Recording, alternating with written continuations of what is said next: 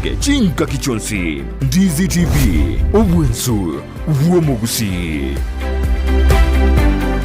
Ndizi TV obwensu womogusi nigo bono yakire nikirundekerene nego kurendera chibiche chinkia na boigo chinkeno nukukigima na bogo tonyora asoro gonkor bogusi neji county chito etanaine una county ya Kisii, Nyamira, Homa Bay, Bomet, Kisumu, Migori nechi semo chinde chinyinge nigo kotonyora asite kode ya Star Times channel 195, Go TV channel 824 na free to air decoders, digital TV na smart TVs. Scania TV yao na boigo onchore ilio yao igo iko yenyore.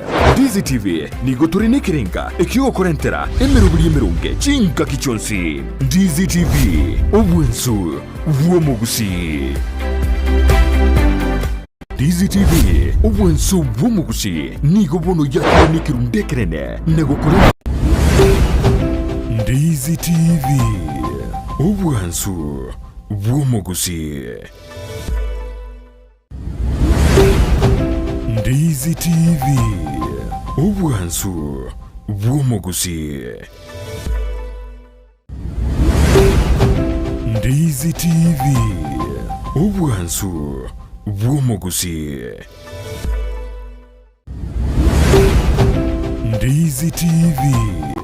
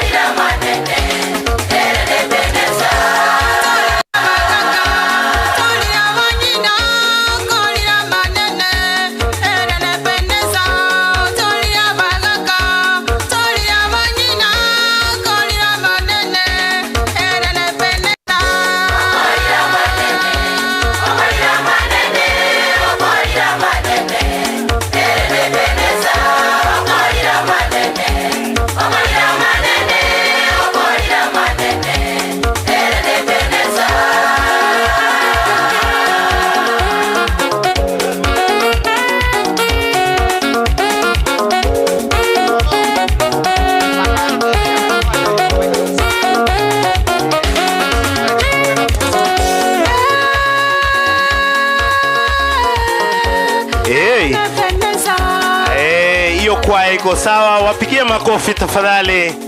Kwaya hii yetu ya Rutland, asante sana. Tunapopata nafasi tena DJ tutawaita. Asante sana. Hii ni kwaya yetu ya PAG, makofi tafadhali. Inaingia sasa ni Catholic. Kwa hii tent natangazia hapa kwa heshima. Hii ni tent ya wasanii peke yake. Kwa heshima. Hapa mahali natangazia ni wasanii karibu chairman, ni wasanii na mapastors ndio wanakaa hapa. Kwa hivyo kama wewe sio mmoja wao, kama ni head of department, tafadhali nafasi yako iko upande wa chini.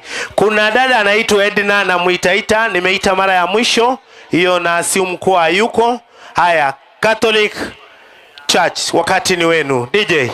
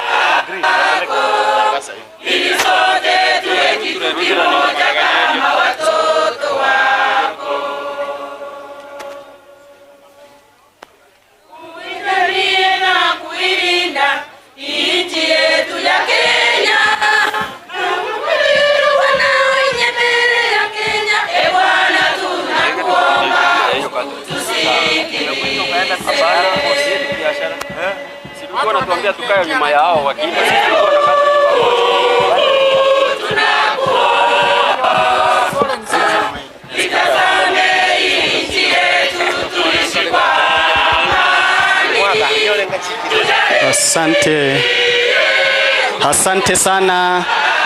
Tunawashukuru St. Barnabas Catholic Church. Wimbo Itazame Nchi, tunaomba tuondoke jukwani.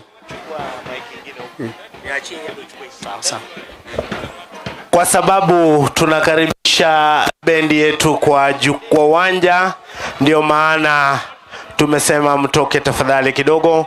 Uwanja utiwe clear nao. Tafadhali mtoke kwa heshima.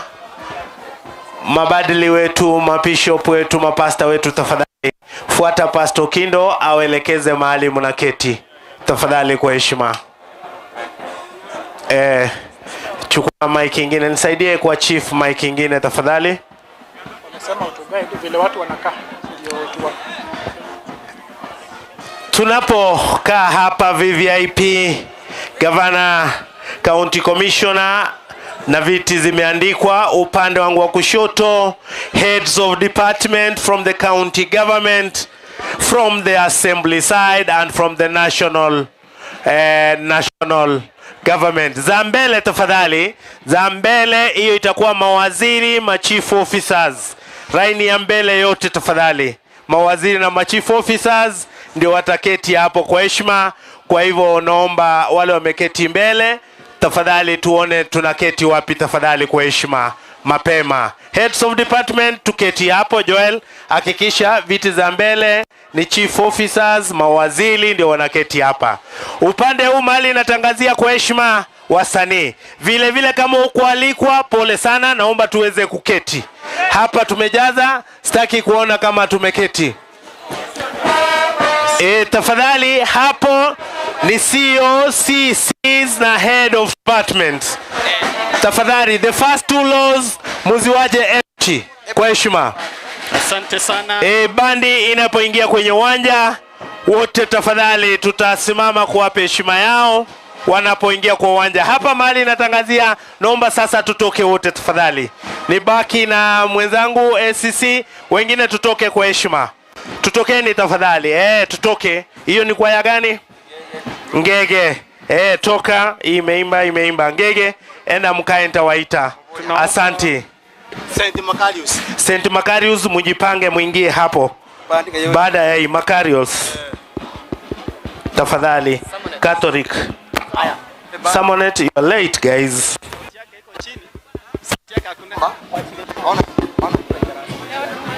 Tunaombwa kusimama sote kwa ajili ya heshima.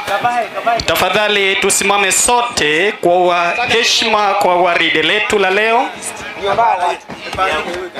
Na hivyo ndivyo sherehe zinavyoanza. Uswahilini tunasema mbiu ya mgambo ikilia jambo lipo. Mbiu shalia.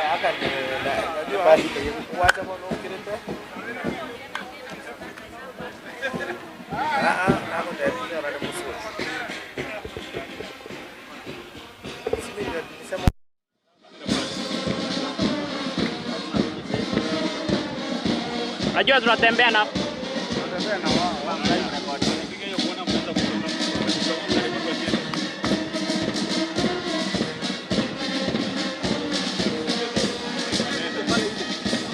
ni waride la heshima ambalo limeandaliwa na vikosi vyetu vya usalama hasa katika kaunti yetu hii ya Kisii. Na ikumbuke kwamba ni sherehe za 60 tangu taifa letu kupata utawala ama kupata mamlaka ya kujitawala rasmi. Sherehe kuu inafanyika Uhuru Gardens ikiongozwa naye Mheshimiwa Rais ambaye pia ni amiri jeshi mkuu wa majeshi yote nchini. Na katika magatuzi mbalimbali sherehe hizi zinaongozwa na county commissioners wakishirikiana sako kwa bako na county governors.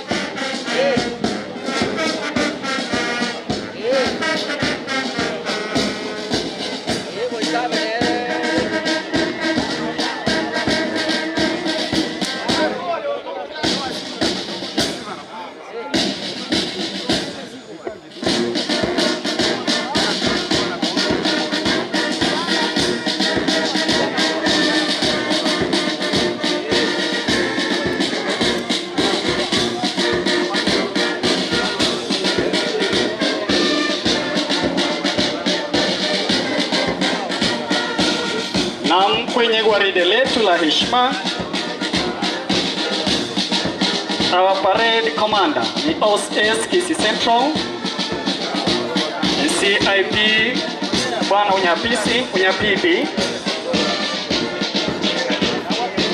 na vikosi hivi vyote vinaongozwa na inspector mbalimbali, tukiwa na Kenya Police ikiongozwa naye Inspector Wambua. Kikosi cha Administration Police kinaongozwa naye Inspector Goti Dominic. Kikosi cha Kenya Prisons kinaongozwa naye Inspector Mark Odera. Na upande wa County Enforcement tunaye Inspector Lynette Ongeta.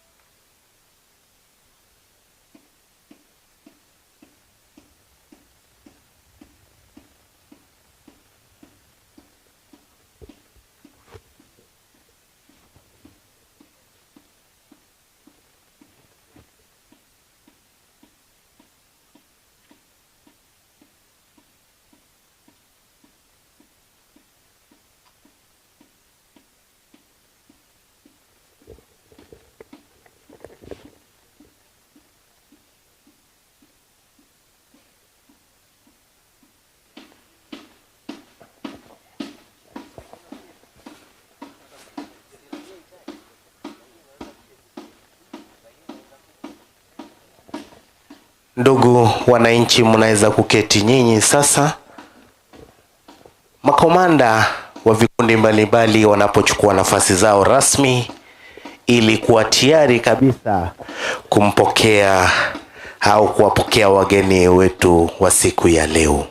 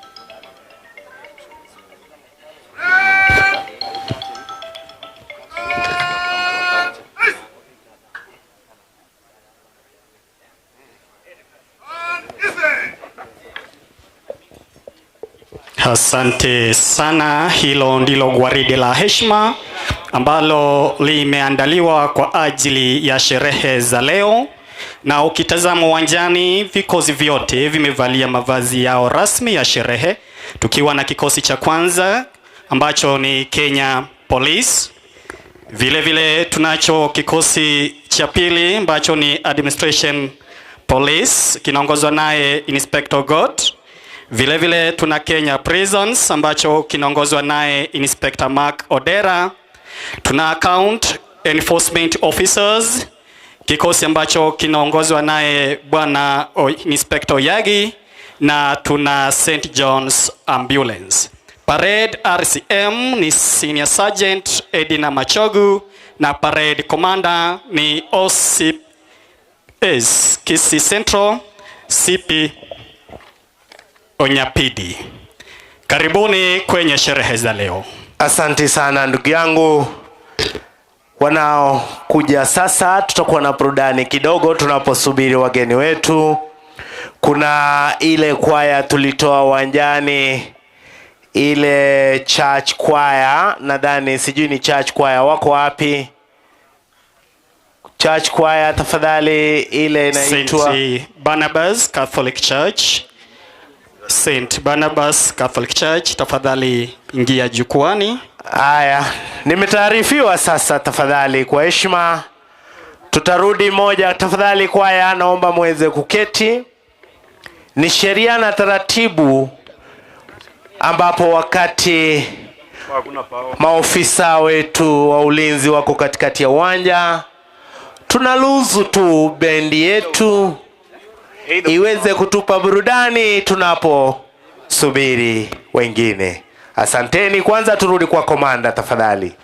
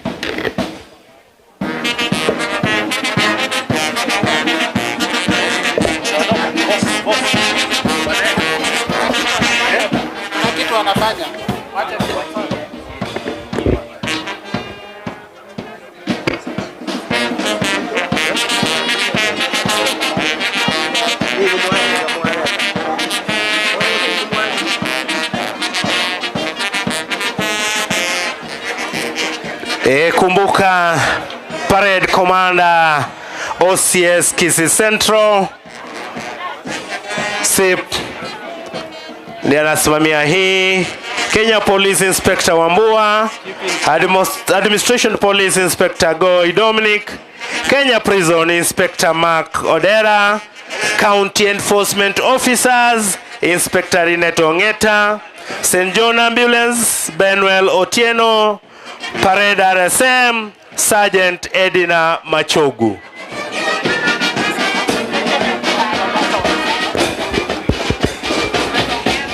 Ikumbukwe kwamba katika sherehe za Jamhuri mambo matatu makuu hufanyika. Jambo la kwanza huwa ni gwaride la heshima. Asante. Wanapotoka sasa, kwaya hii hapa imevaa sare za bendera yetu. Tafadhali ingieni kwa jukwaa sasa. Michael MC, tupange hao waingie sasa. Na kuna ile kwaya ilikuwa nyuma yao, tafadhali.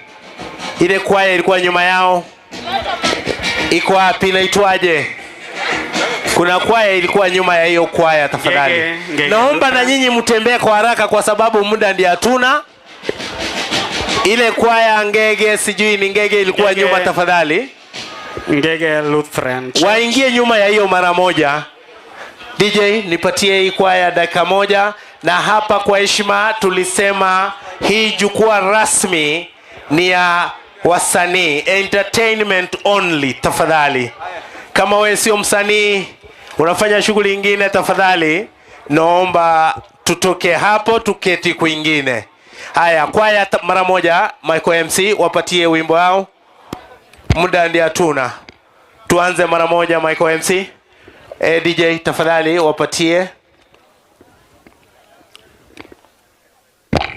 Ianze hivyo hivyo DJ tafadhali.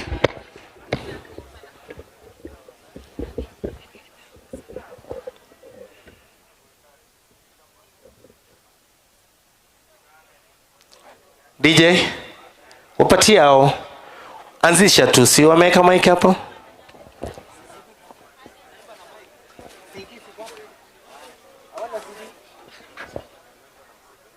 Tafadhali wapatie mic pale. Boss, wapatie mic, hawana nyimbo kwa CD. Chief, tafadhali hiyo mic patia hapo, wapatie hapo.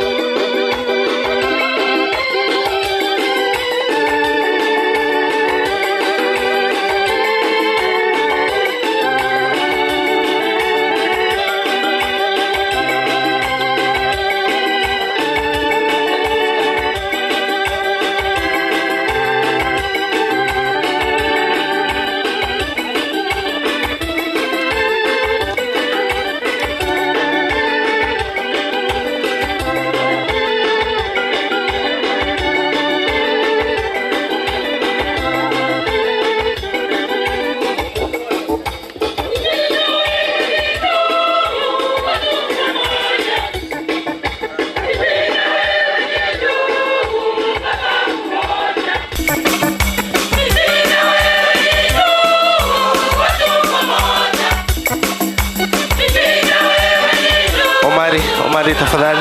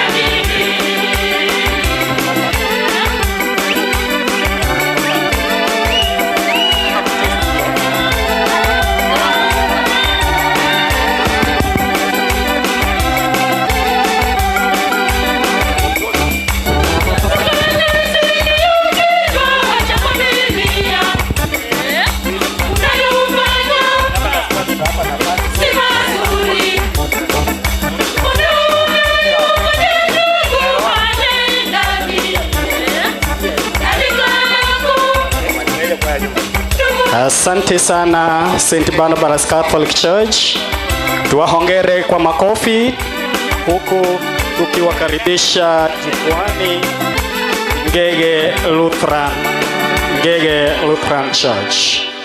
Na tuwe wepesi tafadhali kwa sababu ya muda. Lutheran DJ waanzishe mara moja hivyo hivyo. Baada ya Lutheran tuone huyo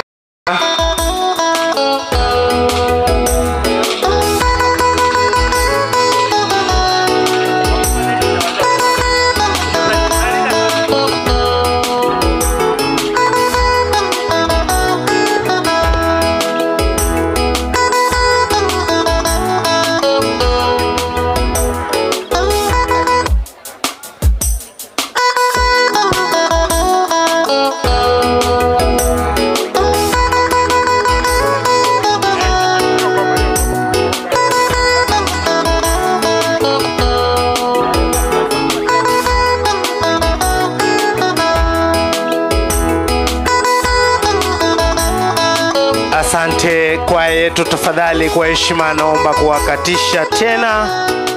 Nirudi kwa komanda wetu OSPD Kisii Central, kwa sababu unaona wamejipanga rasmi, lazima tuwapatie nafasi yao. Moja kwa moja hadi RSM Senior Sergeant Edina Majogu. Asanteni sana. Asante Edina Machogu. Kuna mtoto anaitwa Sharon Bosibori, ainue mkono pale alipo.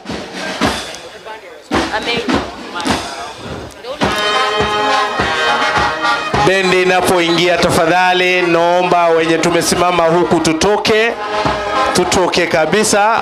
Director bote ndio tutoke tafadhali.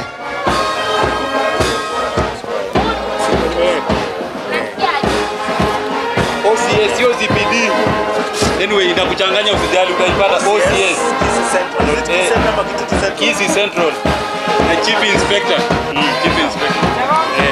Hiyo ingine sasa umeshika yeye. Unajua kitambo ndio janga kinafanya kubwa sana hizi fanya. Ndugu wananchi wapendwa wetu hapa, tafadhali Sylvia hiyo mic. Rekebisha hiyo mic tafadhali. Wanapoingia kwa uwanja tena kwa mara ya pili, nitawaomba wananchi wote tutasimama kuwapa heshima yao wanapoingia kwenye parade. Nyuma kwa tenti ya VIP tafadhali, naona hapo tumejaa sana, tujipange tafadhali.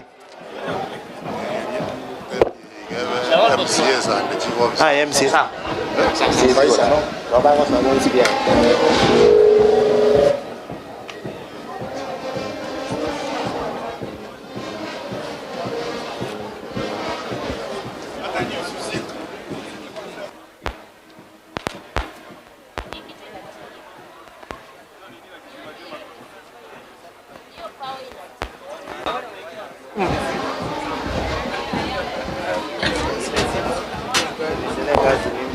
Check.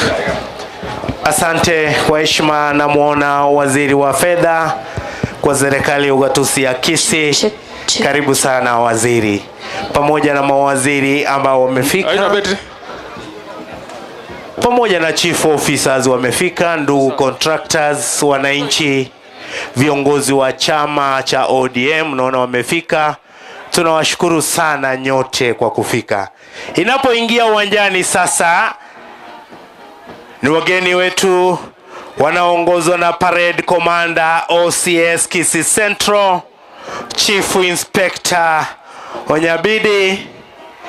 Bendi yetu inaongozwa na RSM ambaye ni Senior Sergeant Edina Machogu. Kenya Police Inspector Wambua anaongoza kikosi hicho. Administration Police Inspector Ngoi Dominic. Kenya Prison Inspector Mark Odera. County Government Inspector Linet Ongera. Wetu ni huyu, please.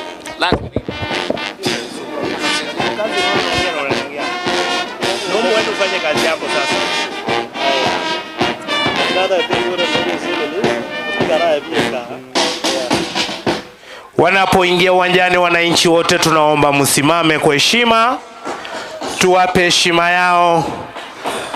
Parade RSM Senior Sergeant, msichana wetu wa hapa nyumbani, Edina Machogu anaongoza kikosi hicho.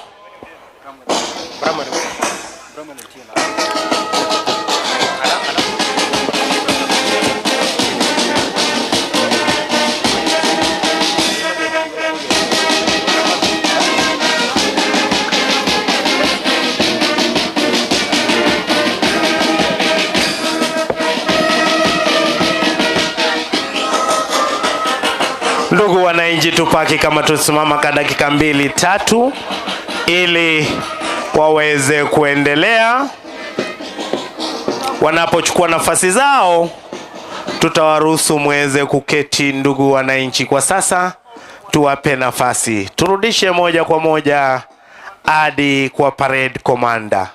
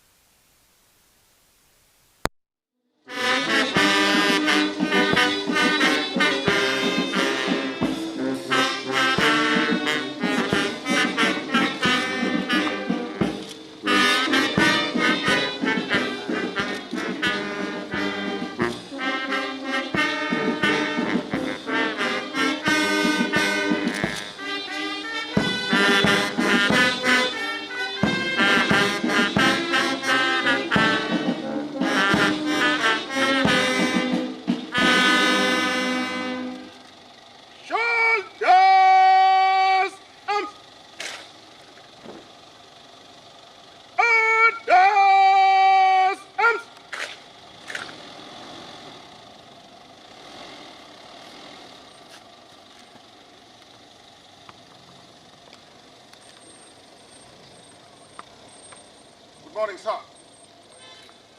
I have your permission to march on the parade in quick time. Permission granted.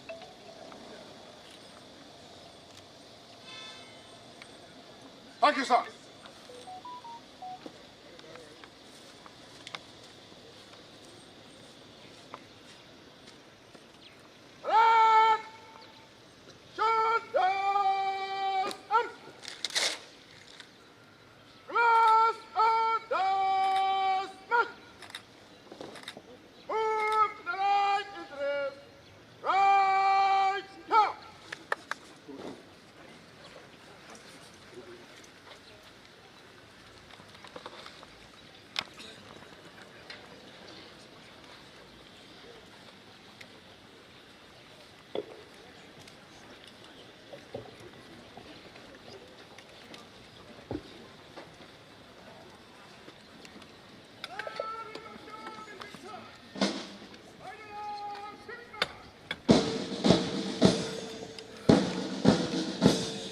Parade Commander wetu OCS Kisii Central, Chief Inspector Wanyapini sasa anaondoa parade kwenye uwanja.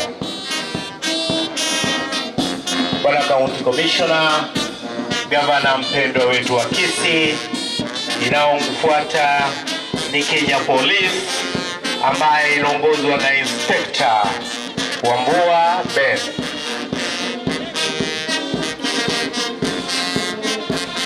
Sheikh wale wa maombi, Sheikh Mohamed, Father Steven, Bishop Rowlands na Pastor Kido, tafadhali ndio hapa mahali natangazia. Ndugu wananchi tukufu wetu wa Kisii County, hii ni siku ya kuhakikisha miaka 60 ambayo Parade Commander Kisii Central Chief Inspector Onyapini anaongoza kikosi ya Kenya Police, Inspector Wambua, Administration Police inaongozwa na Sub Inspector Angoi Dominic. Asante sana ndugu yetu. Inafuata ni Kenya Prison inaongozwa na Inspector Mark Odela.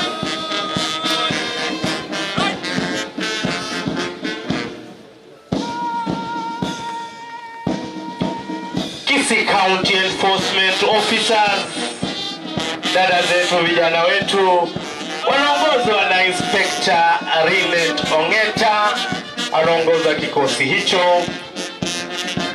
St. John Ambulance inaongozwa na kijana wetu Benuel Otieno.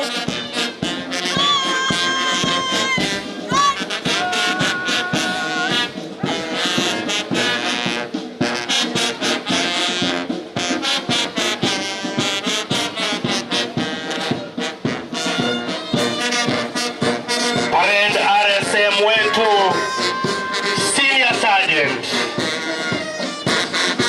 Endira Majogo ni kijana, ni dada yetu kutoka hapa Kisii County. Makofi tafadhali kwa dada yetu hapa, anaongoza parade hii RSM wetu. Asante sana dada yetu Endira Majogo.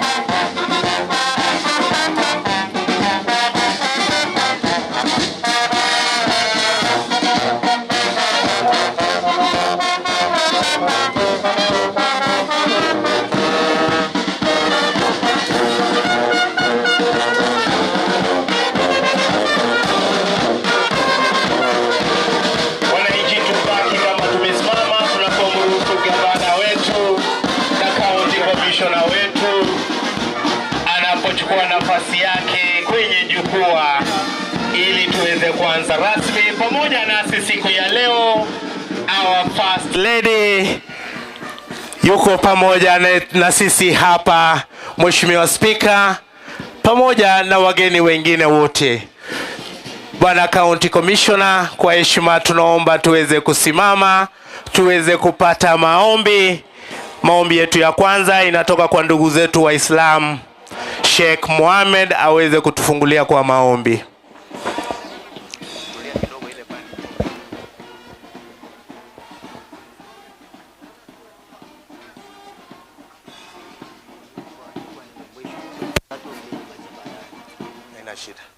Sheikh, chukua nafasi.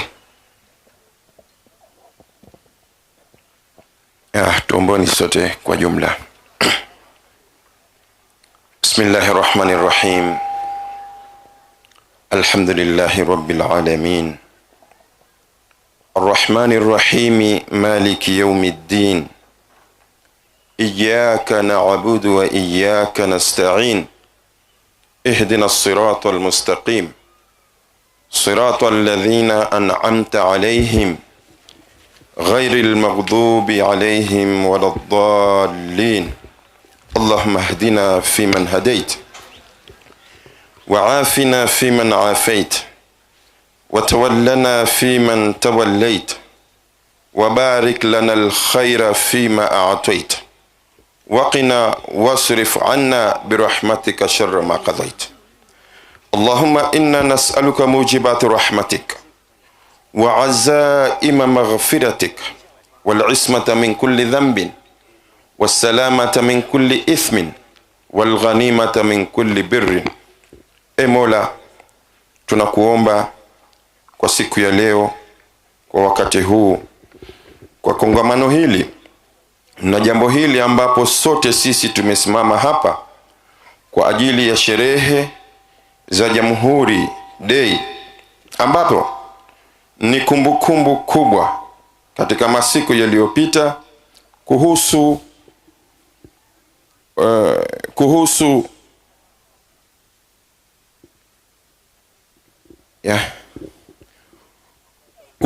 uhuru ambao tulioupata.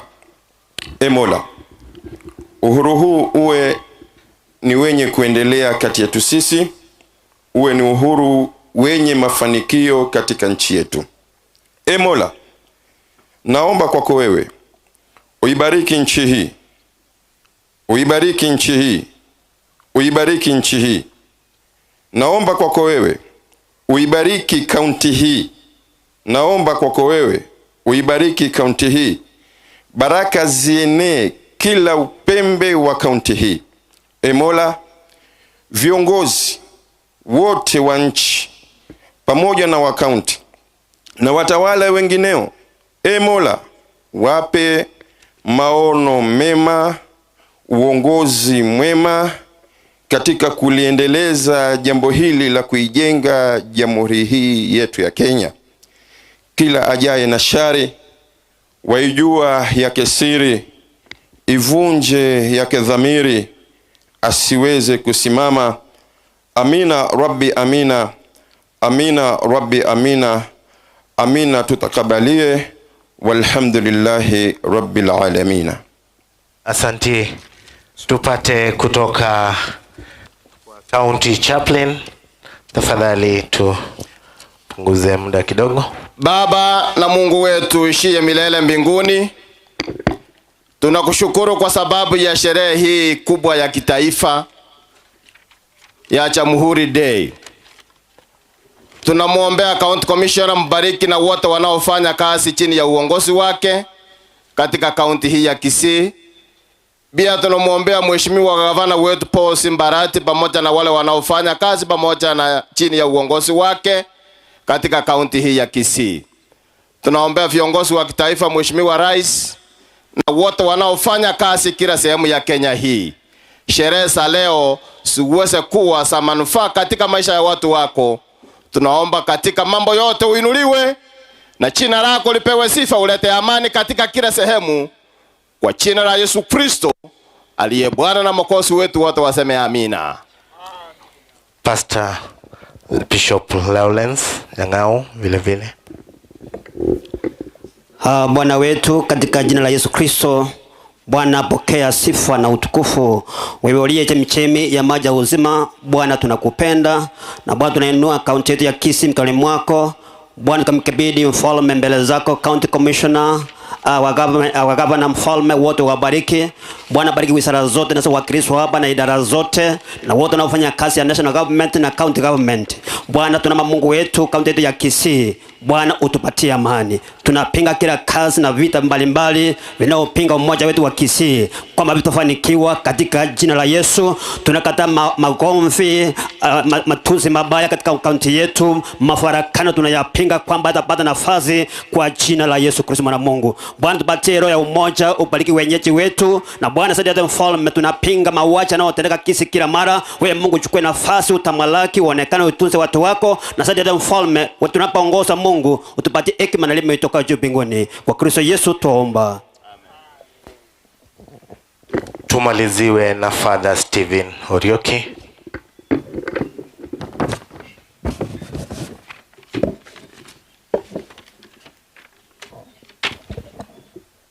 Tumsifu Yesu Kristo milele na milele. Kwa jina la Baba na la Mwana na la Roho Mtakatifu. Baba yetu uliye mbinguni, ufalme wako ufike, takalo lifanyike duniani kama mbinguni. Makosa yetu kama tunavyowasamehe nasi, usitutie katika kishawishi, lakini utuopoe maovuni. Amina. Badala ya wameomba, mimi nitaenda nje nisome Biblia kidogo sana, about 2 verses. Exodus chapter 3 verses 7. Then the Lord said, I have seen the suffering of my people who are in Egypt, and have heard their cry because of their taskmasters. I know their sufferings, and I have come down to deliver them out of the hand of the Egyptians. Verse 9. And now behold, the cry of the people of Israel has come to me, and I have seen the oppression with which the Egyptians oppress them. Come, Moses, and I will send you to Pharaoh, that you may bring forth my people, the sons of Israel, out of Egypt. The last one. Chapter 9, verse 1. Then the Lord said to Moses, Go into Pharaoh and say to him, Thus says the Lord, the God of the Hebrews, let my people go, that they may serve me. Just a little commentary, because we are celebrating Jamhuri Day. So 60 years ago, we had these same words, let my people be free. And these same words are today being read here. You know, my dear friends, yesterday we had a meeting somewhere in Kisii, and we heard how evil can persist. Evilness. You know, Moses, when he was told to go to Pharaoh, and he tried to plead with him, and there were about 9 wonders before he let the people, before Pharaoh let the people go. And still he never agreed with that. He had to follow them. Evil can be persistent, fanatically persistent.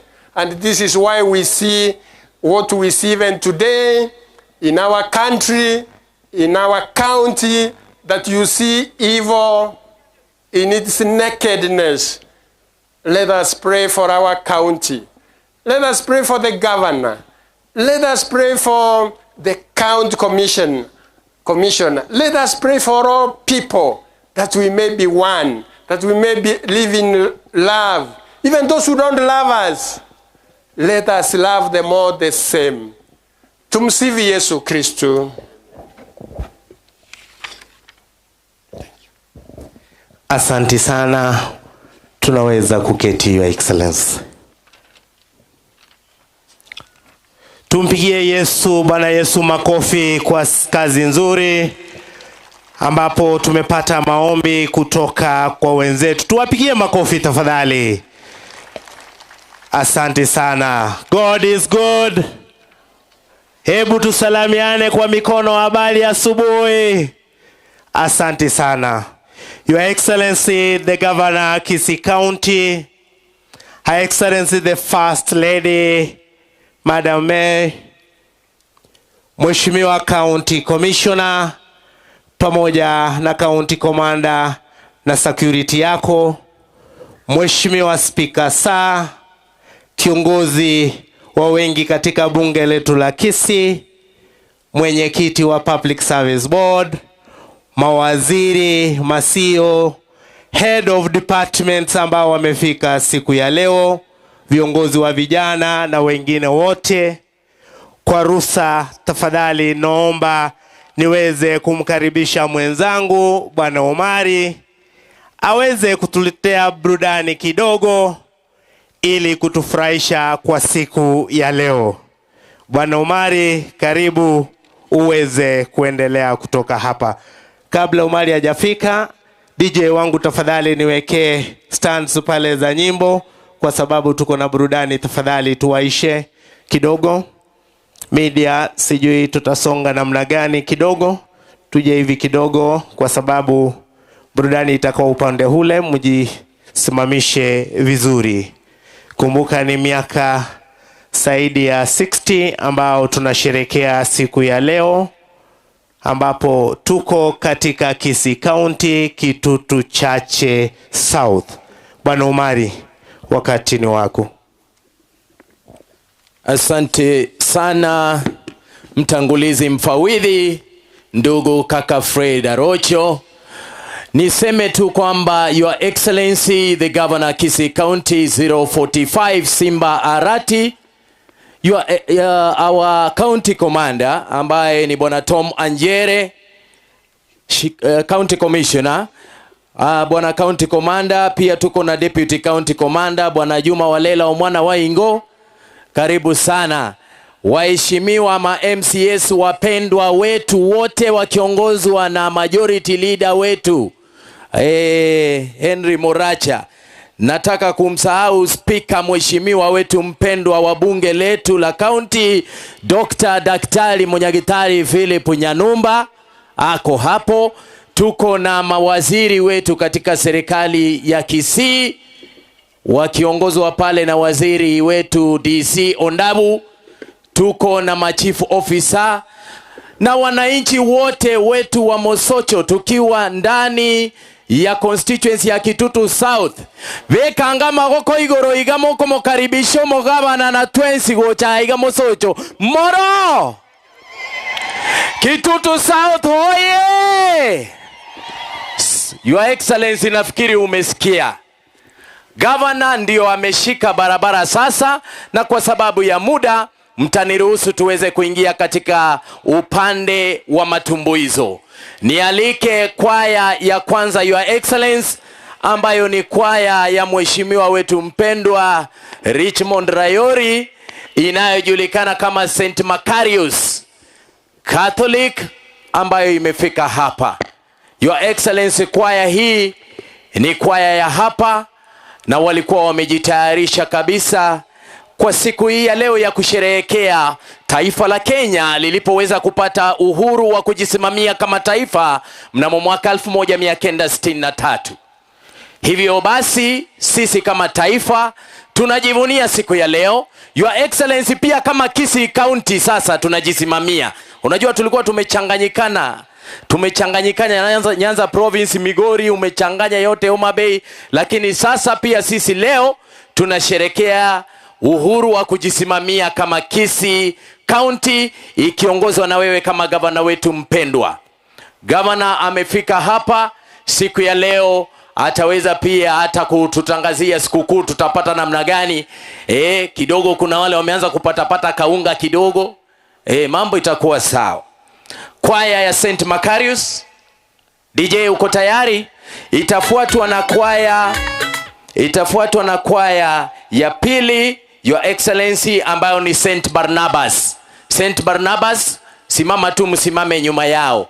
Baada ya hapo tutapata Your Excellence the Sermonette Seventh Day Adventist Choir ambayo inaongozwa na Mheshimiwa Brenda, kisha tutaendelea kufuata mpangilio huo. St. Macarius, karibu sana.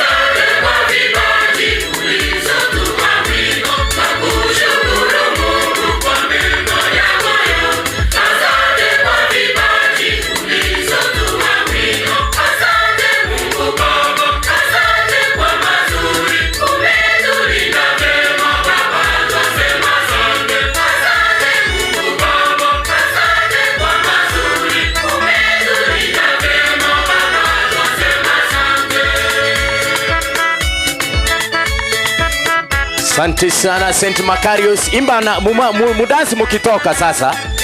St. Macarius, katika tu mukitoka. Nafikiri father wetu alituongoza kwa maombi, amefurahi sana. St. Macarius.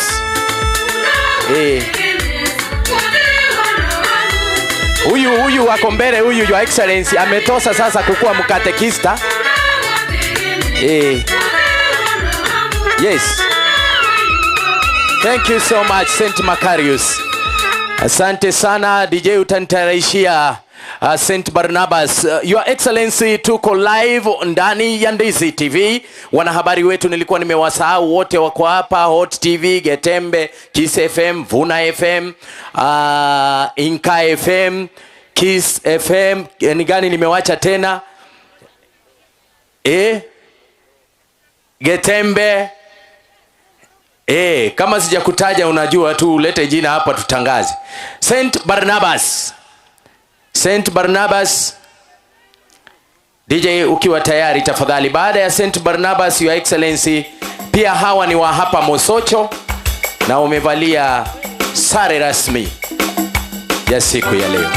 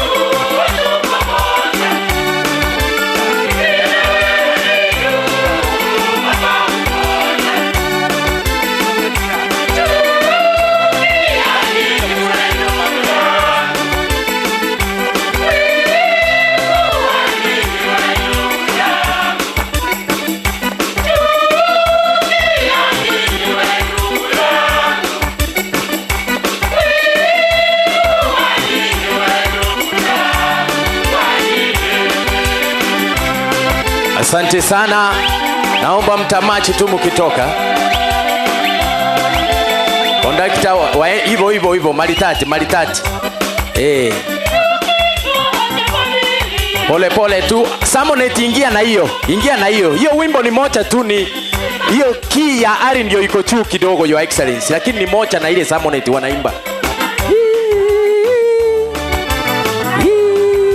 Alito ingilia hapo. Ni hiyo moja, Your Excellency. Alito. Yes, Your Excellency. Makofi tafadhali. Makofi kwa St. Barnabas. Your Excellency, mbele yako sasa ni Samonet Choir ambayo inaongozwa na Mheshimiwa Brenda. Sijamuona lakini nafikiri yuko na sisi kiroho, Your Excellency. DJ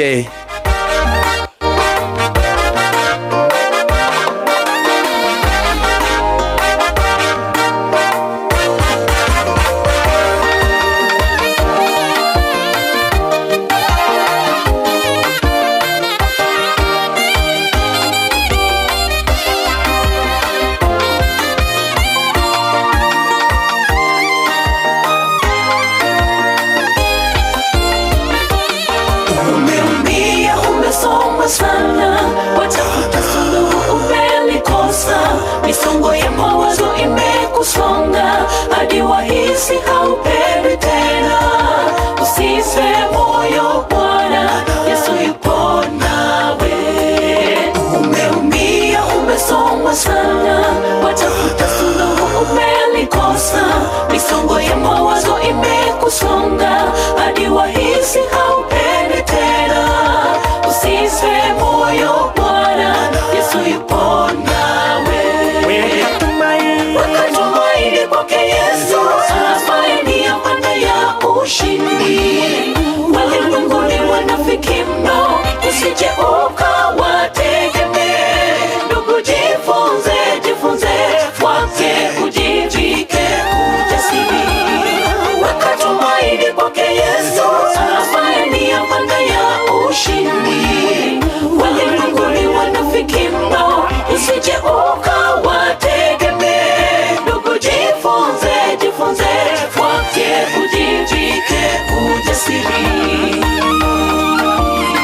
Oh yes, Your Excellency, choir hiyo ya Samonet. Munaanza marching tu pole pole. Hii choir ndio monyancha yako, Your Excellency. Chifu ofisa ni monyancha yako kwa hii choir. Monyancha join hiyo marching. Join the marching, hata atege yako kwa hii choir, Your Excellency. Edwin atege, Chifu ofisa Edwin atege. Join marching tafadhali, kama naone mnakuanga kwa hii choir. Chifu ofisa monyancha. Eneri, join hiyo choir. Atege Edwin, wanakuanga hapo. Marching tu. Ongojea Chifu ofisa. KTRH endelea kujipanga. Ansia tu hata hapo, Chifu ofisa monyancha. Ansia hapo tu. Your Excellency, ni monyancha na kuanga hapo. Yes.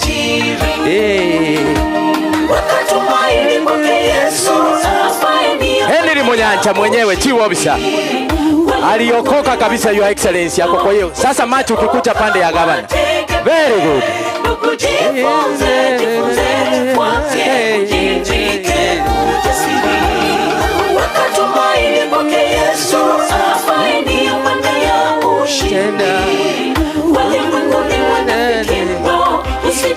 Asante sana. Thank you so much, Your Excellency. Mheshimiwa Gavana, hii mbele yako ni kwaya ya KTRH. Kumbuka kwamba tuko na Dr. Marita. Unaona vile ambavyo wameng'ara. Wamekuwa wakifanya practice wakiongozwa na Pastor Okindo. DJ.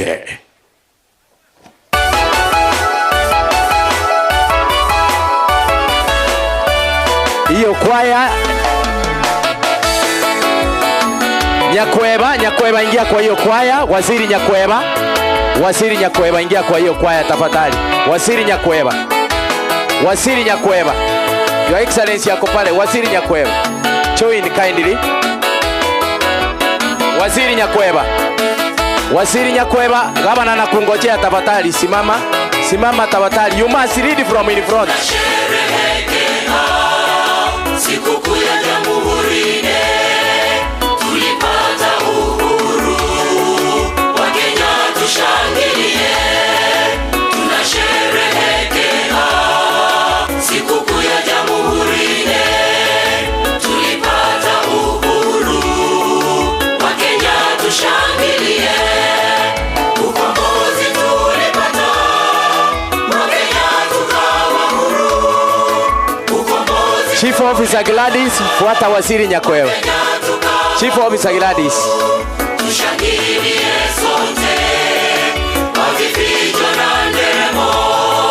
Tushangilie sote, wavifijo na nderemo. Machi mukienda. Mwaka 64, Kenya ikawa jamhuri. Mwaka 64, Kenya ikawa jamhuri. Tulipata ukombozi, sasa twajitawala. Tulipata ukombozi, sasa twajitawala.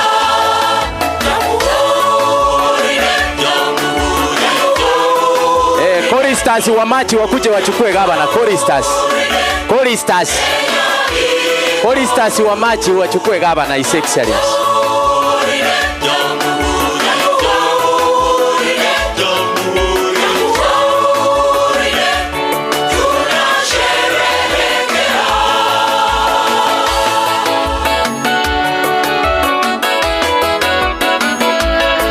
Ongojea yeye anakuja hapo. Hata speaker, hii kwaya ni yako bado. Ulichangia. Speaker, ulichangia hiyo kwaya. Moracha, ulituma pesa kwa M-Pesa kwa hiyo kwaya. Moracha. Chairman wa board Arebo, ulituma hiyo pesa. Richmond wewe ni wa Machani, wacha tutulie. Richmond ni Machani.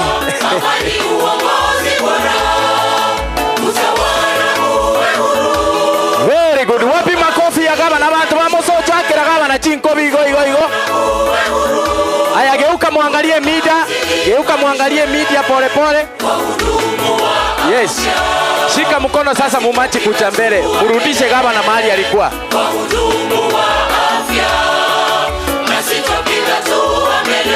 Very good.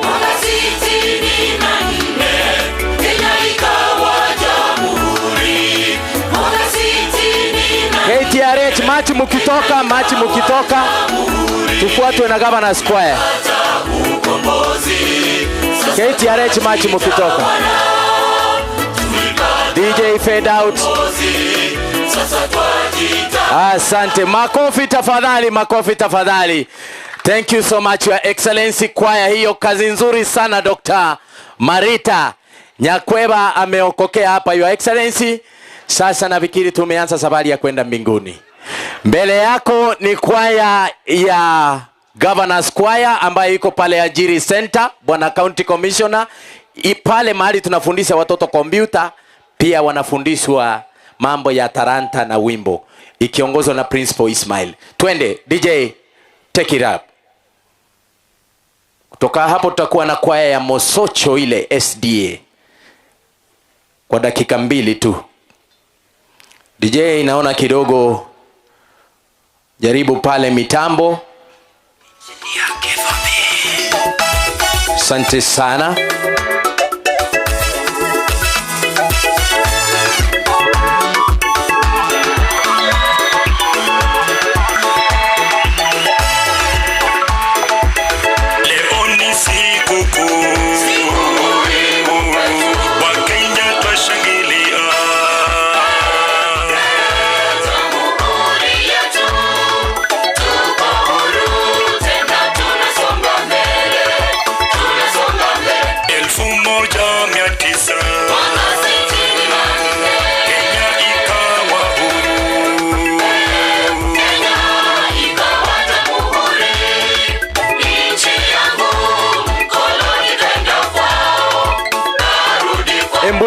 Emburembe ingia kwa hiyo kwaya.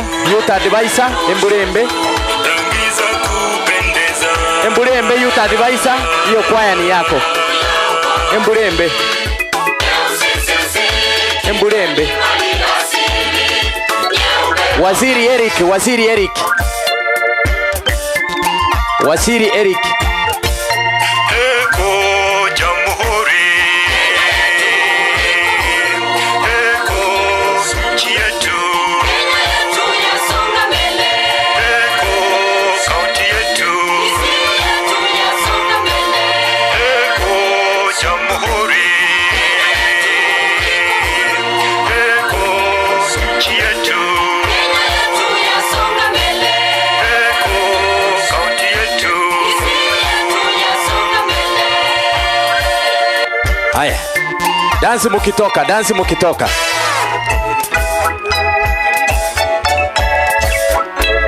Madarakani yetu sasa. Dansi mukitoka, dansi mukitoka. Kenya twajitawala. Maendeleo jukumu letu. Hatutaki matata Kenya. Asante sana makobi akango chinkobi baminto mwage chigwa. Asante Your Excellency Mosocho Central SDA. Baada ya hapo Talanta Kids na Kingdom Kids wafuate. Tuko karibu sana kumaliza. Hai DJ.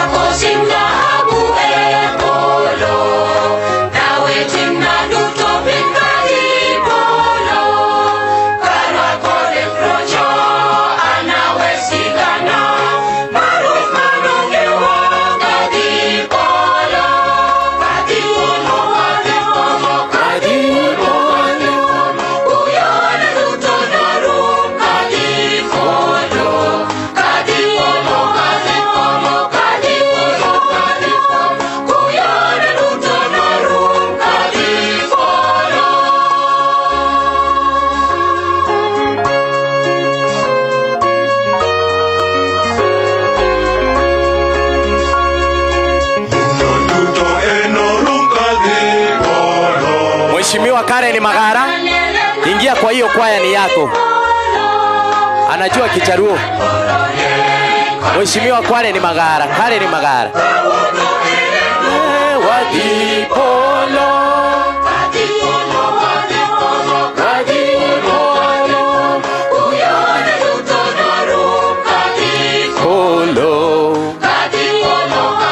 Huyo ni Mheshimiwa Karen Magara, Your Excellency, anakuanga kwa hiyo kwaya. March mukitoka.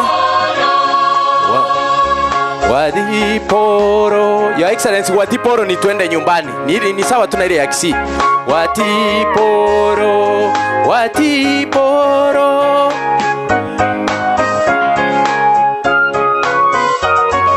Munaesa imba kwa babgati neke gusiko rumaega.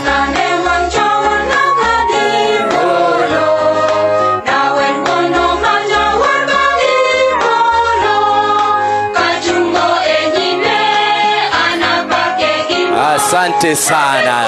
DJ fade out. Thank you so much Your Excellency. Hii constituency iko pia na ndugu yetu kutoka kule Nyanza, mali baba anatoka, mali tunasema Matomarwa Mayenga Yengpinyi. Your Excellency, mbele yako sasa tunaposika hiyo lugha ya Kijaluo tu ni watoto hii wanaita Talanta Manowado Kids. DJ Chwado Ginene.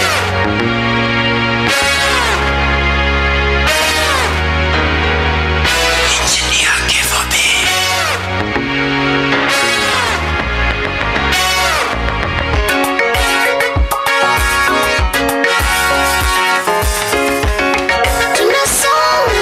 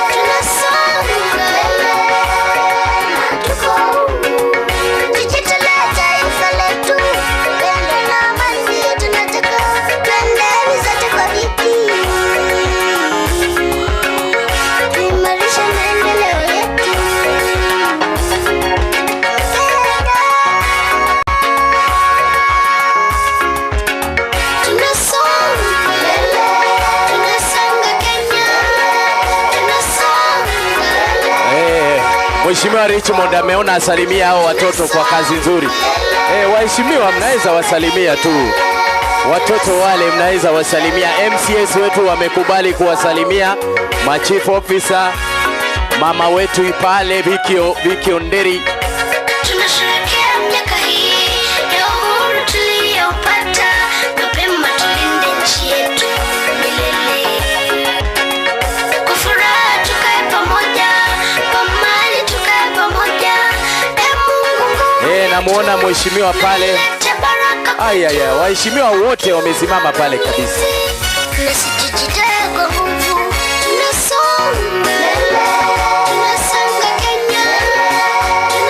Asante sana. Asante sana.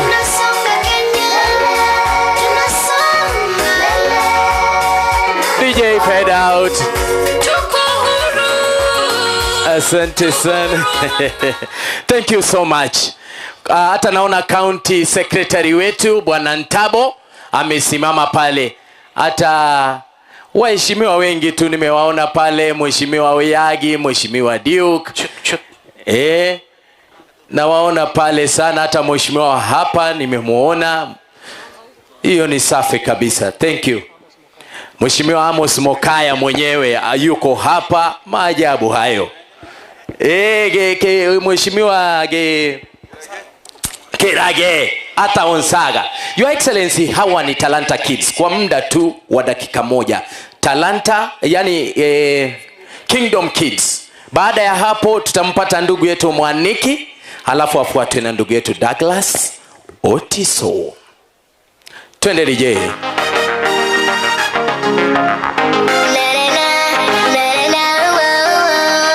Kingdom Kids, tunasema hongera Simba.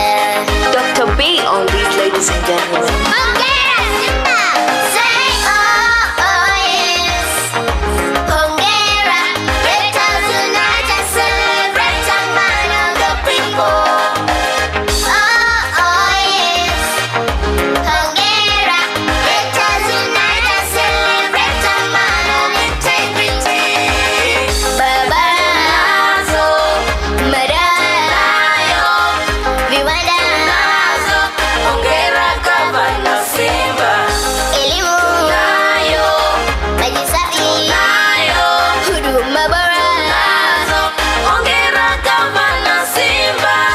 Kwa niaba ya Kisii yote, nasimama kukupigia saluti.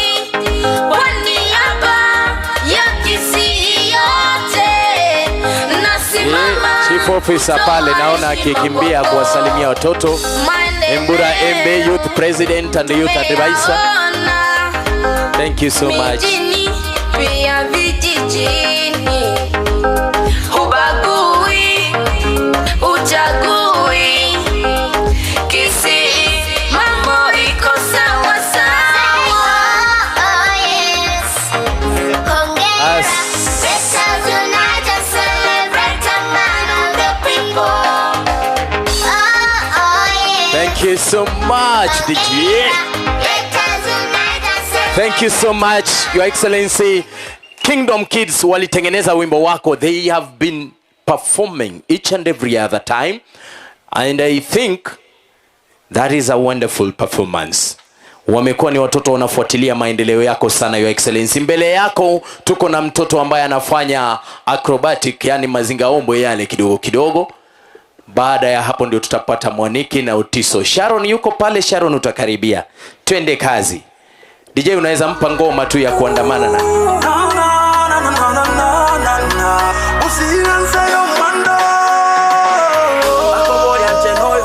Gymnastic pale.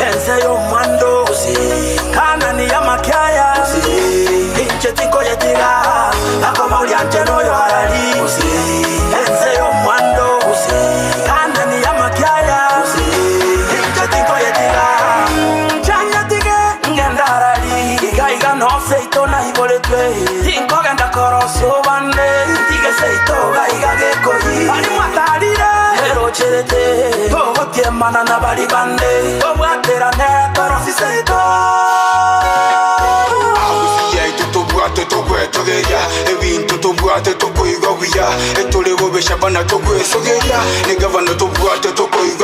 Your Excellency alifanya haya mazoezi mpaka nationals na akaibuka mshindi huyu mtoto kwa gymnastic. Makofi tafadhali, makofi. She's a young girl and she's doing very well.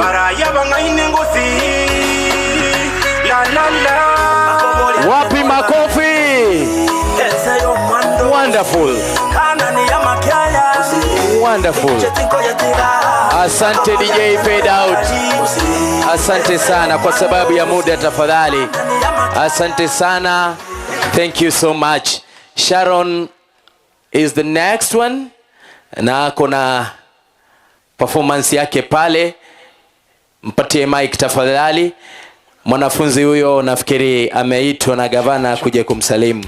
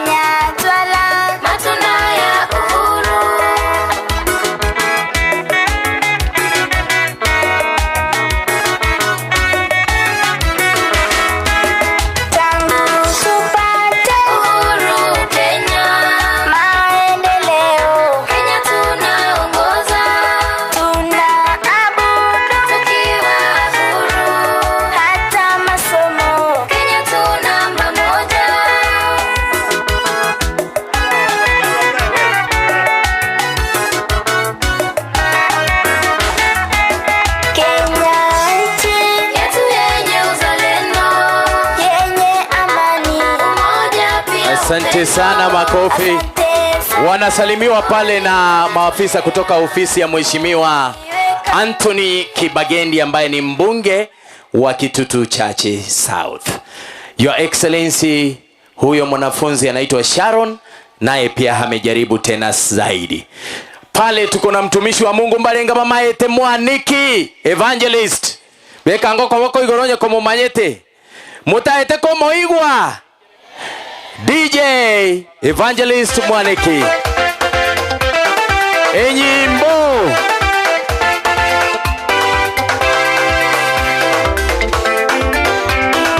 Mwairiri atalende kere mwaigule.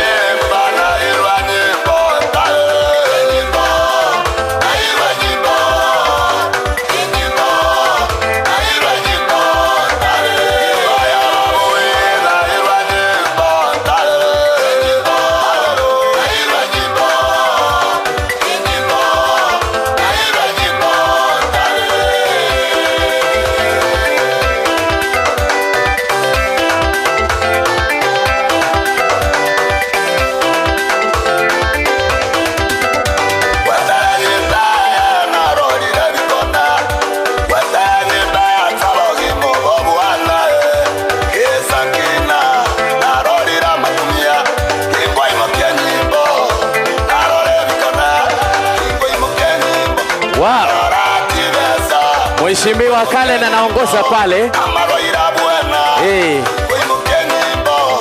Wow.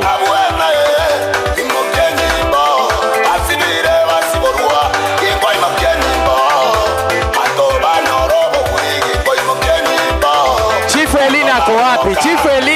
nataka aokokee hapa. Your Excellency, wacha tuokoe Chief Elina. Chief Elina ako wapi? Simuoni. Chief Elina. Chief Elina, nataka aokolewe. Ako wapi? Chief Elina, karibu sana. Atege lazima akuje.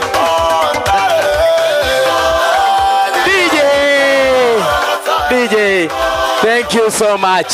Elina, ngoja najua mahali nitakuleta. Rudi. Wewe utaokolewa na Otiso. Chinko binga ichire. Huyo amekuwa Your Excellency, anaitwa Evangelist Mwaniki.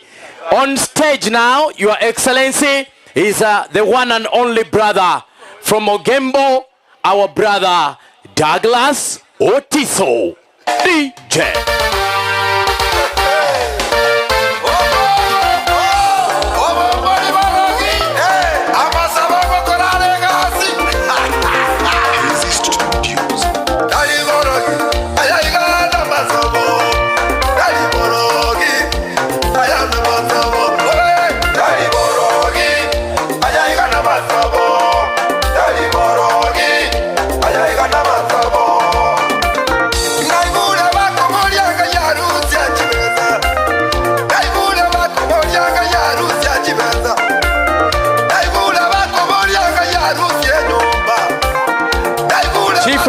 Chief Elina, hata waziri ya Bincha Your Excellency ndio wa hapa. Waziri ya Bincha Kennedy.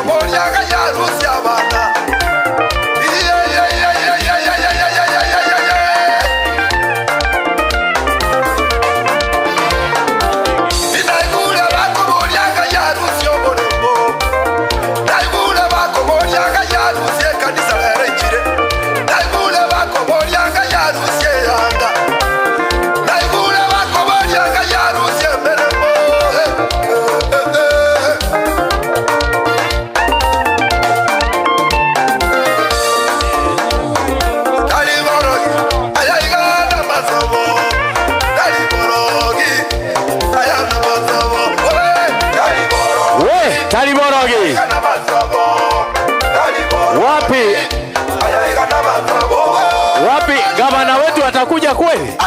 Anapenda hiyo wimbo sana, Taliborogi. Ehe.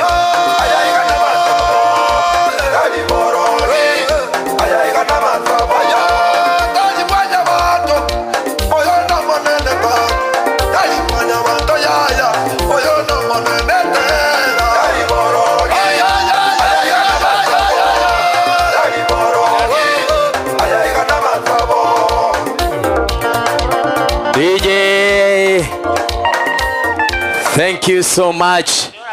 Thank you so much. Ningemleta sasa msanii. Tumebakisha wasanii wawili tutumalize kwa sababu ya muda. Your Excellency, huyo amekuwa ni Douglas Otiso.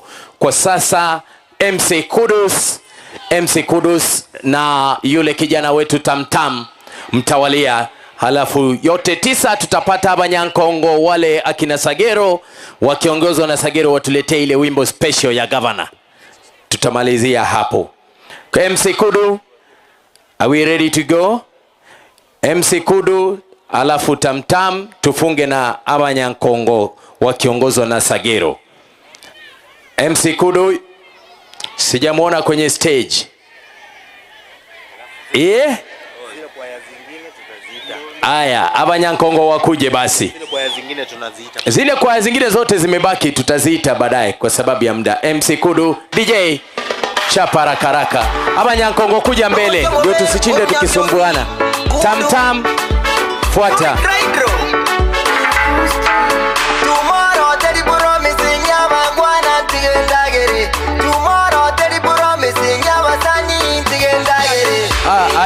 Ashur, ingia pale. Nariranya.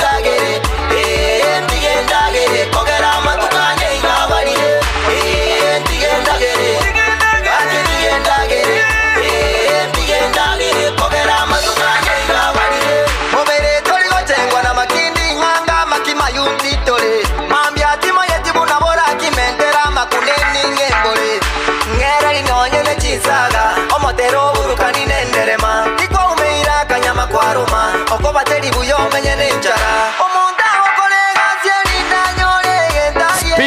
huyu amesimama. Hata mheshimiwa Gesuka ako wapi hapa? Mheshimiwa Gesuka nayo wone toragere ntigendagere. Your Excellency, hii wimbo ya ugali, unaona wale watu wa ugali ndio wanakuja tu.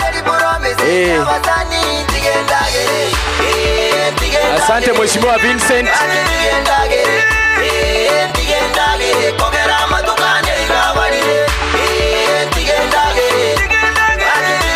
Abanyankongo kina Sagero sijawaona.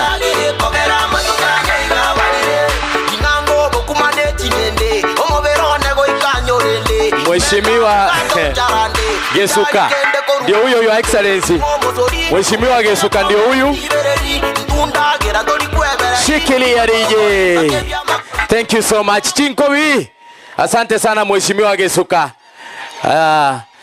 Mbele yako Your Excellency ni Ashur Nariranya.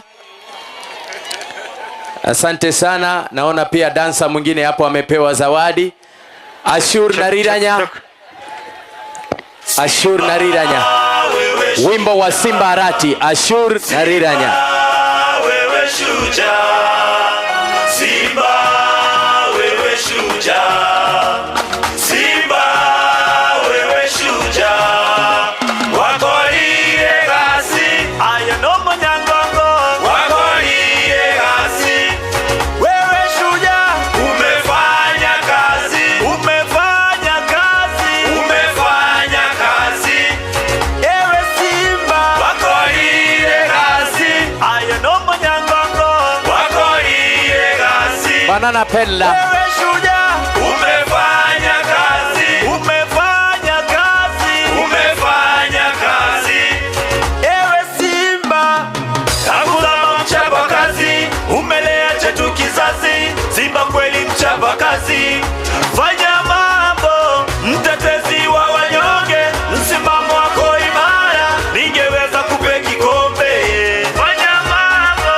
mtetezi wa wanyonge, msimamo wako imara, ningeweza kupe kikombe, fanya mambo, Simba wewe shujaa, Simba wewe shujaa, Simba wewe shujaa, Simba wewe shujaa, wako lile gasi, aya no manyangongo, wako lile gasi, wewe shujaa, umefanya kazi, umefanya Thank you so much Ashur. Umefanya kazi Nariranya. Thank you so much.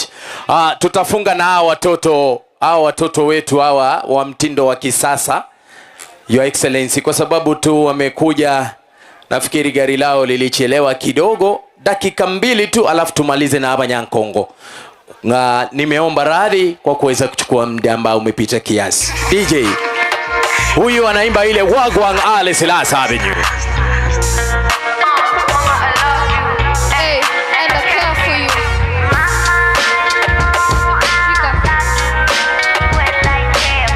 Mama, I love you. Hey, beloved mama, I hope you're lovely as always. No amount of words written or spoken can express my love for you. They say a picture speaks 1,000 words, but when I look at you, I only see 3 powerful words. I love you, my love for you, mama, it's the logic of eloquence. You know what? I thank God because of all women in the world. He gave me a beautiful angel for a mother. I believe God showing off for creating you before He sent you down on earth to be my mama. And all my memories are full of what the sweet things you do for me. I appreciate how you raised me and all the extra love that you gave me. You are truly God sent. Every day while sleeping, eating, or studying, my thoughts go out to you every night. I dream of Mama, you know I love you and I care for you. Mama, I love you, hey, and I care for you. Mama, you know I love you and I care for you. Mama, I love you, yay, there's no one like you. Just a quick Thank you so much, Your Excellency. Makofi tafadhali bakira bana. Najua hii Your Excellency kidogo sile pits, lakini hizi ni zile Wagwang Ale Selasi Avenue. Thank you so much, Your Excellency. Sasa tunafunga ukurasa na kwaya ya Abanyankongo, yani ni wale wasanii wakongwe kama Sagero na wengine Mambo, Ombiro. Tumewaweka pamoja na wametoa kitu moto sana. Nimeona pale Seito FM, Nation iko hapa pale pia. KBC baba na mama mko hapa, karibu. DJ, twende kazi.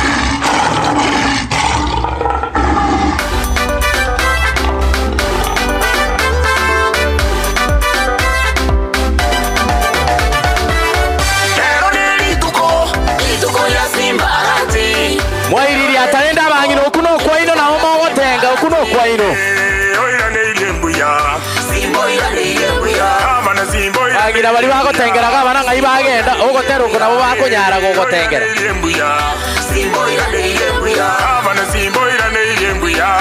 Simbo ira ne ilembuya. Osongeta ya tige morekia. Emiaka anteni toitavetia. Go pinka maena basogete senyencho simba totambwetia. Umugambyo gwate focus. Umugambyo tachesa monegasi. Simba aratia maene netayo umugambyo muitongo tabwati go chaya. Wapi duru?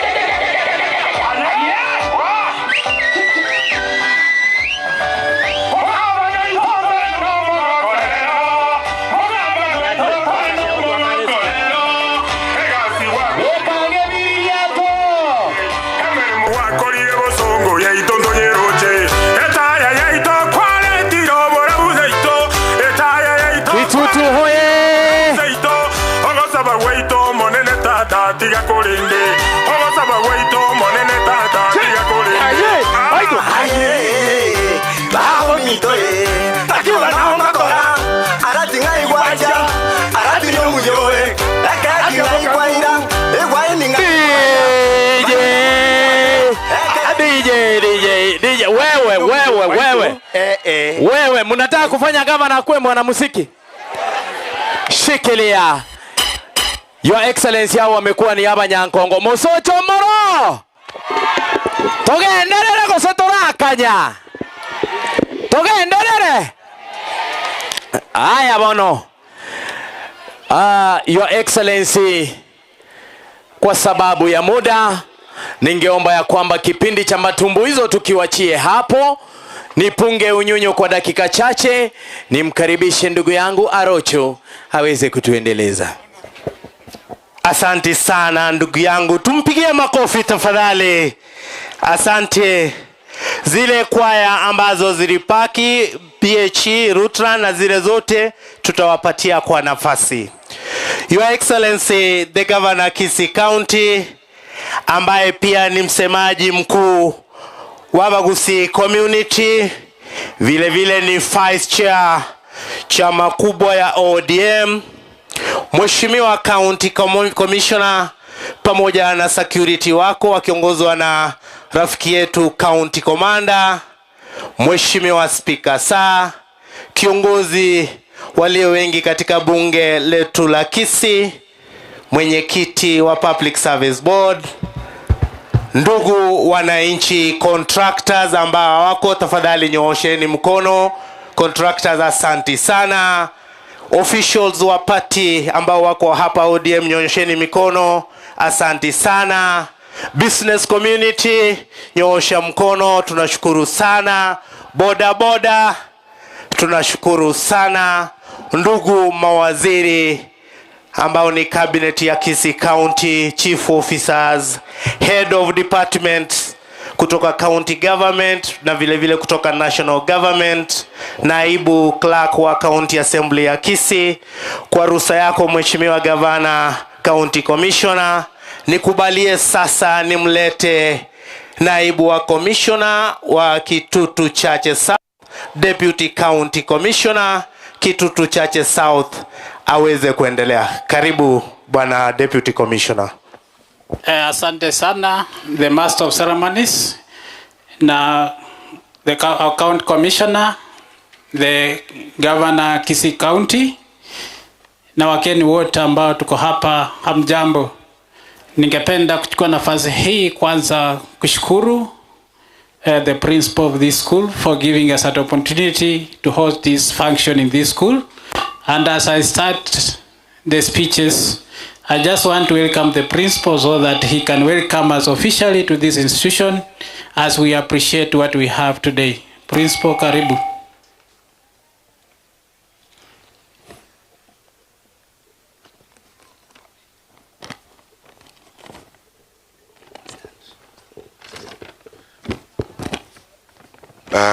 Asante bwana DCC,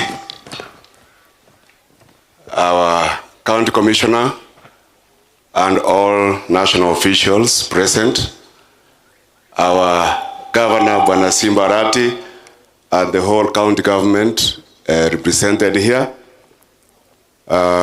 wageni wamealikwa, wananchi wa Kisii, hamjambo, mbuyamole, God is good. Mimi naitwa Albert Ombiro kwa niaba ya shule ya Cardinal Otunga, na wakaribisha kabisa, mujisikie nyumbani, na sherehe naona imefana sana. Njelera tulikuruhusu bikoroto ngorane bikoroto umagoko weka. Bwana commissioner, nashukuru sana kwa kuleta sherehe hii hapa. Naambia nitalala na viatu leo, sitatoa kiatu, naenda kulala nayo kwa sababu ni furaha kubwa sana. Jambo moja tu tafadhali, ile mambo mtaona kwa hii shule, mkiona mambo mazuri mnaweza sema, mkiona mabaya bwana commissioner mniambie, msiende kuambia wengine. Sio ni sawa sawa governor kwa igura mwana hiyo. Kwa mambo yote ambayo tutafanya ni kwa sababu ya watoto wetu wale wako pale. Naomba tu tuungane zote tufanye mambo ya kusaidia hao watoto. Kama hii uwanja hii ya Mlimbojo hii, kama tungepata kidogo, lakini hiyo tutaongea baadaye. Karibu sana, asante sana. Asante bwana principal, na tukiendelea nikikuita kwa ajili ya wakati tuweze kuchukua muda mfupi sana. Kwa sasa ningependa kualika youth representative ambayo ni Moseti Dennis, atawakilisha youth. Alafu kuna mama Nzai, maendeleo ya wanawake atafuata. Asante sana bwana DCC kwa kunipatia fursa hii na mimi niweze kusherekea siku yetu ya Jamhuri ambao unaongozwa na gavana wetu wa jimbo letu la Kisii akisaidiwa na county commissioner wetu na county commander na viongozi wote ambao wameingia katika uga huu. Langu kwa majina, mimi ninaitwa Mosocho Dennis, mimi ni mwakilishi wa vijana katika jimbo letu tukufu, jimbo letu la Kisii County. Kwa sababu ya muda, ningependa kusema ya kwamba wale viongozi wote ambao walipigania nchi yetu ya Kenya kwa sababu ya kuleta amani na kujisimamia kama nchi yetu ya Kenya, tunawafulia kofia. Hakika walifanya kazi nzuri. Pia huku kwetu nyumbani tunawakumbuka wale ambao walitutangulia hapo mbeleni kama Murangiti, tunawakumbuka akina Otenyo, akina Sakawa. Hawa wote ni viongozi wetu wa Kisii ambao walipigania kwa sababu kupata uhuru katika nchi yetu ya Kenya, vile vile jimbo letu la Kisii. Tukirudi huku nyumbani kwa sababu ya kaunti yetu tukufu, pia sisi ambao tumepatiwa fursa ya kutangulia na kuongoza wananchi katika jimbo letu la Kisii, twafaa kuiga mfano huo na sisi kupigania wananchi wetu kwa kuwafanyia kazi na kutenda kadri ya uwezo wetu, kwa sababu tumepatiwa nafasi na fursa ya kufanya kazi hiyo. Katika jimbo letu la Kisii, Mheshimiwa Gavana, tunakuheshimu na tunakupenda sana kwa sababu wananchi wetu walikupigia kura, na hakika umeonyesha dhahiri shairi kufanyia wenye nchi tu.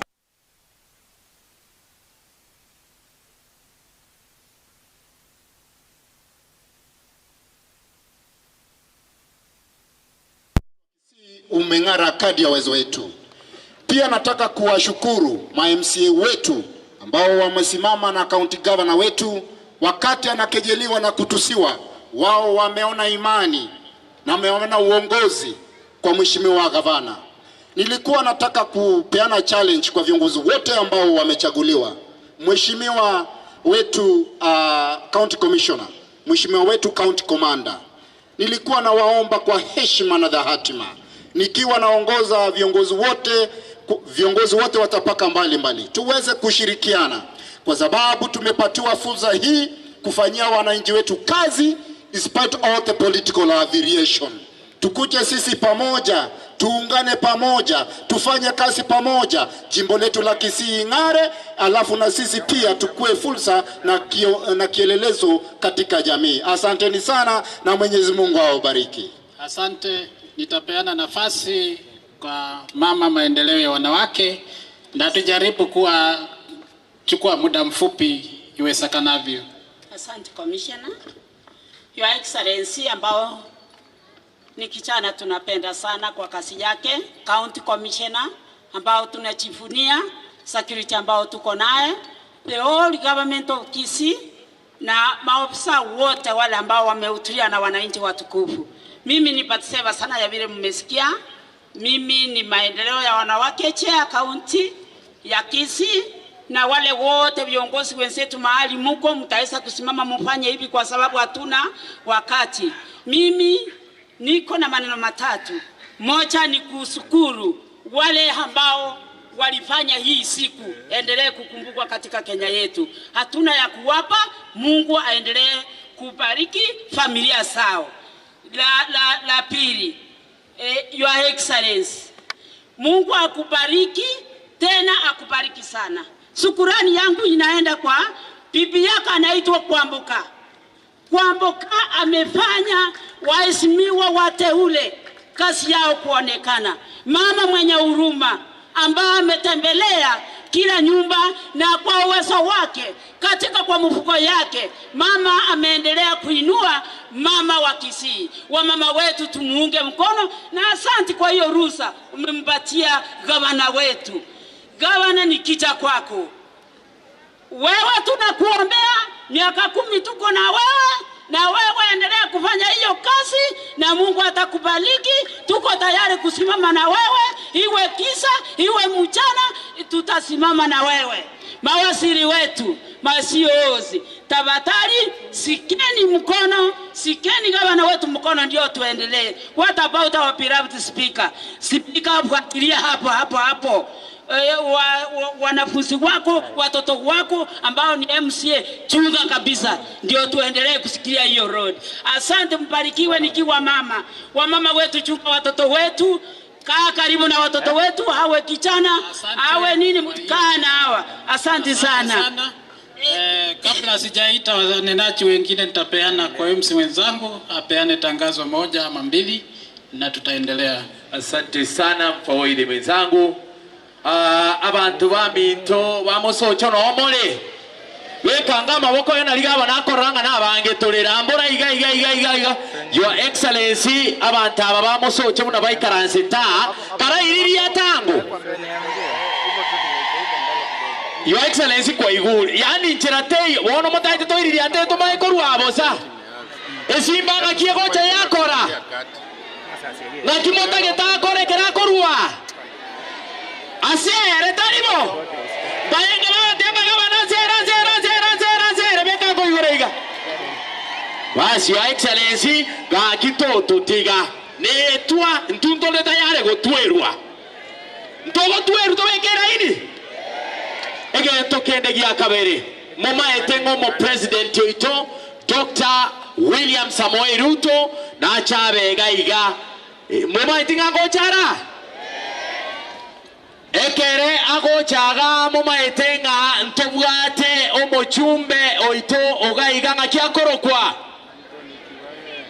Anthony Kibagendi talibo ntobwata ba MCA baitoga mno mheshimiwa Vincent talibo igogo ikabara ibaito pakomo gabara noale ekera bageni baito bagocha na bara ibaito baga basikwe talibo ono mna nate nenile ganate biringo mheshimiwa Anthony Kibagendi nonye taya no mochumboga oikatomo anche na inde tomo sike talibo igo ntori go chigwancha abantu barusiko bachakorete buraburuga emogo tebanga mutara kwana bakitwo mochumbo itara kwana turamo igunere tumanyete talibo ekero mogoro mochumba tenga ta kwana mote ya tigo mochumbo itakwane abakaribise gekogera ninkali erino mochumbe lera aliganio mo president gochaga omogaba naliganio mo president gochaga omo MCA aliganio mo president gocha tokoro mukutano oyoro motoere Mosocho bekanga mahoko igoro ngamwanchire nabo tokogenda igo mogo chikoigwa abantu bali bande batahite korete buraburu mu abatebinga jachien mama ete jachien biamono sana emogo kira igo gaba notebira abantu abo mugaso baitire mpaka banyichi soda igo bali motene inali ikaransa eso ikaransete soda no mugati gekoretwo paka so ikaransete aeto imoka to igwananire Motonde wenso ko imoka igo mororenga nereta chika ini buya chiterere chia bichokire egogo yaroriri mate okoro muntu gotena manyenge egogo yakorireki egogo yaroriri mate chiterere chia bichokire ikaransanse onye tubwatie kerego ikaransanse aba obisa bari bago koretera paka so ikaransete omukutana gokoreteki kogenderete otherwise bia mono chinyomba chiobo chenu echiro kobokoko nyumba za kujisaidia wageni waheshimiwa tuko na washrooms pale za maji unaenda pale una flash vizuri watu wa nyumbani tafadhali kina Nyakweba au watu wote ma MCA kina Moracha kuna miti huko na ukiona inatingika ujue kuna mtu ndani. Thank you Your Excellency. Asante kwa hayo matangazo, nafikiri tumeipata sawa sawa. Nikipenda kuomba wale nitaita tukuje na tuongee kwa muda mfupi kwa ajili ya wakati. Ningependa kuita representatives from the business community. Niliona wakiinua mkono, mmoja wetu akuja akaongee on your behalf, akifuata na people living with disability, mmoja atakuja aongee on behalf ya wengine. Alafu tutapata NAT representative ama Kupet, yule atakuwa wanaweza kuja wote wawili, ndiposa tusiseme tumekawanyisha.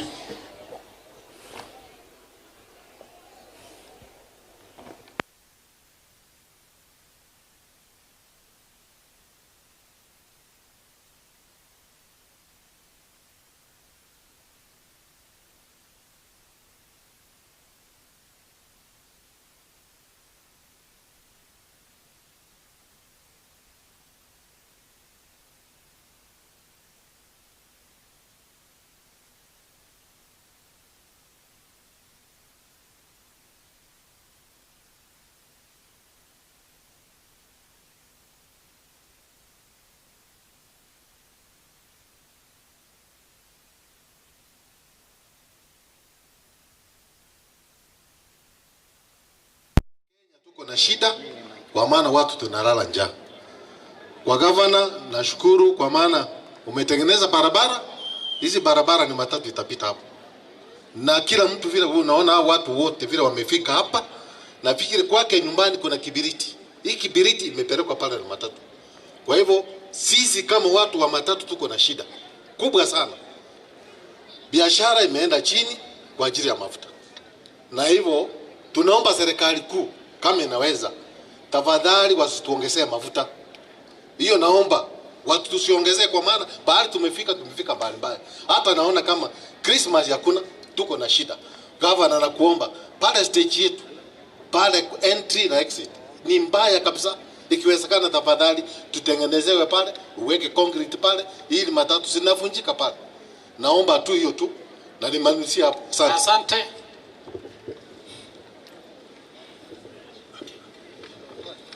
Your Excellency, sir, the Governor for Kisii County who is second to none. Your Excellency, Honorable Paul Simba Arati, who is always alert at all times. The First Lady, Her Excellency May Simba ambaye anacheza kama yeye. Mama ya walemavu, mama ya wanyonge, na mama ambaye amejitolea kusaidia governor kuhitimisha manifesto yake. County Commissioner, Mheshimiwa Tom Wanjere, Speaker wa County Assembly, all protocols observed. Mabibi na bobana, amjambo. Amjambo. Walemavu wana furaha nyingi sana. Kwa kuwa hakungekuwa na rafiki mkuu ambaye ako na roho ya walemavu kama His Excellency the Governor Simba Arati, singecheza vile mliona nikicheza hapa. Nani alicheza kama mimi? Nilizunguka kuonyesha ule utukufu Mungu amemshushia, na mimi naongea tu maneno matatu. Get my words. County hii matumbo yametuuma tukiomba na watu wanafanyia tu Simba mchezo. Simba anataka kuinua mkono, wengine wanafunga yeye na kamba. Maneno ni matatu. Ya kwanza, utubu, uende uombe msamaha mbele yake, kazi iendelee mbele. Ya pili, utulie, unyamaze, ufanye biashara yako kule ulipo, uache amani iendelee. Jambo la tatu, kama hautasikia, tutapiga magoti chini na mapasta, Mungu akulemaze, akupofushe, akotengelie, akotantani na onyono kukwana to kwana, so that ole ndu na mokao ne familia yao unekere makitanya kokonye Kisii. That's what I've said. Jambo la mwisho, Your Excellency, uongozi wa walemavu ulienda Masakume. And in fact, there's nobody reporting to you about disability issues. I'm requesting on their behalf, ututenge ofisi ya mshauri wa walemavu. Hiyo ukifanya hiyo, tuko na vision, tutasema mengi. Na hii county, hata tu sponsor tuende ngambo, tuko na integrity. Tulete investors, wajenge resource center kwa walemavu, mambo wafanyie mengi kwa sababu equally they are your voters. Otherwise, Mungu akulinde. Mungu esoko tachaboko roke oyogo koire kiara aorobe. Thank you very much. Asante. Na kabla nilete Nat na Kupeti, ningependa kuita Vicky Green Farm akaweze kupeana jambo alio nalo, ndipo tuendelee kwa ufupi. Igo agwa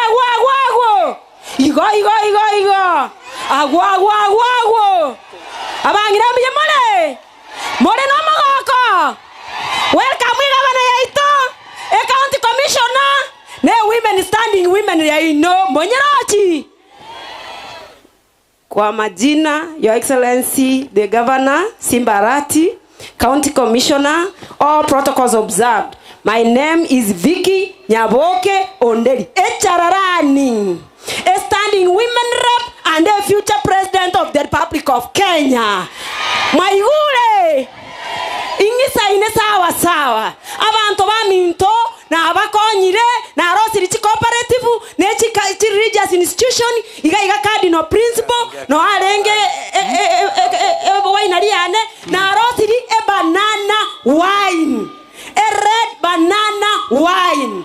Ari Friday, ari Camel Park, na abarangeiri, no tokare na banene bonsi pi, babo Jimmy Kibaki, Chief Speaker of the National Assembly, former Eji Moturi, abantu baito chigabana chinde, egabana yaito Simba Arati, nereko ba welcome, Morochi!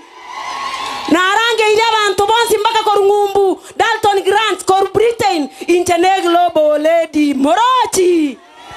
Aseri tukoria lero Jumamosi no president yaitekara Dr. William Samoei Ruto mogocha komoiriri atera agere bintu byasoka egasiana na reyo. Thank you very much. Asante, nafikiria tumepata. Ningependa kuita land na Tama Kupet yule ako akawakilishe hiyo upande. Walimu Kama hakuna nitashukuru, maana mimi nitakomea hapo. Mimi ni DCC Kitutu Central, Mr. Juma Edwin Walela, na nitarudisha kwa MC akaweze kuchukua kuendelea kutoka hapo. Asante. Asante sana bwana County Commissioner.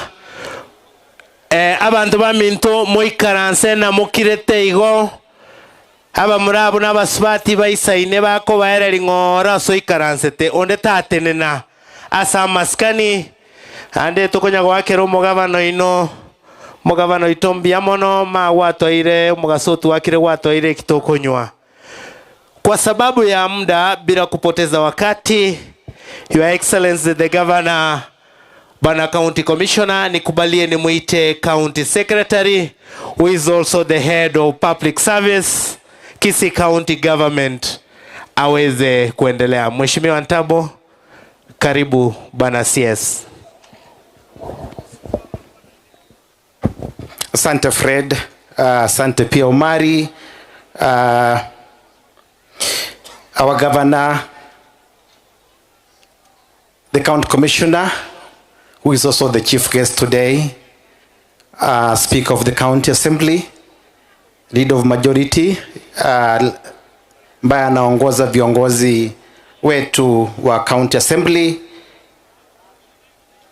chairman public service board, mawaziri, wageni wote ambao wamekuja hapa, executive chief of SAS, wafanyikazi wetu wa serikali ya county government na serikali ya national government, wageni waalikwa wote ambao tumefika siku ya leo hapa.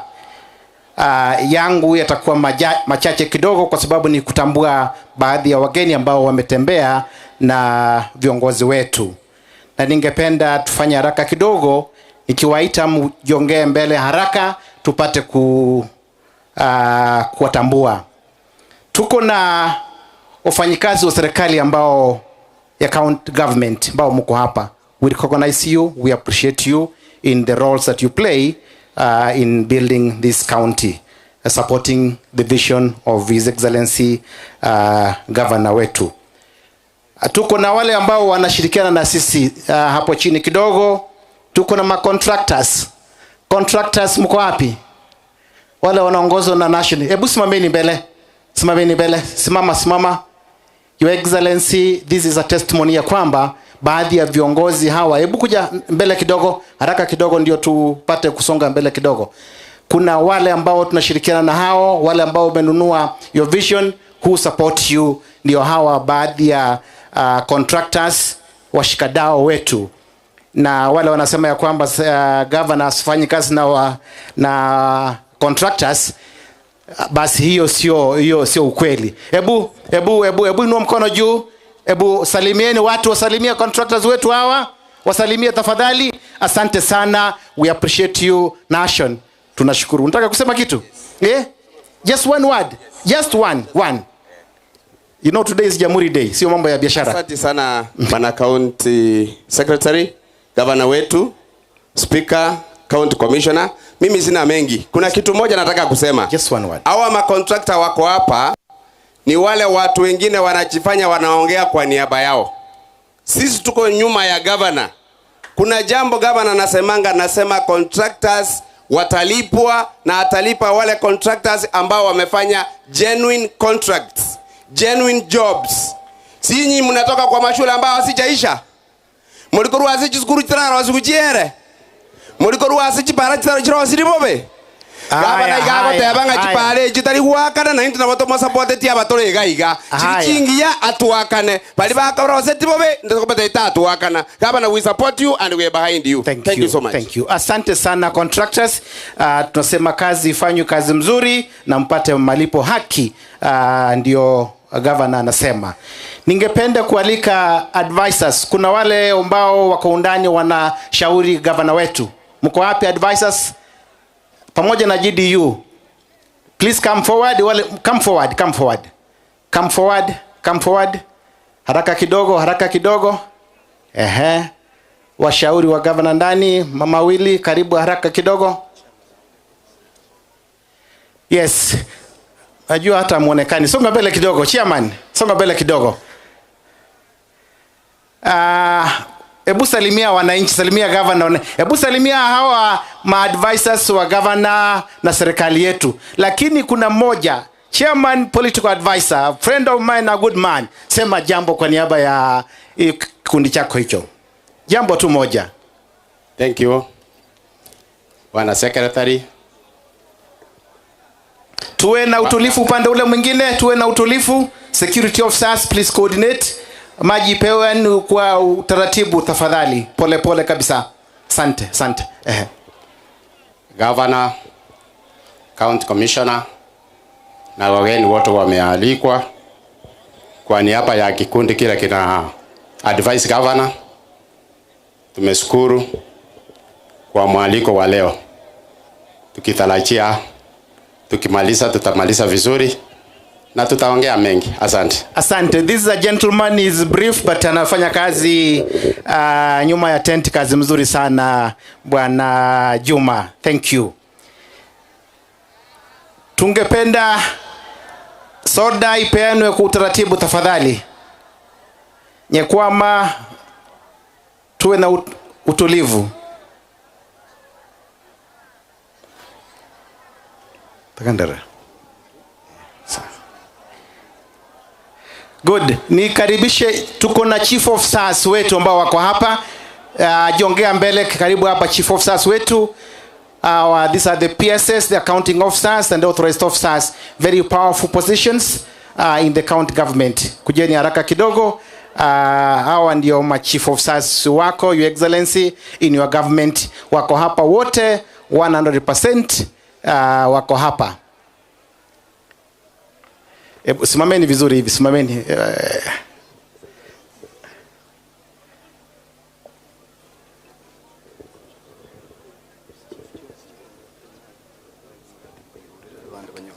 Okay, good. Chiefs. Good.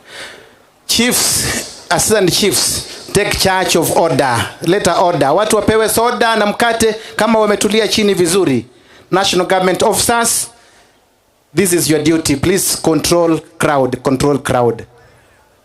County Commissioner ameuliza, I'm reading a message on his behalf. Take charge of the crowd. Ukisaidiwa na officers wetu wa enforcement, direct enforcement, double huko haraka sana. Make sure that there is order. Thank you. These are the chief officers, your excellency, na wao ndio wanafanya kazi vile nimeelezea. Nani tuko hapa kwake? Nani hapa leo? Who is the host? Emmanuel, wewe ndio host. Emmanuel, jongea mbele. Salimia watu. Hapa ni nyumbani, si ndio? Ansing kadaribo. Lakini quickly na know no more kwende. Ebu majina yenu haraka just.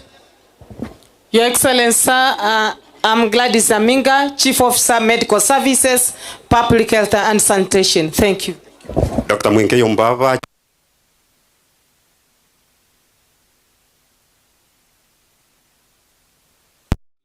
Okioi, Chief Officer Water, Kisii County.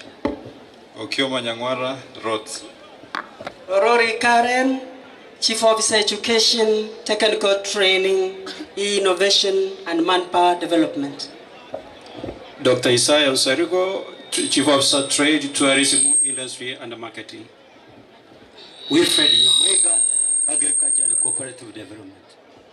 Agnes Joti, Fisheries, Livestock and Veterinary Services. Elina Kemto, Youth, Sports, Culture and Social Services. Mwanyancha Henry, County Administration and Public Service. Nataka kushukuru Your Excellency, ulinipatia nafasi kama chief wako administration to chair and ensure that this celebration becomes a success, na tunashukuru mahali tumefika. Thank you, sir. Asante Mwanyancha for the good work you did with your team. Emmanuel, one word. Hapa ni nyumbani, si ndio? Quickly salimia watu. Your Excellency, County Commissioner and all protocol observed. Abantu bamintu babugisero nabogeka abamatara mbuyamore nainde. Your Excellency, thank you so much for giving us the chance to serve your government. Karibu bogetutu abantu baito bawanjete. Thank you so much. Thank you, Emmanuel. Asante sana, Chief Officer Emmanuel. We have the newest kid on the block, the County Public Service Board. Chairman, introduce your members to the public. Ni wageni introduce your members. Members of the board, mko wapi? Simameni mbele tafadhali. Members mko wapi? Wako pale ndio wanakuja hawa. Okay.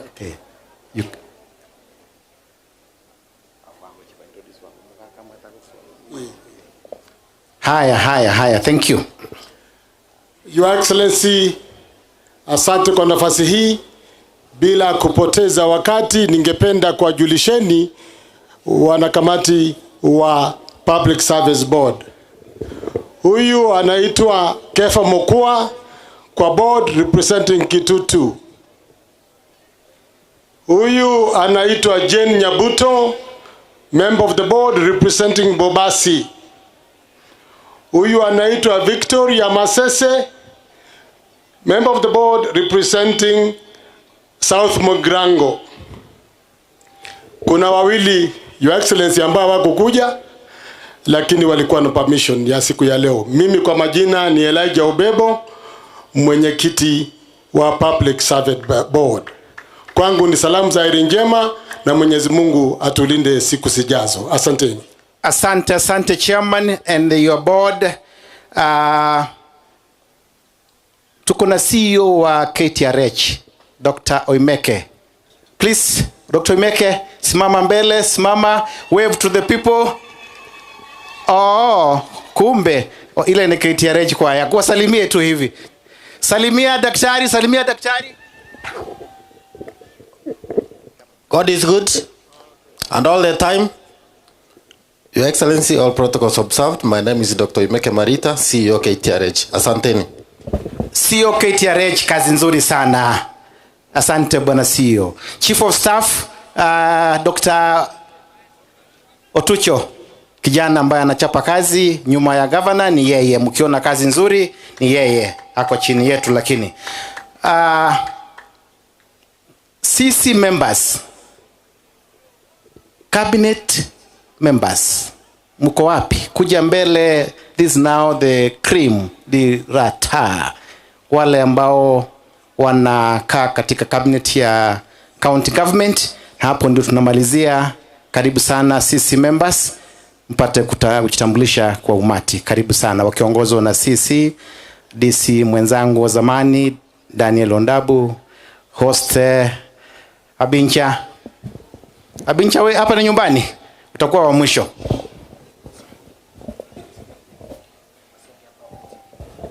Chwango kusia iga smart ya kabisa. Mbalibu ya sawa.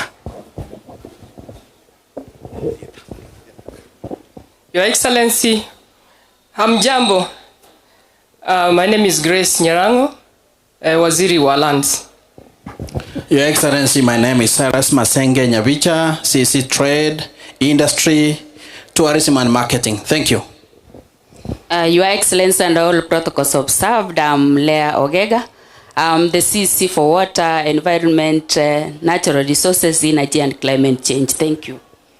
Your Excellency, all protocols observed. My name is Ronald Nyakweba, Waziri wa Afya, Kisii County Government. Asante.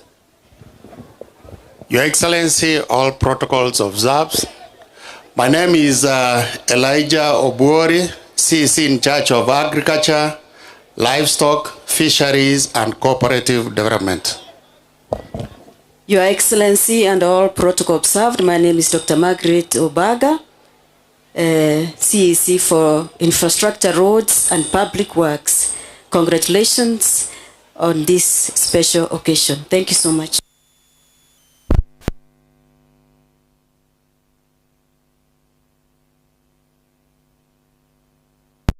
Speaker of our County Assembly, Leader of Majority, and all protocols observed. Mimi naitwa Daniel Ondabu Nyakundi, ni waziri wa education, pia nashikilia administration. Thank you so much. Your Excellency, the Governor, County Commissioner, Speaker, Leader of Majority, waheshimiwa wote, na wagetutumbia mole naende. Amaleta ngoro kwa Kennedy Okemwa Bincha. Your Excellency, I want to take this opportunity to welcome you officially to Kitutu, especially this side of your leadership. ngo wakira mbiyamona sogocha na bato bonsi na rorero baraba toereru hawe tutu wa mintu tabi kawa na mbiyamona. Karibu. Thank you so much, Your Excellency. Thank you waziri. Tunamalizia, tumesema ya kwamba tuwe na order. Esoda na beko nyugu go kirete. Please take charge. Abantu babo getu tunamwensi. Mbora gavana wakiraiga. Mwenyeji wanasema na magani mgeni njoo. Lakini onyesha basi ya kwamba mnaweza kujikakamua kidogo. Tusiwe na kelele. Karibu gavana anakuja na county commissioner. Hiyo kelele ishe kabisa. Asante. Ningependa kumwalika sasa leader of majority in our county assembly, Mheshimiwa Moracha, akuja tuendelee na aendeleze program mahali nimeachia. Majina ni James Ntabo. I'm the county secretary and head of public service under the county government of our governor. Asanteni sana kwa nafasi hii. Your Excellency, the Governor, Kisii County, Mheshimiwa Paul Simbarati, the County Commissioner, serikali yetu yote kuna ya county, speaker na kila mtu ambaye yuko hapa na wasalimu amjambo. Amjambo tena. Sitapoteza muda. Nitaita watu wawili tu waje wazungumze. Nimeona former MCS wako hapa wakielekezwa na ndugu yangu mrefu. Dakika moja. Former MCS wakiongozwa na mrefu. Dakika moja. Tigango to kwana riga mbuyamore mwesi abakitukutu baminto kwa machina. Mimi naitwa Kefa Mugaka, acting deputy governor Kisii County. Leo nataka kuwaambia county commissioner, tunataka mtusaidie hii parapara. Tafadhali nikiongea nyamaza na piga makofi tu. Iko parapara naenda taracha mbili ya soko hapo Jackson. Tuambie His Excellency ya kicha, mumwambie atusaidie hiyo parapara. Hii ya taracha mbili imekaa sana bila kumalizwa. Hiyo parapara ilianzia Kisumu lakini kufika hapa Kisii imeharibika. Ya pili, security imerudi chini. County Commissioner, watu wanaingia town center, wanapora tuka, wanatoboa mabati tuka ya mfanyabiashara, wanaiba masimu. Ya pili, iko chibu mmoja anafanya mkutano, anaandika watu, anaambia watu chukua karatasi, andika wakora, anaandika supporters wa Simba peke yake. Hiyo ni ukweli. Hiyo mtu asifanye mkutano kuchochea watu ya Simba. Ya mwisho, MCA wa hapa, wewe ni ya OTM Vincent, fanya kazi na gavana. Asante. Asante sana Your Excellency the Governor, Mheshimiwa Paul Alati. Nakushukuru sana kwa kuwa hapa na ninashukuru kwa sababu ya kuandaa sherehe hii kuwa hapa na County Commissioner. Thank you so much. Speaker, thank you. My name is Mheshimiwa Nyagoto. Mheshimiwa Nyagoto, nimekuwa MC kwa Bogeka for the last 10 years. Na nimekuwa councillor wa His Excellency the President William Ruto. Mimi nataka kusema tu through the county commissioner, kuna barabara hii ya Marani imeharibika for many years and people are suffering. Please take charge and have that road done.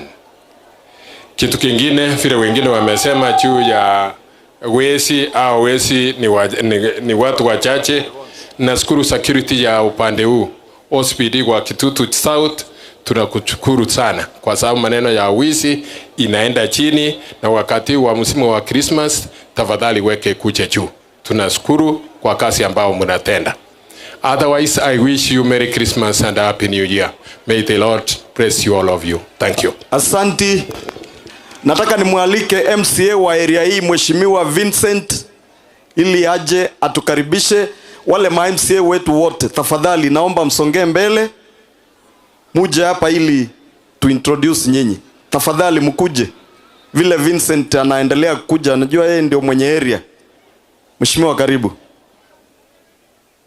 Na wale mnapatiana soda tafadhali muharakishe kidogo, governor anakaribia. Thank you, Reader.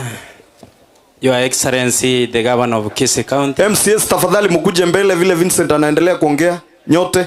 Thank you.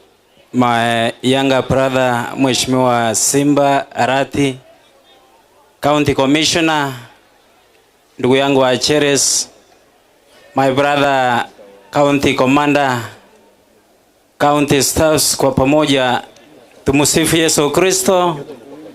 Milele na milele, amina. Bwana Governor, nataka nikuhakikishie mimi ni rafiki mzuri. Mimi nilichaguliwa kwa chama ya ODM, ulichaguliwa na chama ya ODM. Ile urafiki yangu na wewe, mweke line hivi, ilianza wakati wa campaign. Nilihakikisha kwamba nimefanya bidii, ukatangulia pouring station zote 13. Chambo na la mwisho, nataka kuomba kwa niaba ya watu wa Bogosero Governor, omusani omuya no musani ogotebo maine Governor. I want to say this. Yesterday nkwa launch the project. Ekirwa cha kirechigasi timbu atie sababu eragera Governor tinkobwate segasi. I want to assure you that. Secondary, ntagete ko gotebe unabona gwacha getegas ayatige bire gitabiba biminyoke kabisa ebirasi byagacho kinya gitari cyagacho Governor ninchenda tere Simba Arati netaye goitani onde bwese ekyo mwere kabisa on behalf y'abantu ba Bogosero. Thank you. Ntwabwate a project ya KMTC yaganere kobe ku Bogosero ontagete ko gusaba with your permission otofuatirie project ya KMTC totuare project ya Bogosero erinde tokonya abana baitu ekyo mwerio biamono ntobwato mugondo monne sana ga Governor. I want to request ntobwata chinyomba kirichi kwagacho ontagete ko gusaba you intervene with the governor, the government of Kenya omuske Ruto otobwate sie chinyombe chichagacho iga abantu baitu banyore gas ekyo mwere kabisa ntobwate sector ya boda boda Governor gwanjite sana honestly na arore ko gotware mekutane stadium lakini ntagete inyora abana ba boda be sub county ya Kitutu Church South na gosoroiri oikarase na barabwe aye na bogonte inkorigeri bagaga iga okore meeting na barabu security rinche ngoterera Governor. Finally dagetengo te Governor minto bantu mbako ngaina nganto etaine naye aye no musani one onko bwete miaka ebere aye kora nyoe na tereri na gotebereri kidogo onde mereri senjo no mumuromo nende biamono Governor tiganya sago seni abaheshimiwa mwenzi. Thank you so much. I want to promise I will work with you and may God bless you. Asante mheshimiwa, huyo nimempatia nafasi sababu yeye ndio mwenyewe. Tafadhali, hali anga imekuwa mbaya, jina tu mkiketi. Mheshimiwa, jina na mahali umetoka, tuketi ili tupatie Governor nafasi azungumze. Thank you. Your Excellency, protocol observed. Kwa majina naitwa Christopher Ogotionsaga, mwakilishi bunge hapa county kutoka Nyamasivi.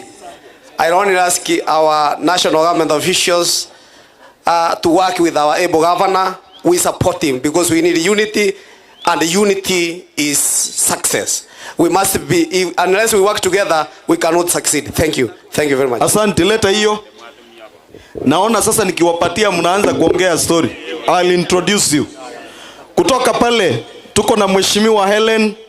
Mheshimiwa inua mkono, anasimamia disability kwetu. Asante. Keti. Wewe Karen simama mbele ndakupatia nafasi. Huyu anaitwa Gaudensia Nyang'anga, mheshimiwa kutoka kule South Mugrango. Huyo mwingine anaitwa mheshimiwa Sanaya kutoka Bobasi. Mheshimiwa Lilian Sandona kutoka Bomachoge. Mheshimiwa Gaudensia Brenda kutoka Bobasi. Brenda Kengele Nyaribari, Brenda Gitea Nyaribari, Mheshimiwa hapa Concepta kutoka hapa nyumbani Oteyo, Mheshimiwa Mariam Musa natoka Kisii Central. Huyu anaitwa Mama Mboga kutoka kule Bonchari, Mheshimiwa Evelyn. Huyu mwingine anaitwa Mheshimiwa Kerage, anatoka ward ya Gesusu ward kutoka Nyaribari Masaba. Asante. Huyu mzee wa kasi anaitwa Sonye Ondari Sameta Mokwerero kule Bobasi. Huyu anaitwa Malak Mainya, anatoka Kiamokama Nyaribari Masaba. Huyu mheshimiwa anaitwa Shem Nyamwaya kutoka Birongo. Asante. Huyu King of Sense utaongea. Mheshimiwa, kuna mmoja wa disability, one word.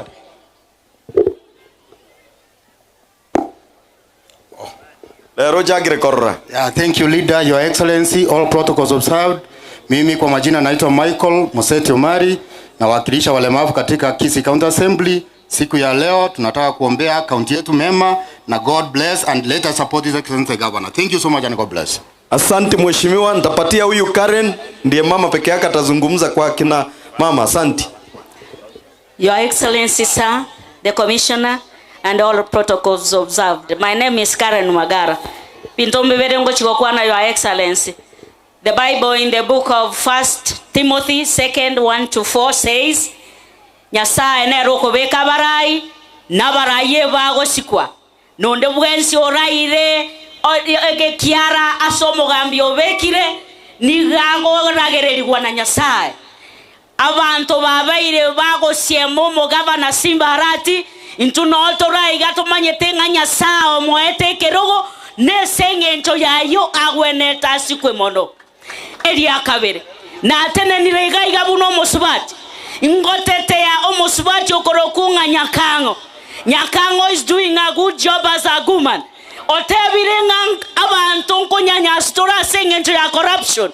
Igongote na igangote banga His Excellency the President of the Republic of Kenya must respect Nyarango, and she has a constitutional office. Ngokore rango tebaiga. Esabali ye tuachakire no mogava na Simbarati. Na Simbarati na bwata maono amaya gochese county ya Kisii. Nesenge ncheyo ngosabatora masabo yabe na mona so mogava na itune serikali ya yeyonti ekiagaranzo tagete to succeed for 10 years. Mbuya mono na Nyasaba seseni. Mheshimiwa Mokaya kutoka Nyatieko, dakika moja. Asante sana leader of majority, Your Excellency Governor Paul Simbarati, County Commissioner, wageni wote, abantu wa Minto na bakwanirimbi ya mole. Kwa majina mimi naitwa Mheshimiwa Amos Omweri Mokaya. Mimi ni MCA Nyatieko. Kwanza Your Excellency Governor, County Commissioner, karibu kwetu hapa Kitutu Chache South, na bwana Governor karibu Kalino Tunga. This was my former school. Ile heshima yote niko nayo kwa heshimiwa kama wewe, na ile ujasiri yote niko nao nilitoa hapa. So karibu sana Your Excellency Governor. Na ndrende mbeke genteke moiga. Ntebenga Kisii County Governor aina etata. Lakini rende buna intua ba MCA toraya, ntona ba murabao. Bona twakinire, twanyomire, ntote to twatero bolimo. Ekaro twatero bolimo ntoli gukurwane. Ntoma etengo mugaka no ale ruraria. Ekaro to kunya kuoga yo kwa mayanga abaisi bawo bakinire. Igo talinga ngukurwani tole ntutwenzi nabantu bawo. Igo otobwatereramo na ndege ntokeli wako leta ali bugeka Your Excellency. Keli wako tekitutu inchunya tieko olonchiga ki chipara chiri no boli moboli bole nyambera aboli bwarus bwarengeria nyampoto. Abantu balingunya gonte barenga asali otale gocha Your Excellency. Tobeke chinyombali eliere 5 kilometers to town. Na bakonyanga wakonyera abantu. Otherwise mbia mono na asante kwa kuja. Mbia mono Mheshimiwa Yagi. Leader mbia mono. Your Excellency Governor Kisii County, County Commissioner, SEC, and other protocol of service. Abantu bami ntobabo gisero mbia mole. Governor nganchere nkwa na mangana ya abere lingana litangani gavana into twakoire serikali yonsi service board kwenye miseti ntwabege tobisi nare kugusaba iga egasi ya gutigareire bona implement project chirchonsi bitwabege tase budget chikorwe gasi endete yo tugupinga ntutu tatakorere gasi kurugoro mpaka nse biamono tenya sago sen. Thank you so much. Biamono oyagirere nabwa ngotebore gavana oirire project bobas no ara kanka kwa mote singe njoma iteno bakora bono kanyika. Biamono, Your Excellency, the Governor of Kisii County, the County Commissioner, Deputy County Commissioner, wafanyikazi wote wa serikali ya county na serikali kuu. Kwa majina mimi ni Onchonga Nyagaka na wakilisha wadi ya Sensi katika eneo la Kitutu Chache North. Wananiita Kingi, ukiniita Kingi hapo watu watajua mimi ni nani. Njega ndogoji watabagaba na neki. Ntunaba Getutu, I'm happy abana bami into batebire ngoko bwatisi baregasi. Na nje ngo basabanga tigabakore gasi kiagara into abagetutu egentegentu akyonjete tigatokanya obote. Na bantu bana ro bagambe. Igoga balango kubwatisi story gasi. Emiaka yao eliora agambe na ndene nduko mitu agambete na ni komi na nyombe ndere gambe komi igonko motore tono go kumia abana bango bairande kande miaka yabo nemeke ngo basunda sunande egasi gabana ngo bwatisi wori ndiamono. Mheshimiwa Biamono sana Majority Leader, Your Excellency na bagetutu baminto tiamba kwa nimbiamole tindiko chikotwara mangana mange Your Excellency incheri etaliana Thomas Obare omo MC obasi boitangare nimaete omonene twarutira magena sana na ndege ndo kyange garona Vincent yateba ntwe gento tekorora negasi ekoru una wacha agete igoro na ande mbure yakeire. Your Excellency, we want to tell you ngana otole maega yago na yo mugabano ito, we will support you in delivering your manifesto. Biamono sana. Asante leader. Biamono Mheshimiwa Duke, Deputy Majority Leader. Your Excellency, the Governor of Kisii County, County Commissioner na wageni ambao wenye wamefika kwa hii sherehe.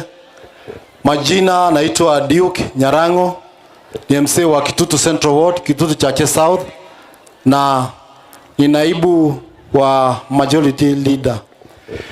Governor yentege taga ningo kwa kirambia mono aso wanchirana kolete sherehe yiga ya Jamhuri Day iga bia mono Governor yento yakabere ntwe torororo tukubwatsie gasi unagwa ketu chikura abana baiga ba mintaba Getutu ncheni gonde chairman ya Getutu tukubatana nama na Mheshimiwa Ombaji asense moya Majority Governor na wana tebenga na feriri ekera abana bane bakuru wa Kitutu Chache bande bakutamagena bono allow me, give me 14 days nikala samana bana ya baminto eri ne babekera ini tubwatira tokore gazi totero gotera korokomo kinero igintu kirabikia ekende Majority Leader ekero konyo go introduce aba MCA bonse ekero tokoenda bobasi bali ba 30 people ogote yaba basinga ba 30 people waichaiga totebeterero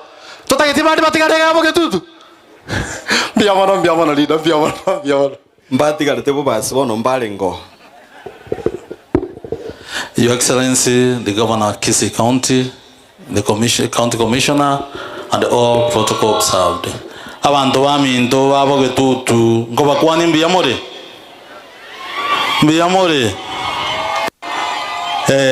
nkagete bono mwara irwege ndo buyakanyirenda. Your Excellency, you allow me maybe give about 2 or 3 ntubu natoriga unaba Getutu. Of course ntu atware to Governor na bere atokane asenare maybe botaigete boike gokonya abantu baitu. Your Excellency, we are on your knees kindly inchubo Getutu ebintu bado mbisarigete wancho tokonye nogo tokonya nkoringa abantu aba baminto you have been stating obutaka borega iga borobonene. Your Excellency, noe nabangi naba baitoro chebarega iga. Abangi naba abande bacha gukorora because babwata matumaini sore. Nekere babwata matumaini sore ntoma etentu abeka chibeza chiebiyombaria. Your Excellency, kindly omekishwa abagetutu aba barabeira batangani konyora. Okoba mbachande kanoe babwato borai. Your Excellency, toche gento kenigi yakabere. Mheshimiwa Vincent na kwanire go ya boda boda. Aba muraba boda boda mbaumiete. That's why in the current budget, Your Excellency mbiyamono ngwato etechibese. Ase budget ukatotebi 1 million chigende as vocational training centers. Asabana babago chikwaru kyo bubundi mbali mbali. So abana baba minto moko gani chipiki motabu ati license buna moko iwe ebasari ya chakirega. Apply genda nyaore polytechnic neraria. Nyaore nkoro kibari driving school. Mweri kiororo ebasari ega bana toa kanichi school digera monyore chi license abane mwaro kichi obontereba mosuke bosio. Mo basa ko lose hope. Tairaz man kwa biere tungoge ndie piki pako moerio. Mambi ene nyasaye nabwa to bugima. Ngo charo kora mabadiliko. So nyasaye nabwa te kerenge no bugima bwao ngano nyare go chincha. Obege ntekenene. Your Excellency, ngo wakera na ndembi yamono abana baitu bari bakorte class 8 boniga. Chibese cheno nchikarororo mogo chikoewe basari moso ere form 1. Asante. Iloko nga oida kayemo. Aiga kunango kuana abagetutu kakika muranche tiga tubwate sio bugambi boro mambi yende tutaito bugabana boirane se itoga iga toisugo tware ndamwamu bugambi obombo koirana na enderinde asayo abana mbare baminta nani ntobwate ga kitutu cha so ntobwate ekabire ku minority eyuere ya omogere ntokwala omogere yo makwane ai nchua cliff kwana na no mogusero. Bwana Governor, all protocol observed. Watu wote wa Bugusero na wasalimia hamjambo tena. Kwa majina mimi naitwa Cliff Ogweno Muma. Mimi nilikuwa kwenye kinyang'anyiro lakini nikakuwa namba 2. Kwa saizi nimepewa nafasi niongee kwa sababu ya minority, kwa sababu MCA wangu Vincent Abuga ako hapa. Mimi ningependa kuomba governor ya kwamba ile rei nyingine yenye imetoka, sisi kama minority hatukuona kitu. So hii rei yenye iko ya Simba Arati, sisi tulipiga kura yote kwa hii ward yetu ya Bugusero. Sisi ndio tulikuwa na kura mingi kushinda polling station yoyote kwa kila kiti yenye tulikuwa tumesimama. Sisi tungependa ile 30% yenye kwa constitution. Bwana Governor, utuangalie vizuri kwa sababu sisi tutakushikilia. Sisi tunajua wewe ndio utapeleka Kisii County mbele. Asante sana, Mungu akubariki. Your Excellency, we are very happy that you are here. You are our father. Nachoomba ni kitu kimoja tu. Kika nashukuru jinsi unavyotembea kwetu hapa na Bugusero kufanya kazi nzuri. Licha ya kwamba haukuwa na kufanya na yeye sasa. Nitakwambia watu wote wa Bugusero wanakupenda na wanataka maendeleo ikue, maana wamekuwa kama oven. Basi nashukuru leo huyu ameokoka, amekufanya kufanya kazi na wewe. Lakini asipofanya na wewe, niko karibu kufanya kazi na wewe, tusaidie watu maana wewe ndio governor. Barikiwe sana. Haya, abantu baminto tigankorere gabwo nche manani Richmond Rayori omo MC obogeka biyamono tiganya sawa sini jina tu tafadhali. Your Excellency na wageni wote ambao mmefika katika hafla ya leo na wasalimu amjambo tena. Kwa majina mimi ni Mheshimiwa Jim Kenyanya, mjumbe wa wodi ya Tabaka huko South Mogrango. Tumekuja hapa kuungana na gavana wetu kwa sababu ya siku kubwa ambao ni siku ambao watu wetu walipoteza maisha katika nchi yetu kwa ajili ya uhuru wa nchi yetu. Mimi niko na jambo moja tu. Abantu baminto eseto ikeire tumekata kauli. Igo tutagete tutale no mugavana wito ase miaka 10.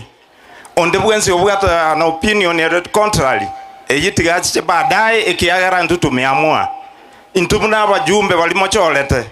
We have decided to work in governor igenta gitabantu bamindo 20p come 2027 nyesa karato ikyo tigatora behind governor ito elinde atokolera magendero nkwegena chi program kya mugano na chi ansire mbono tuacha akire chi para chi ansete igoro. We are happy about leadership yomo governor Simbarati tigatobwata nesengenje yogo chenchi obogome bw'abantu baito as a Kisii County asengenje chingaki tigamba tengambu yemo nanche sokonyo alibaga na indrende tigesherere ibwato molembe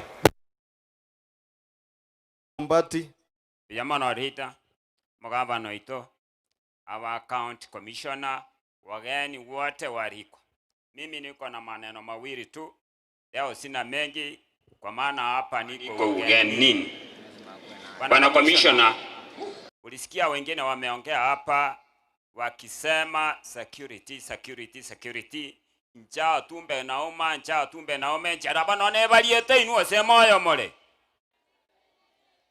Unasikia hiyo ni kilio eti njaa. Ongea na mheshimiwa rais, mwambie apunguze vitu. Watu wanalia. Christmas hawaendi kukura. Unajua watu wa Kisii wamezoea wakati wa Christmas lazima wewe na mandazi kwa nyumba, wachinje ng'ombe ama kongo na mnai ndio waserekee hiyo siku vizuri. Lakini round hii kwa vile maisha yameenda juu zaidi wanalia. Unaona vile wameonja mkate pale, sasa wanakuangalia wanasema Christmas itakuaje hivyo tu. Bwana commissioner, mambo ya security watu wanaendelea kuona, hata hatuelewi ni nini inaendelea. Sana tukienda upande wa Bonchari, kuna watu wamewawa Bonchari wawili. Moja aliwawa hata ijulikani kwa nini amewawa, pia mama mwingine akawawa kwa njia isiyojulikana. Wakati polisi wanaambiwa kama huyu mama mwenye amewawa juzi, polisi waliambiwa kuna mtu alimpigia simu na hiyo simu ndio hii, enda mkachunguze muone hii simu ilipiwa kutoka wapi. Polisi wamekataa, hata hawafanyi uchunguzi. Sasa tunashindwa, ni polisi wanageuka wanaenda kuua wananchi ama ni vibago wako? Kwa maana kama wanakataa, si hata wananchi watachukua tu waseme polisi ndio wamegeuka wakiua wananchi, alafu wanaenda wanatupa kwa mtaro. Kama huyu mama aliitwa kutoka kwa nyumba yake, yeye akaenda na ilikuwa mchana, kulikuwa bado kuwa usiku. Wakati alifika mahali alienda akapotea kabisa, lakini simu yenye alipigiwa iko na polisi hawachukui hatua, hata hawataki kufuatilia hiyo simu. Kwa nini? Sasa security itakuja namna gani? Unaona vile watu wanaumia na askari wanakaa kama ni saidi wamekaa, hatuoni tukisaidiwa. Bwana county commissioner, upande ya security kwa usema kweli Kisii imerudi chini site. Chukua hatua, kama ni polisi peana transfer, lete polisi wengine waendelee kufanya kazi vile inatakikana. Na ukisikia hiyo kilio mheshimiwa na commissioner, unasikia hiyo nduru, si eti wananipigia makofi, yani ni ile shida wanaona vile polisi wanawasumbua. Kwa sababu sikia, hapa sio kwangu, yani watu wote wameumia. Unaelewa tu. Mwisho nkolera bana abage tutu maroli aba muraba inoga bakwenda bakonyakorera gochimaga ngambata etiko kora konyegasi na gabana igaba irete ngagabana taliko kora gas bana chituragita chiatumbirwe para egasi ya chakire bana bansire gosoma pendesi tigaba some pendesi nande baswe nyomba ime bakore gasi mwabachorete abantu bachigotie mara chinguru na gabana ngakiora korotie mane chinguru aye nege susutie mane ne simba ne nyarekane aba muraba inchinyo ambati wo muchiasa mo bwate bwana ngamwa akere tuchikora na abana inchi moije mo morusie bintali assembly baretera abana inchi ga chipara mo baroseri chinyagitali morosie chindoche mo baroseri chinsoko chingiya bakonyora mache bakunyu bana mwanze korwana moko minyoka uchiali umuntu ndako barangeli buli mubye korosana ime moko genda ali monyora mulimo ebyemba mosinyunga na kimogo sabe project molete gusi bero nagaba nabaye project ngokolera abantu bachore tu anye gwachore tu buno mochumbe ogachore bune senator ogachore bune women rep ogachore ekio chore korera abana inchi egasi kolingana nekerogo kelio chorire tiga kogende kanisa togo chiororo ntori kogende kanisa gwaka siasa kanisa toko gendo tuachi kusasi mo manene tueke tuatebo manene asituagosire tuabere o manene tometa matuko asuke motu amarwaire chinyombo manene toruserio ainaro togochie kanisa lakini ntori kogende kanisa kwenda kurama egabana ngane chokora indi gabana abechokora abantu baminto kikeria mangana yikabisa monya kikeri bororo kani bali bakorera gabana echeche gabana sikwe bina chinyomba chinde etomweto koboko bakaba getutu bonse pi baotenga gabana ne miaka 10 buno gwaga mbete miaka 10 o manene nyasaba senia samalieta nkoro kuchoni ombati egwadi yanero bo molenda korwali bo nchali dadende chief maturity ya Kisii County mbiya mono mugako itakwaneti ameongea hajaongea mbale ngabategerera mang'ana mugako yakwanire mwanjera nirenga mang'ana yabebo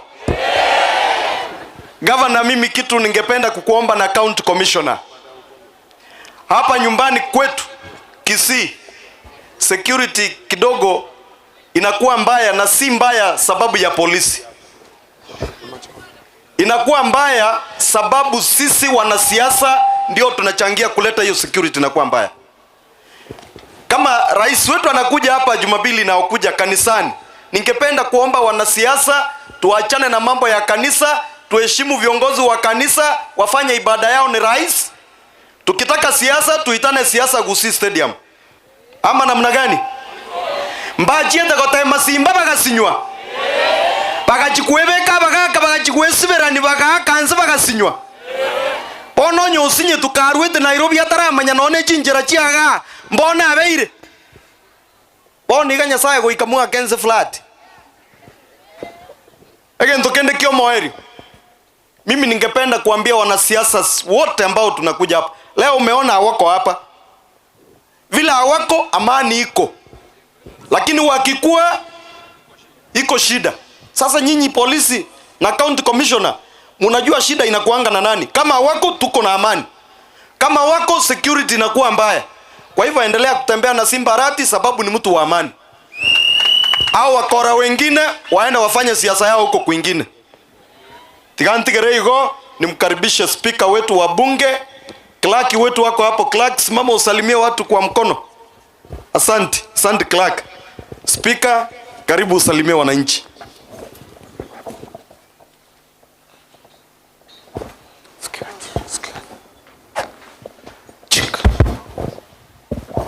Thank you, Majority Leader, Your Excellency the Governor of Kisii County, the County Commissioners, and your security team, honorable members of the Kisii County Assembly, wafanyakazi wa serikali wote na wananchi, amujambo. Amujambo.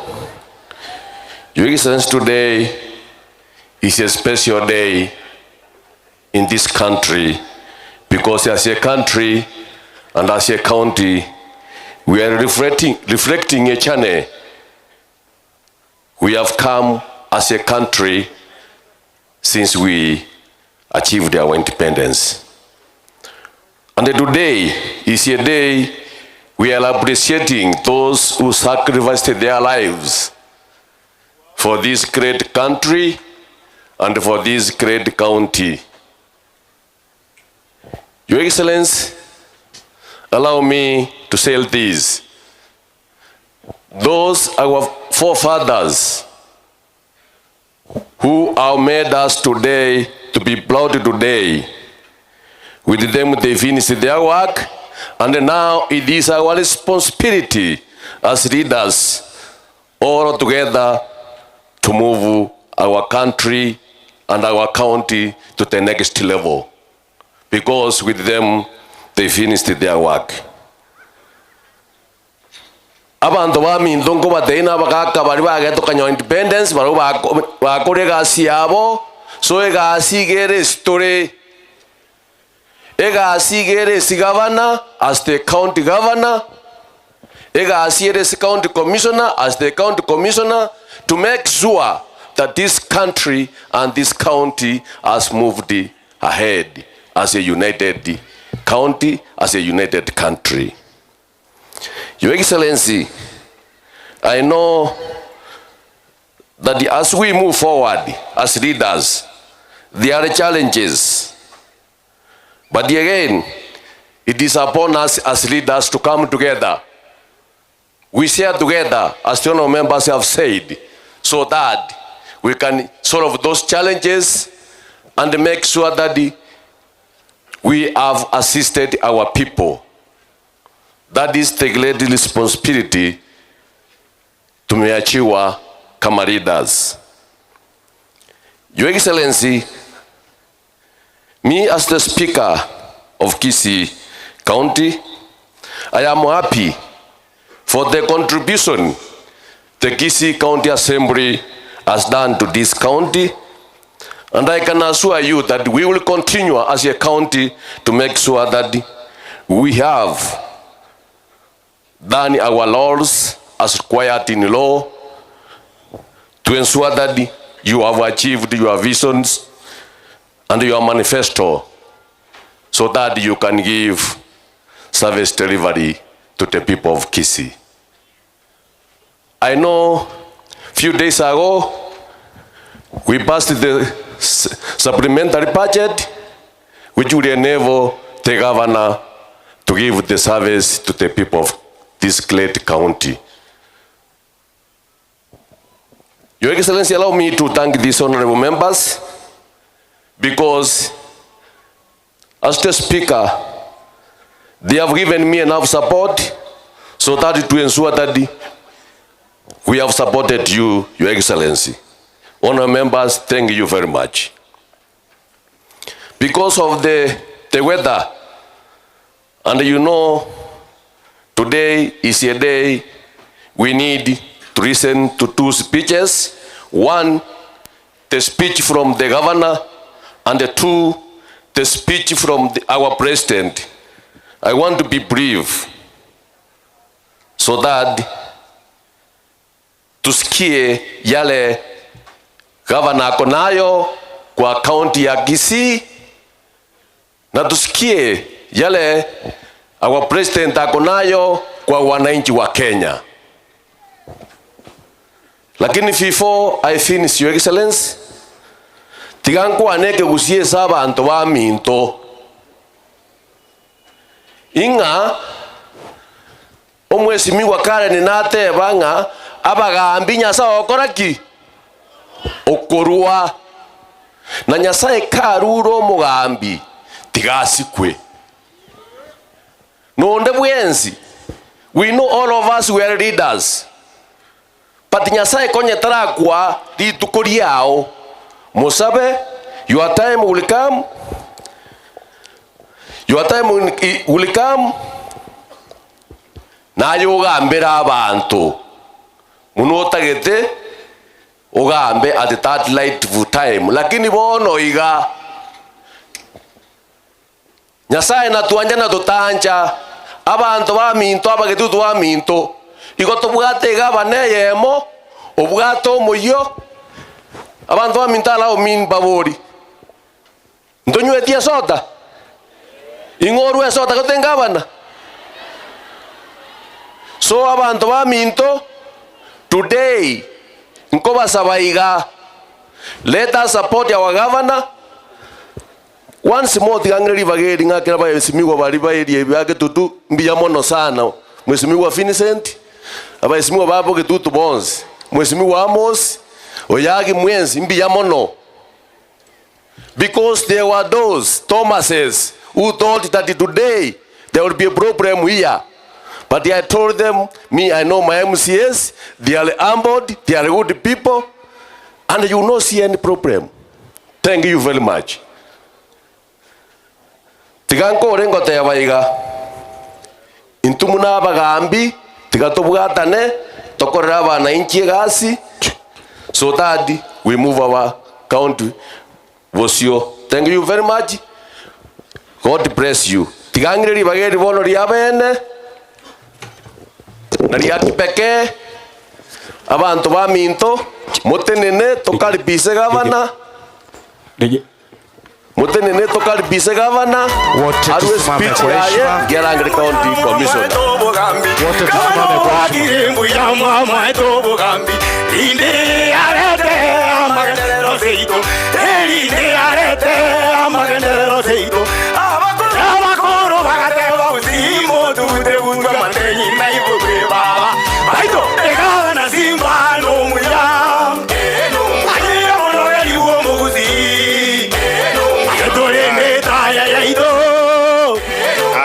Asante sana my DJ. Wacha tuketi tafadhali, tuketi. Tuketi. Abantu baminto baboge tutumbia mole. Tigango tukwana nindolo se mbia mole. Mbia mole. Etimu ekoroketi ya rech. Aya. Ndoche mwacha mwenzi boli. Nando mwaragire.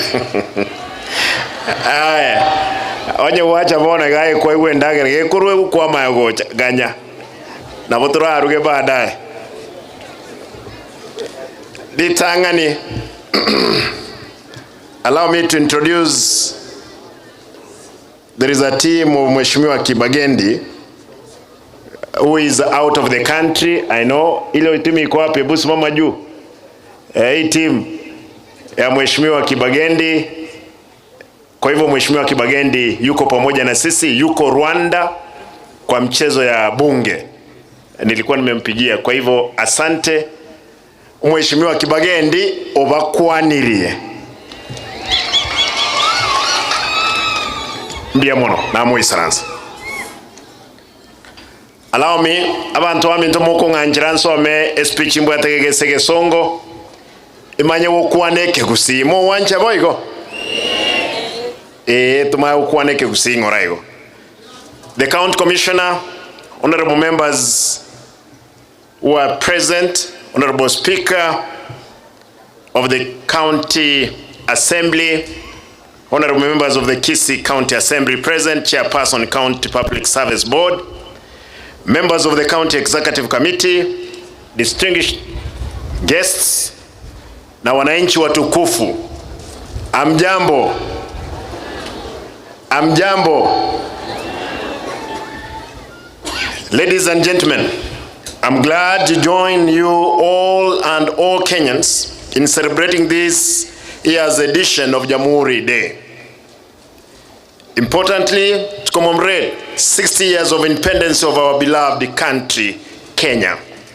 Jamhuri is a moment for us to remember the day Kenya attained self-rule after a bloody struggle by the freedom fighters who we will always honor and cherish. Indeed, our devolved system encompasses 48 governments in one nation as entrenched as citizen-oriented governance structure for national development. And it is through the spirit of devolution that we have had to observe this year's celebration here at Mosocho, just as we have been holding our celebrations in other sub-counties away from Kisii municipality on a rotational basis. Indeed, we did consult the county commissioner, myself. We had to have it in Masaba. We said Masaba, there have been many occasions.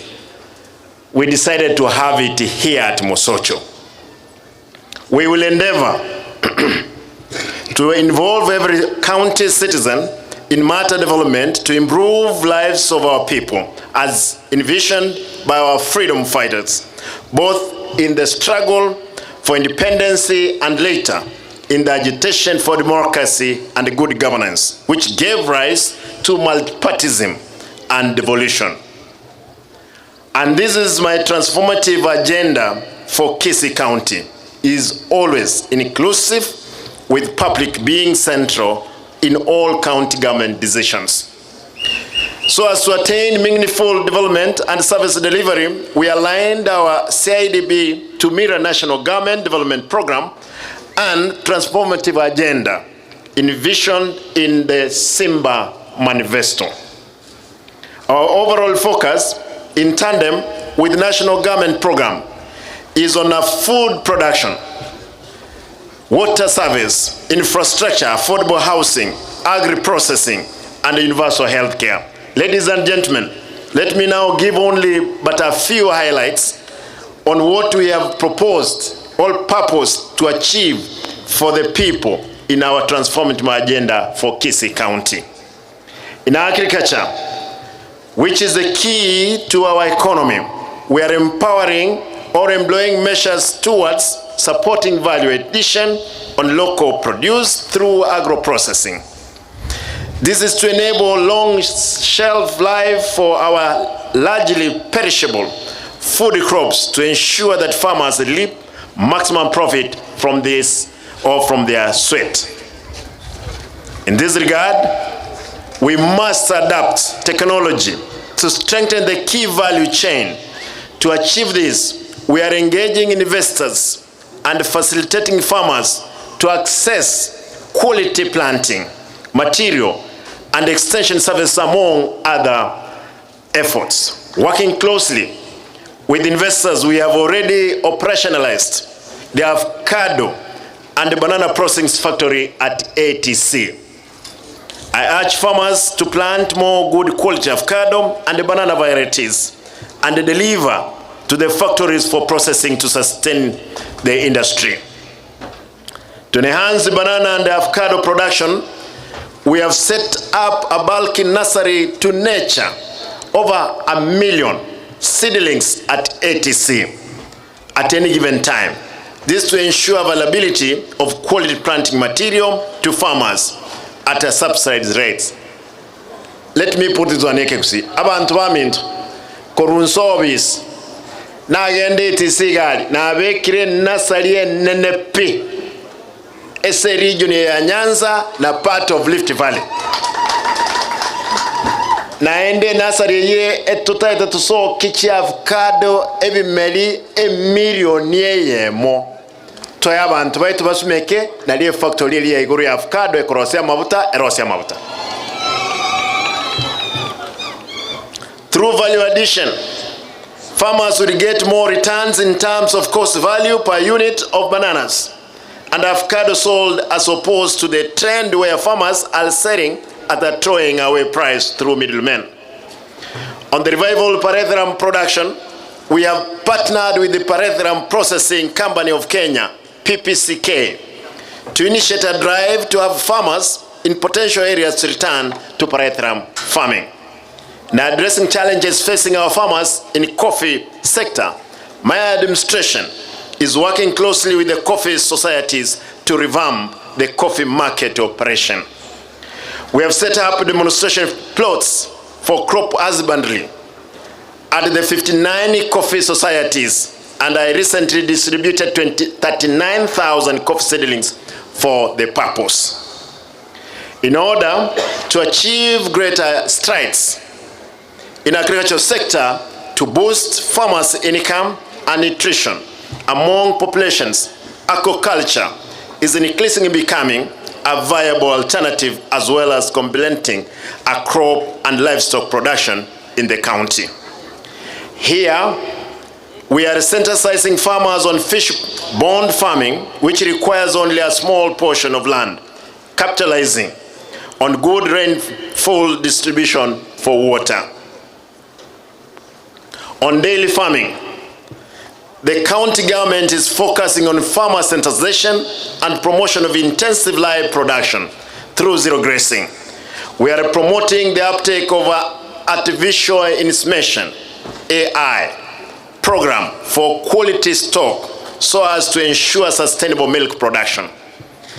In order to avail avenues for farmer capacity building, we are revamping the Kisii Agricultural Training Center, ATC, to be a one-stop demonstration center for training and skill transfer to farmer in the region. It is sad to note that from recent research carried out across the country, it was discovered that our soil is acidic at 60%.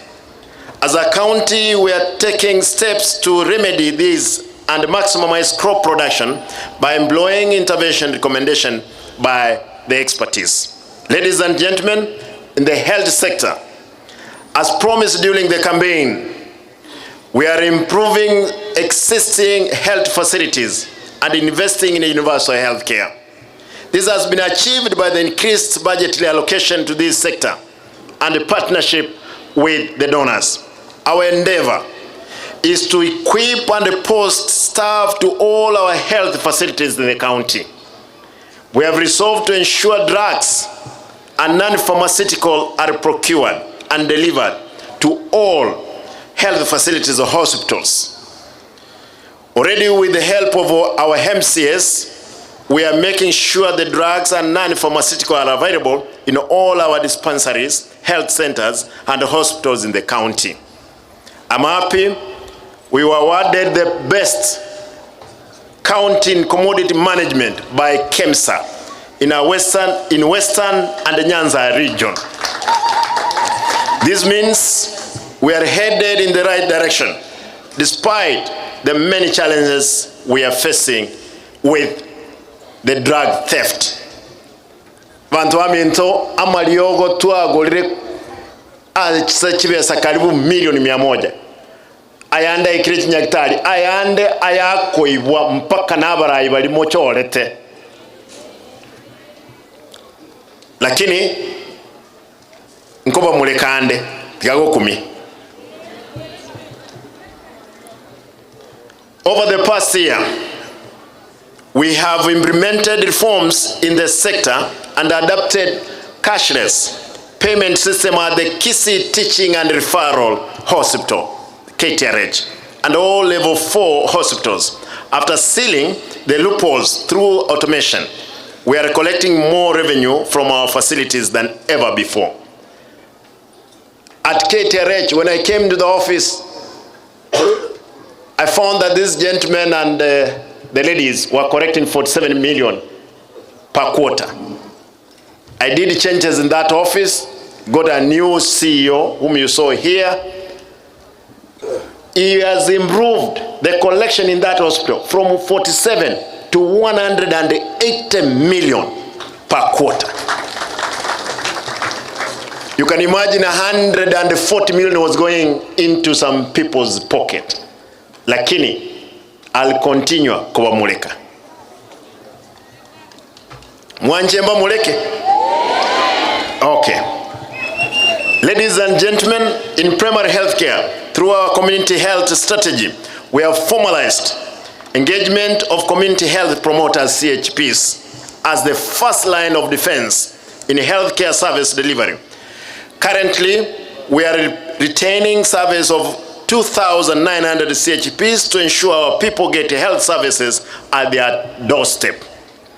Through CHPs and national government administration at the beginning of the next year, we are set to distribute, and it's important to be noted, to distribute 1 million treated mosquito nets in our campaign to eradicate malaria.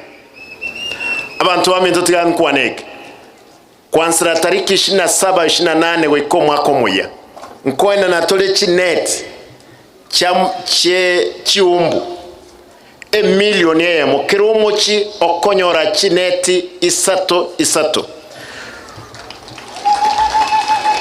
enkuba saba abantu baminto gusiyengima mo basakoira chineti ekimochi kobekera mugondo ekiera nchibwate elyogo mo chikorose ebiti jane chineti echi toyiwana ine chineti chirinchi bwate elyogo mu basakoenda kobekese chinye ni muri abasakoli igo chineti ne chokorara chok.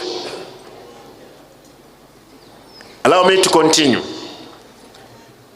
Each household will receive 3 mosquito nets, and I urge the public to use the nets for the intended purpose to give value for investment.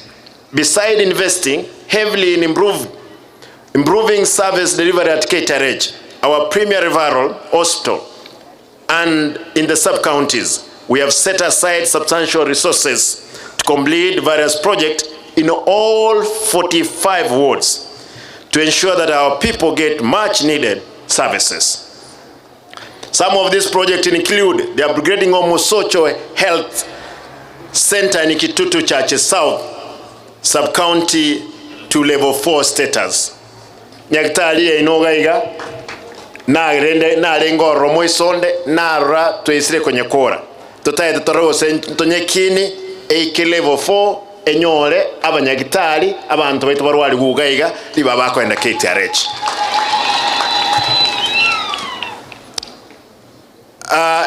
Riana Health Center in Bonchari is also getting a major infrastructure upgrade. Ladies and gentlemen, on water supply and environment conservation, our resolve is to increase the number of people with access to clean water through increased water connection, spring protection, the establishment of new water schemes, and revival of stalled water projects. Our goal is to protect the environment and a sustainable use existing natural resources through participatory management, planting of water-friendly trees species, conservation of forest, and restoration of water catchment areas. Focus in climate change that has impacted on water sources by affecting the quality and the quantity available for use. Through WASCO, we seek to expand the water pipeline in the lower lying areas of Nyaribari Chache, Bonchari, and the Kitutu Chache South. Amachali akuru WASCO nima etenegete Mosocho ga, lakini ndutaeta abantu baito banyanyole nyumba. In our last mile water connectivity program, the US aid has supported us to a tune of 240 million shillings to enable us to enhance water service to benefit more consumers in the county. To promote the uptake of environmentally friendly renewable energy, we are set to initiate a large-scale solar power generation project at Nyantrago scheme in Nyaribari Church. Igorekero nale ngega iganate nga estima te yonse. Neki maene? Onye kego goche ta kemo na ende yakoraki? Yasira. Ntaito wateba iga. Koros tole a solar plant yenene ali Nyantrago. Astobwa tobolimu. Na litura nyali konyole estima mpaka 90 toni gochichi county chinde. In the sub-counties, we undertake to develop a mini water scheme and reticulation from the reservoir to further increase access to clean water, beside promoting rainwater harvesting in our institutions. Turning to roads, public and transport. I know this is where my MCAs would want to hear, and I know they know that we have been working hard to make sure we meet this goal. Turning to roads, public and transport, we are poised to deliver good roads network in the county. This is because road infrastructure development is a key priority area in my administration, as outlined in my manifesto. I'm happy to report that we have made significant progress over the past 1 year. We had set aside 243.9 million for construction of 207.8 kilometers of road in all 45 wards in the last financial year. So far, we have completed construction of 200 kilometers of road across the county. Abantu baminto, last financial year, etuabegete milioni 243 ase chipara kilomita 207. Abantu mbale tuyete gasi mbakora, lakini chi kilomita 200 chiarosigwe naende chiabekirwe maram. Ntagitingira nese financial year. Kuba tebinde kirege ntekire twakorere. Nali bali bakonya kuruta magina, bali bakonya kurama, bamanye gasi togendera tentunto koligera maiga. Abantu aminto Allow me to go back to English. You know, the Spirit has carried me to the FM, Bwana Commissioner. Kwa hivyo, forgive me. I'm happy again this financial year. We are purposed to do more roads. Last week, we witnessed the award of contract to 7 contractors who will be doing roads in 7 constituencies, while the tendering for the 2 remaining constituencies will be done by next week.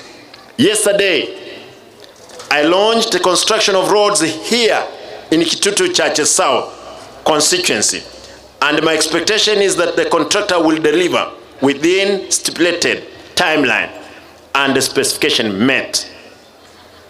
And I want to say that I did. You know, I was doing it. I may not be able to launch in every ward. If I've come to Kitutu Church South, know that all the 4 wards, we will do the construction of those roads that we budgeted for. As you are aware, we have altered the mode of procurement of roads and infrastructure services. Effectively, this financial year, we have sought to completely have only 9 contractors undertaking roads project on each sub-county on ward basis. This is in order to instill efficiency and discipline, quality and standard in our road work, ensure easy of supervision and management given inadequate staffing in the terms of satisfied engineers and technical staff, ensure that only contractors with the capacity are awarded to contract, eliminate the instance of pre-case contractors without capacity who may end up doing substandard works with no value for taxpayer money, just like in the past. To enhance of supervision and the narrow scope of contractors will effectively eliminate office corruption by crooked officers and contractors. Chipareche etwa decided to chikoru nech contractor kianda chibwata chinguru ena bwata chi contractor 480 ondogende kerwoime orusie kebusi ondogenda roche orusie bundo obeka para ondogenda mugondo orusia maraba mabaliri obeka para ebikoli ebibono mbiri kobororo.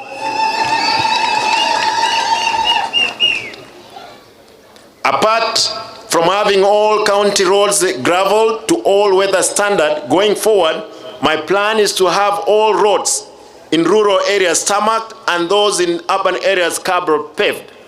Ladies and gentlemen, in the area of land, fiscal planning, housing and urban development, we seek to institutionalize efficient land administration, equitable access, secure tenure, and sustainable management of the land resource. We have embarked on a replanning of 37 market centers in the county to establish and demarcate external boundaries and issue tenure documents, upgrading the last plans which were done in 1972. I'm glad to report that we have set aside funds for preparation of our county spatial plan. The Food and Agriculture Organization, FAO, has also offered to provide technical support in stakeholder management. We are equally seeking to update our variation roll, which is an important legal document that contains property information of all rateable properties within the boundaries of Kisii County. The variation roll in use currently was prepared in 1980s, meaning that rates applied do not reflect the current market rate. We currently correct, and I want to repeat, we currently correct 14 million in property rates against potential of Kenya shillings 150 million. To redress this, we have initiated the process of developing a new variation role in collaboration with the FAO and the University of Nairobi. We have also set aside 20 million for implementation of Geographic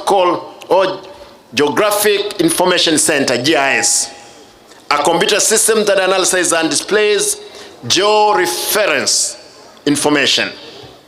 Using GIS, decision-making for the county government on development shall be informed by data. It will also support automation of revenue and other services in the county. Again, FAO is supporting us in this or setting up a GIS lab. Ladies and gentlemen, as I'm coming to conclusion, we are upgrading infrastructure within Kisii municipality. Construction of roads, or construction of Rangimbili, Elimoja, Back Street Road, and improved of the Huduma Center, Kisii Hotel, drain, and association works with is incomplete.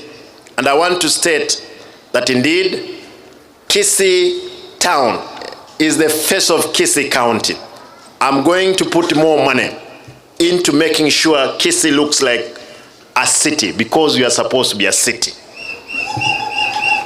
With support from the Kenya Urban Support Program, KUSIP, the upgrading of Jogoo Kari Kibit Road to bitumen standard at the cost of 49.4 million is nearly complete. I saw they have put the tarmac. In our second municipality at Ogembo, I'm happy to report that we have embarked on a major infrastructure upgrade of urban area with a number of roads and other infrastructure being upgraded.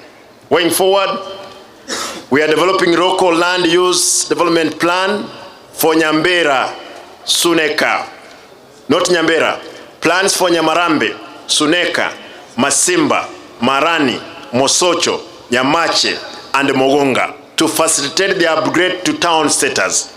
Other urban centers earmarked for evaluation to town status includes Kenyenya, Keumbu, Nyakoe, Tabaka, Etago, Nyacheki, and Magena. Ladies and gentlemen, in the area of trade and markets, through National Agricultural and Rural Inclusive Growth Project, NAGRIP, we have completed the construction of 2 markets and aggregation centers at Magena and Marani in Bomachoge, Borabu, and Kitutu Chache North, respectively, to support vegetable farmers. Additionally, we are building a new market completing the stalled ones and putting in place ablution blocks and other amenities in all our market centers in the county.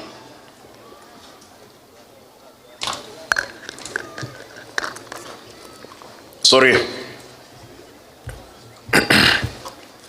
Ladies and gentlemen, turning to education, manpower development and vocational training center, we are introducing the county bursary program. In the last financial year, we disbursed a total of 145 million, with each of 45 wards receiving 3 million for secondary school students. This financial year, we have increased the allocation to 225 million, with each ward set to receive a total of 5 million to also cater for students in vocational training center. Abantu baminto ebasari twarwete omwaka olya etwarwete ekimilioni 3, lakini bono omwaka oyo twarule ya milioni 5 mpaka abana ba vocational center they will be receiving a bursary. Na kile ward nkonyolere 5 million. On ECD, we have started a program to have our ECD teachers observed on permanent employment status. This was my promise during campaign, and I'm happy that the new County Public Service Board has embarked on exercise of in accordance with the law to absolve those ECD teachers. Last week, we had that ceremony. Abantu amintaba abalimu ba ECD konyo abalirire mono. Lakini wiki ena atebete bonsi pi. Bali batangane retia sa masakara. Kerambaro babata masakara yo bolimo. Bonsi pinkoli kubale ase egento kekoloka permanent and pensionable. Mwarore board, chairman ye board njalengega. Inerega asiansire. And Mr. Chairman, as we promised the teachers by January, we must have all of them on permanent and pensionable. And those ones who have fake papers, jera, kwa sababu wamekuwa nakula pesa ya serikali kiolela. Mo wancha bali ba konya banga inireti ba koli chibes jobo limo ba kane. Wananchi wanasema hiyo. To improve infrastructure in our learning institution in the last financial year, we have so far built, we have so far built 128 ECD classrooms in the county. Abantu amintekerna chitobis ese miaka 10. Ebras bya ECD bya rosetiku ebyarenge 81. Omwaka oyomo to aberi robis to arosri ebras 128.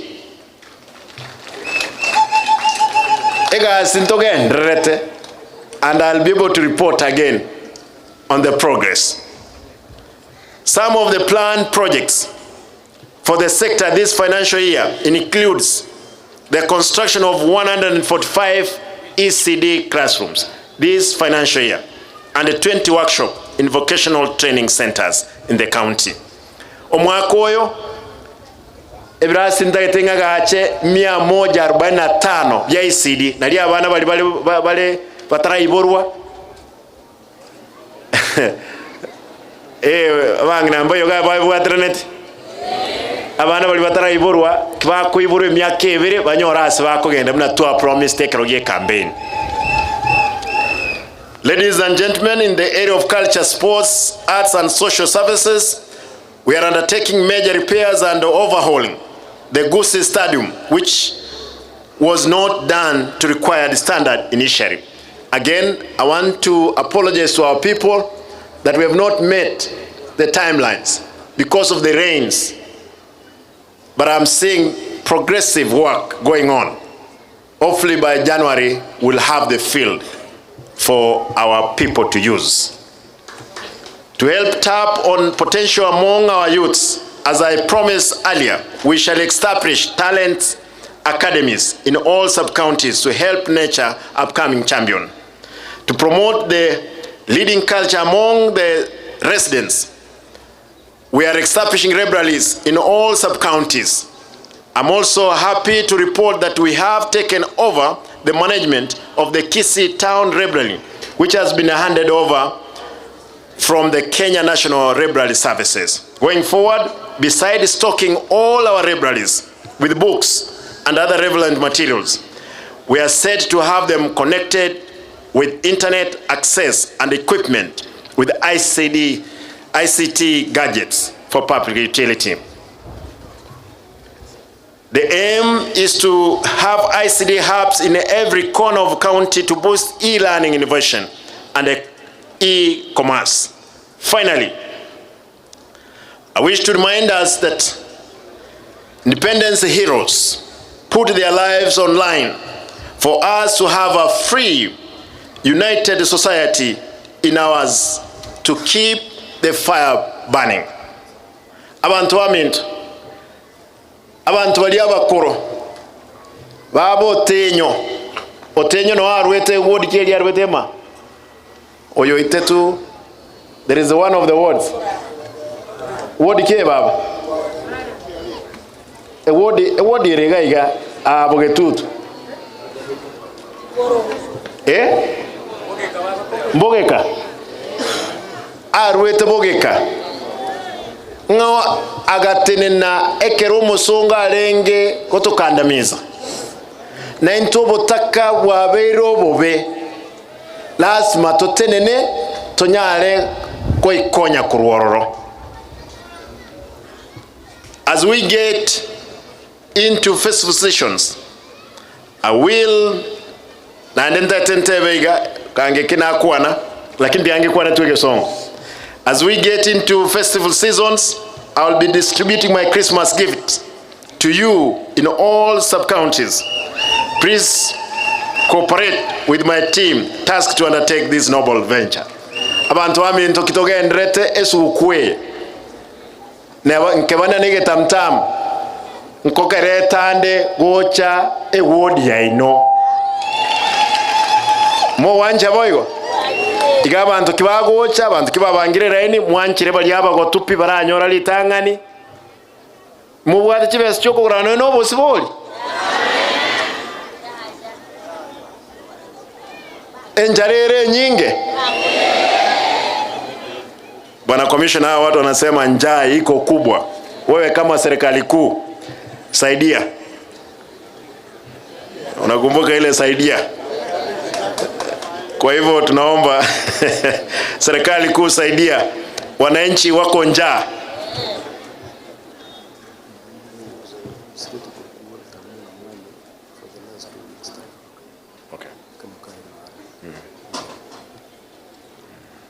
Okay. Aya. Abantu bamintu. Mbiya muri naende. Moko ngaita kaibire choka. Tonyole speech ya president. Ntarari ka county commissioner. Munga nchire nkwane Ekegusii. Moko nganchira. But before I speak in Ekegusii, many speakers here, they have stated the state of our security in the county. Bwana County Commissioner, you are the head of the national government. You see today, people, they are peaceful. There is no incident. This is not Bobasi, it's not Monchari, it's in Nyariba, in Kitutu. And I want the security apparatus just to analyze the situation how it is. We have not closed anybody out. People, they have come. No incident. There is no way that particular individuals, when we have functioned, especially the functions of the president, they want to show us the muscle. They can bring chaos at that, like the one in Nyantrago, where a police officer arbitrarily were arresting anybody who is thought to be mtu huyu mtu anaonekana kama ni mtu wa Simba, lazima akamatwe. Please, Mr. County Commissioner, you are the head of the national government. We want to request you, your team of security, let us not drive it as politicians. Let us give the security apparatus a chance to work for us. Right now, I'm told there is a baby who got lost here. Simply, etiyo kijana anaonekana ni mtu wa Simba, wame abduct mtoto, wamepotea na yeye. Here in Kitutu. They have killed somebody in Bobasi. They have killed somebody in Nyaribari. Now they have abducted a small baby. The only crime the baby is associated with the father, who is associated with the Simba. Only to instill fear. I want to ask you, Mr. County Commissioner, without arousing so many emotions, kindly, not even Simbarat would want to use the police.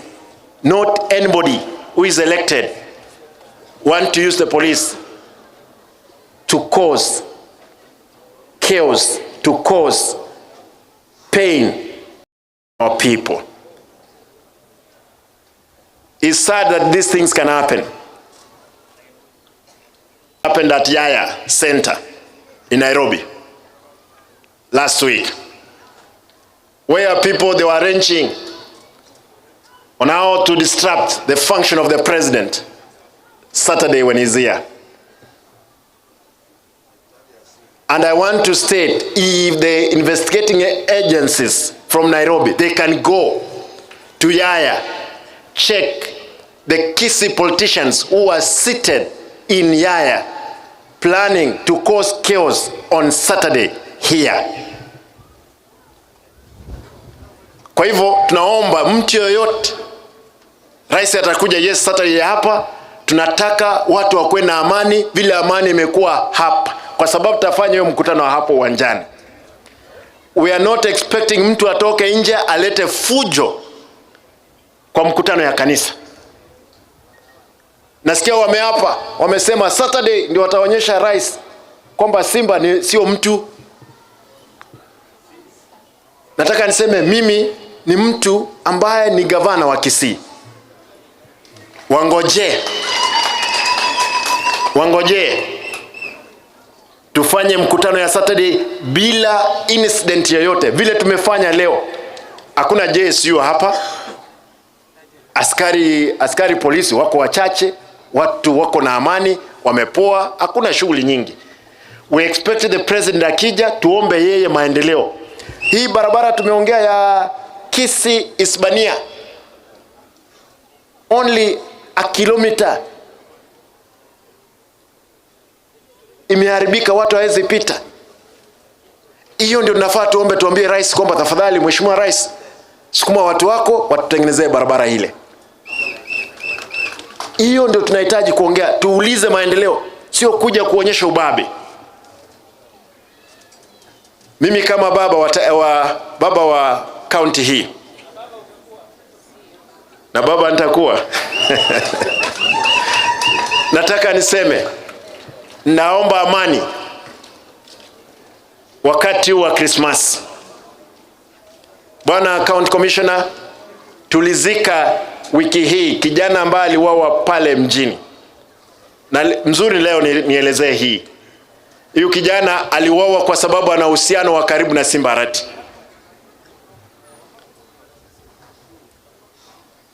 Na aliuawa na watu ambao wanajulikana. Tunangojea haki itendeke kwa kijana yule, kwa sababu hata nyumba yule kijana hakuwa nayo, sisi ndio tulimjengea. Tunaomba viongozi wetu tafadhali, tuachane na mambo ya fujo, tujenge kaunti yetu. Na wale wote wamehusika kwa mauaji yale mauaji ambao yalifanyika, watu wakaenda wakadelete the CCTV mahali pikipiki ilikuwa imewekwa. Bwana County Commissioner, mimi kazi yangu ni kutetea wananchi, na nitauliza tafadhali wale watu wakamatwe, wapelekwe kotini. Abantu bami ntotika nkwaneke gusi mwoko nganjira. Abantu bami abogetutu egas twansire neli mwato ete ekero twabori chikura ekambeni ekale 2027 ondo tageta no ekero kyo bugavana tigachi cheri tukelio 2026 2025 anse campaign kara kore na entito moroko rire ambu echikura lakini gakina ali aja kombuyera.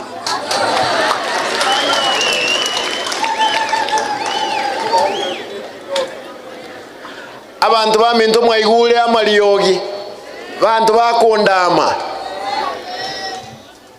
chi project na kolire ebirasi na nyora byo wasome byange 81 na rosri 128 chipara twansire nko igora tole epara yo kantara gacha montegerere na ndentali ko chikwagacha ne para ye ase chinda cy'abantu aba bawakamole batayitenga gache chipare epare korukorwa maranse gaiga echempakaga eyende sokere kuruigoro egendense mwanche ngendre ngagache chipare icho echina chichipara ntaragacha ebirasi ntaragacha ebire chinda chabo ime mutagete ngagache ebirasi chinda chabo ime gose ngagache kirasi abana bagosomera ngao chibesa chairane Nairobi pesa teye koirana ochi Nairobi account ya Turkana ekere gavana nyacha ya nyorte chimilioni 5 chire account pesa chinga chitaira international government pesa teye koirana gochi national government ebese yune account maitege songe bawatebaiga nekra bakoge chire mono nokogeche okubanyole nkori okoregas eba wanso bolimo nga when the hate does not work they start a lie igobo limo bolega oh simba tarakora gasi abantu bande gaiga muroche abantu bakonya kurwa abande babwate birakta babwate kigali bakolega situkabenga bekamara bamaya para bagenda babugulike kebusa babeka para kakitwa kana abantu bakobeke bibuze para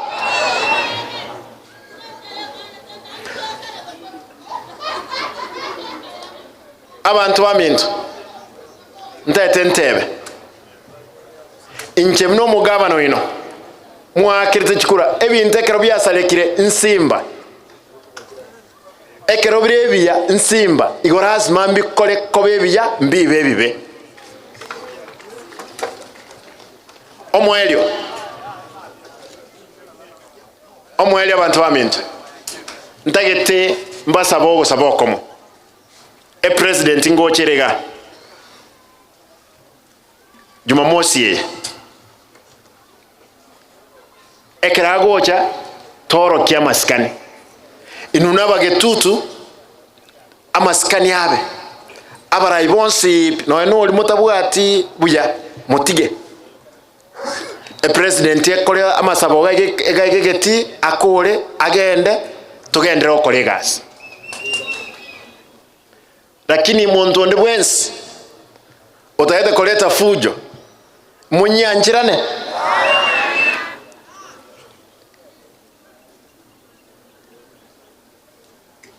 abantu bamintu ndaite ntigeregagwa muntu oranyoro omwana obumuntu okorokwa Walter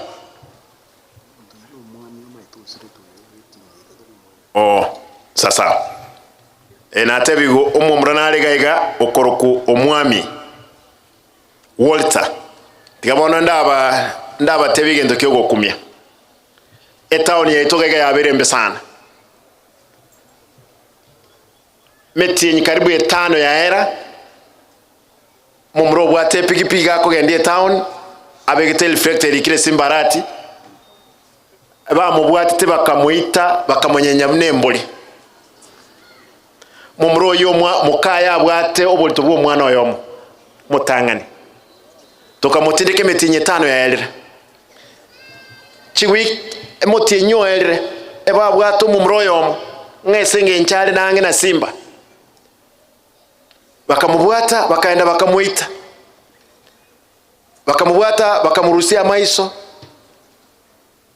karwa murusia maiso bakamungenta bakamulite eguche kamwanga bakalete pikipiki yae elia bwata bakapaki motu ye kanisa libapaki motu yomo ye kanisa kumbe CCTV noere abantu bakayimuka bakagenda mpoke kanisa yiba kaboli pasa nga toyigolere abara abaskali karba yigolera bakadelete ebichelia mumro ine weekend twa motindegeta bakamanya kolika malieta 8 ng'abantu abwe bakorekana na simba bonse bagoita oyo mubo no mwana oyo muruya taratoka abandi bonse yipe badenganya lebe naseketaraire wiki karbalwe te Nairobi achite nikigali 3 ti Prado bagotebe babwate a fake printing machine ya pesa.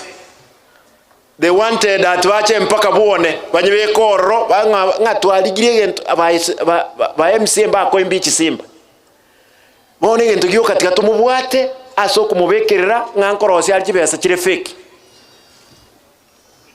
inko badebi nchengo sasimbe na Nyasaye nande nkolie kegalikiane abantu bamintu enga kineke kerotote enough is what is enough. Enkuba saba musabire county yetu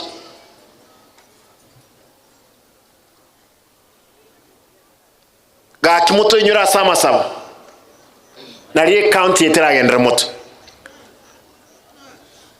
enkumetinki bakombunia ngekebegioka ekebegioka nabatebiri ena ikaketi arechi nkanyora bagusangeli milioni 47 na achiri usiri milioni 47 na achikiri milioni 180 ngekina kiekebeyoka na ngire mbaiba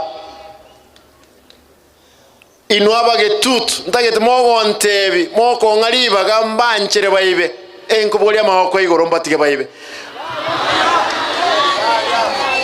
emotagete ntigaba ntaba baibe manyana ndaba ntaba bange mbali mwakerete chikura mo wancha ntache pipe ko nyaba kuragirira mpake kamuke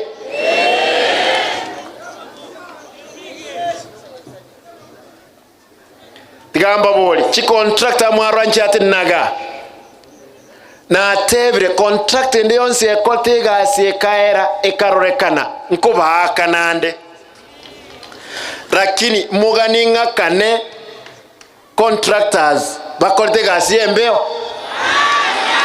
manyange paranero le korukunga Paul Simba Arati Road na ende yarukunga Arati Paul Simba ko chikonyeliki ko sayeme korukunga Simba Mosocho na ende yaruku Mosocho Simba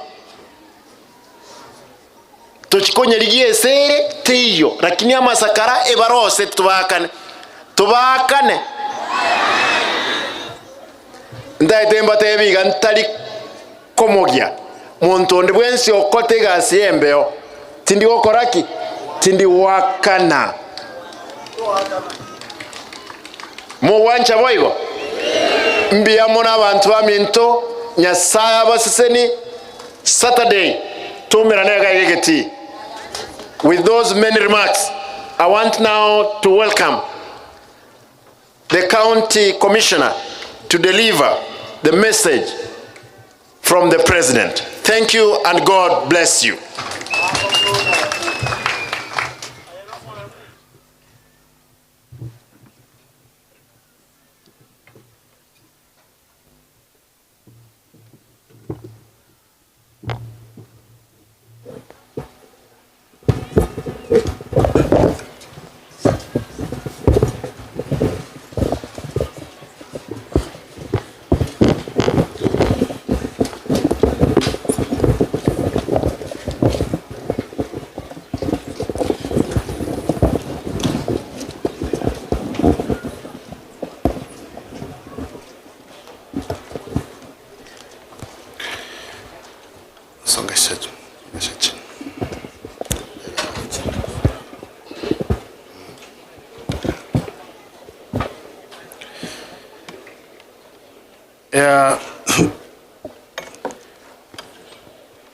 Mheshimiwa Gavana wa Kisii, viongozi wote walioka, Mheshimiwa Speaker wa Assembly ya Kisii, County Security Team, Deputy County Commissioner Kitutu Chache na kamati yako, heads of government, national government heads who are present here, county government officers who are present, wananchi kwa jumla, hamjambo.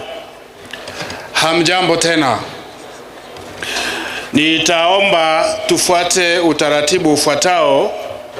Nitasoma hotuba ya rais, kisha baadaye nitazungumza machache.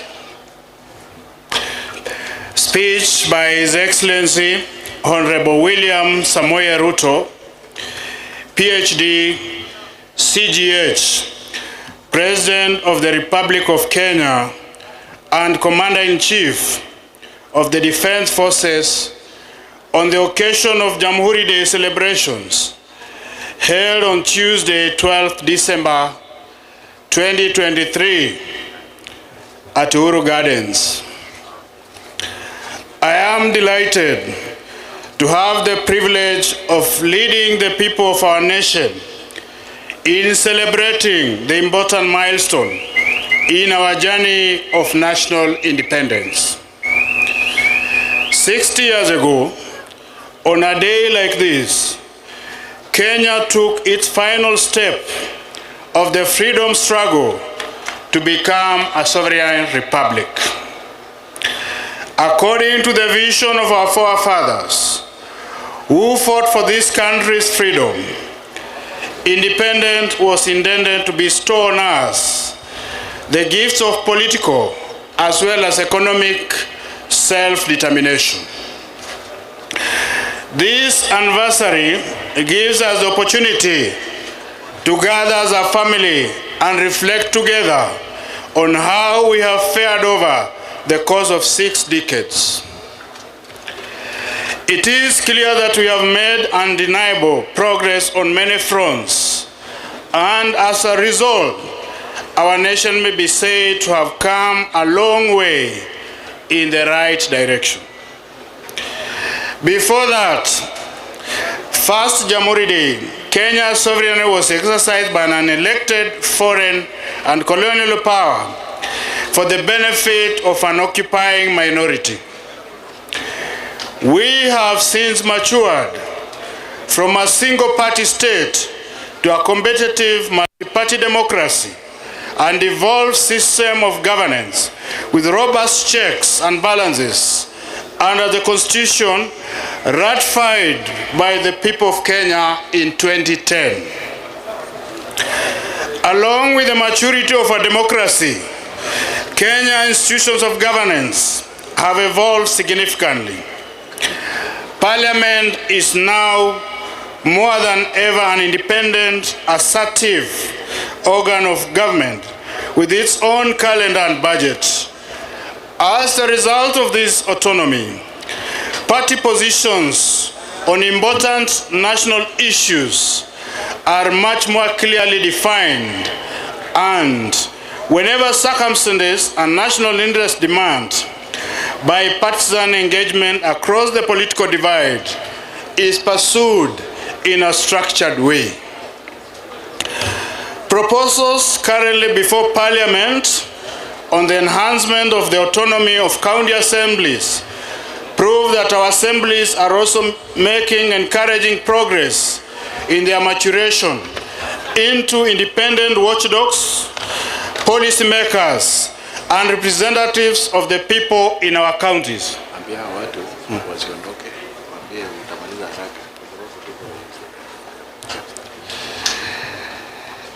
Nafikiria ni vizuri tusikizane, bado tunasoma hotuba ya rais, tuwe watulivu na tuko na kipindi kingine tukimaliza hii. Proposals currently before Parliament on the enhancement of the autonomy of county assemblies prove that our assemblies are also making encouraging progress in their maturation into independent watchdogs, policymakers, and representatives of the people in our counties. Devolution is growing its roots deeper to connect with the soul and spirit of our nation. We have consistently allocated more resources and made them available on time, while supporting measures to further empower the county assemblies to become good stewards. Our political culture has also evolved considerably. We are now committed to making sure that at every election, our democratic competition is less about personalities and tribes and more about issues and national interests. As a result, the last general election, which serves as a very solid beacon of this new direction, reflected the true will and confidence of the people of Kenya in democracy. Without the rule of law, our democracy falls short of serving us as a people. The judiciary, which is our nation's foremost arm of the rule of law, continues to grow in its capacity to authoritatively discharge its constitutional mandate and make justice a right of every citizen. To provide effective and efficient service to the people, we have enhanced resources available to the judiciary, promoted respect for its independence, and submitted to its authority in order to deepen our credentials as a nation guided by the rule of law.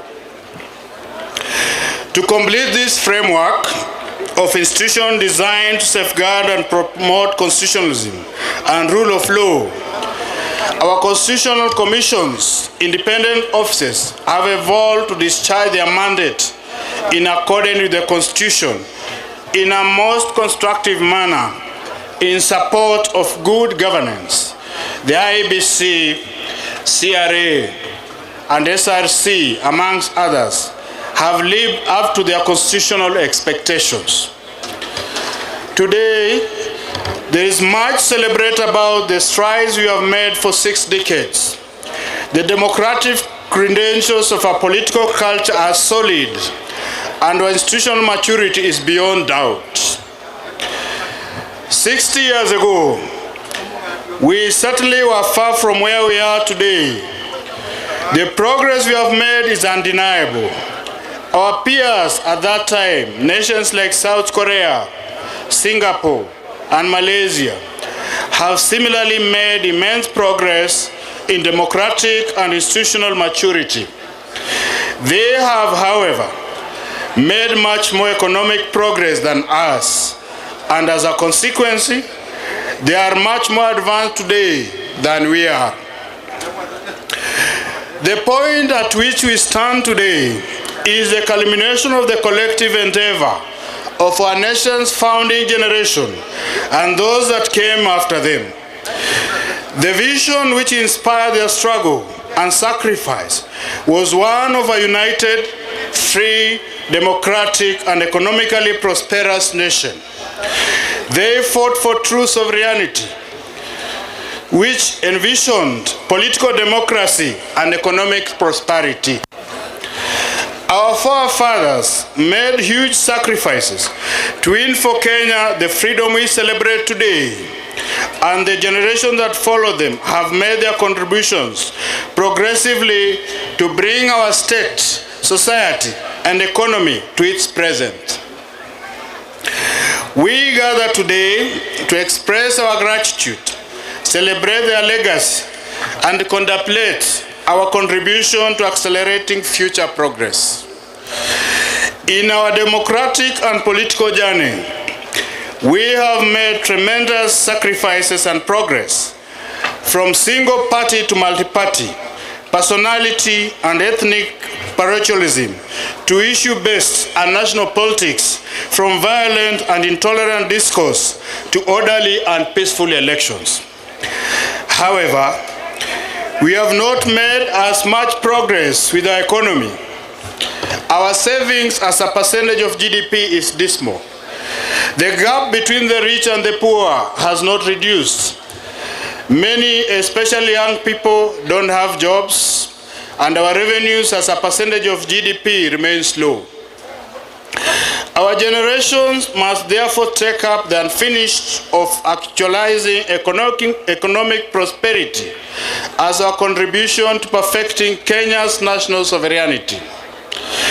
We owe to those who made huge sacrifice to bestow on us a nation of promise, and we owe it to one another, to the youth, women, children of Kenya, and each one of us.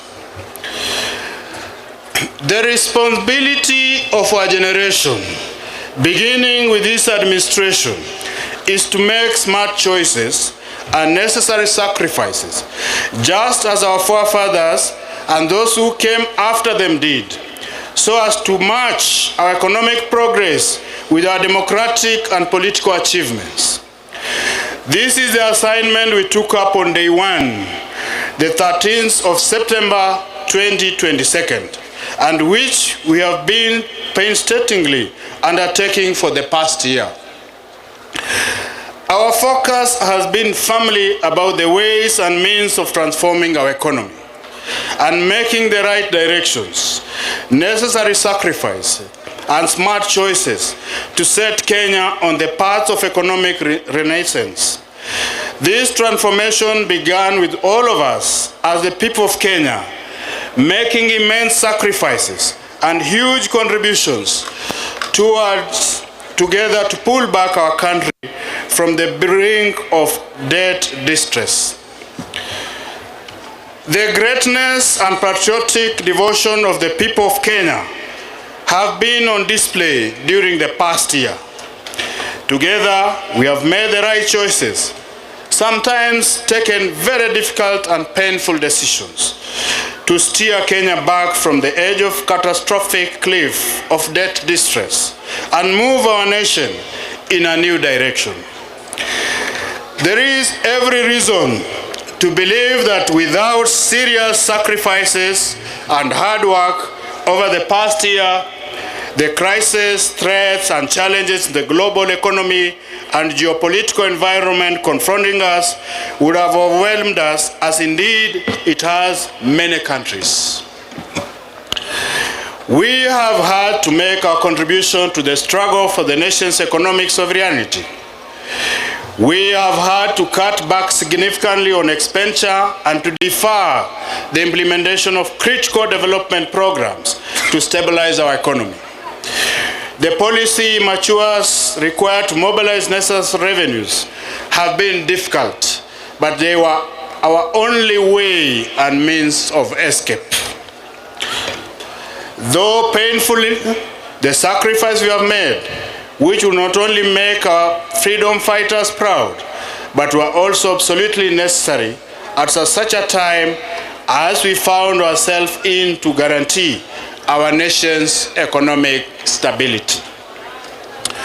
Proudly, these sacrifices have paid off.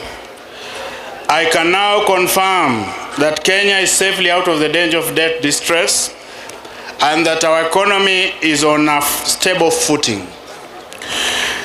The economic indicators point to good news.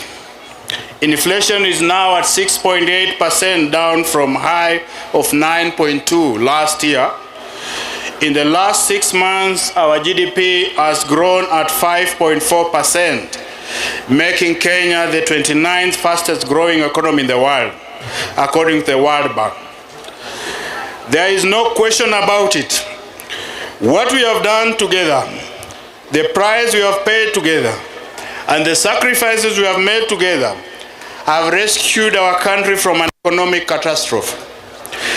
After investigating our way out of difficult and complicated debt situation, our second action is to accelerate economic progress, which is the cardinal assignment of our generation.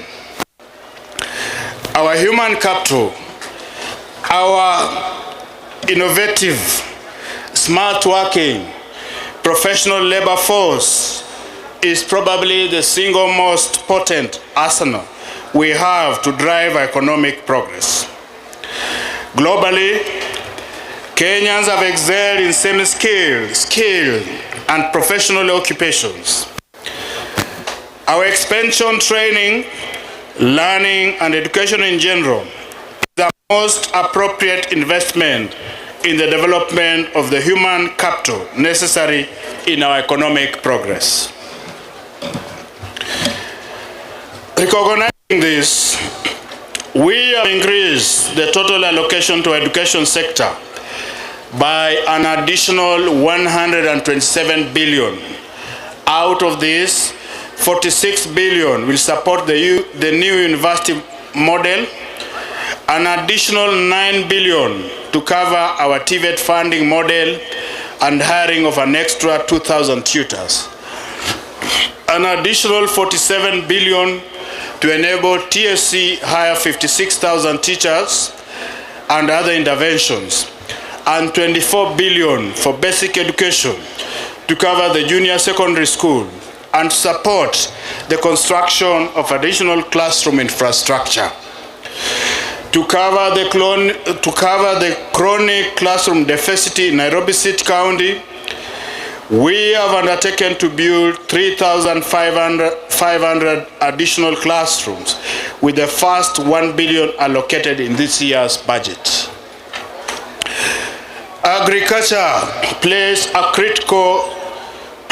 a central and pivotal role in our economy, contributing to food security, supplying raw materials for agro-processing and value addition, manufacturing for domestic and export markets, creating jobs and creating wealth. Our specific, targeted and deliberate interventions will enhance our agriculture productivity and overall production.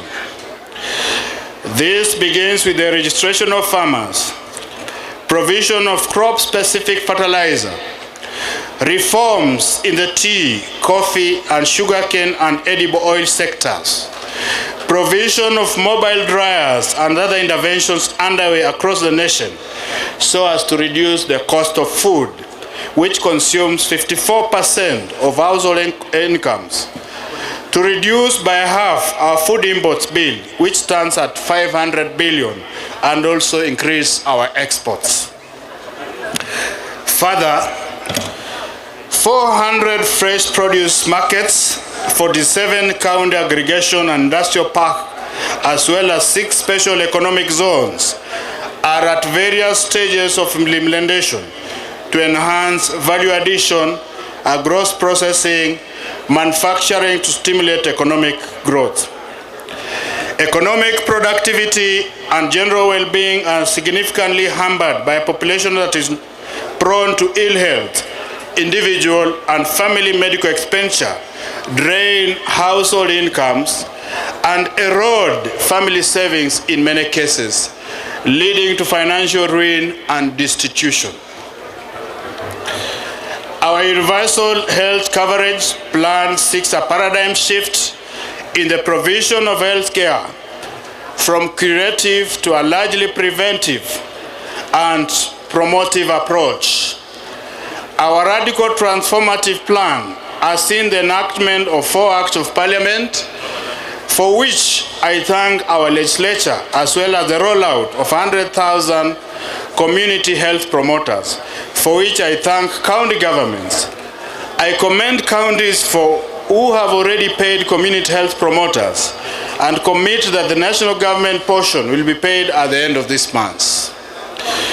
The laws we have enacted now provide a framework in the emergency, chronic, and critical illness fund that will liberate the people of Kenya from the burden of catastrophic hospital bills on the treatment of conditions like cancer, diabetes, hypertension, and other critical chronic conditions.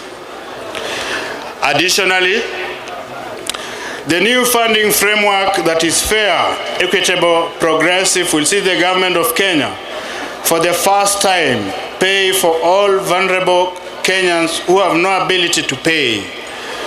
Those currently paying 500 shillings will have their contributions reduced, with the least paying Kenya shillings 300. To enhance efficiency and eliminate pilferage in the health system, the new digital law will underpin the digitization of the entire service delivery framework. While empirical evidence shows that economic growth has the potential to create jobs and the interventions enumerated above will create opportunities for employment, these interventions on their own will not create the kind and level of employment needed to deal with unemployment on Kenya today. For employment and creation to be at the scale necessary to make significant dent on our employment status and deal effectively with the prevailing challenges, our interventions must be ambitious and systematic, consistent and intentional, as well as deliberate and progressive. Our housing program is fundamentally a massive, deliberate and systematic job mechanism. Apart from the thousands of direct employment opportunities in the construction and associated services, the housing scheme indirectly supports formal and informal manufacturing of materials, fixtures, fitting, accessories required in the construction, from architects and engineers to plumbers, quantity surveyors, engineers to site workers, artisans, fabricators, electricians, and the construction workers. The housing program is a bottom-up job creator. There are 33 active housing development sites already employing 120,000 people in various parts of the country. Another 31 sites are undergoing evaluation to begin construction next month. Our sites are in various stages of design, and by mid-next year, the entire country will be bustling construction sites with housing projects proceeding in every county. Our strategic focus is to construct thousands of housing units while creating millions of jobs.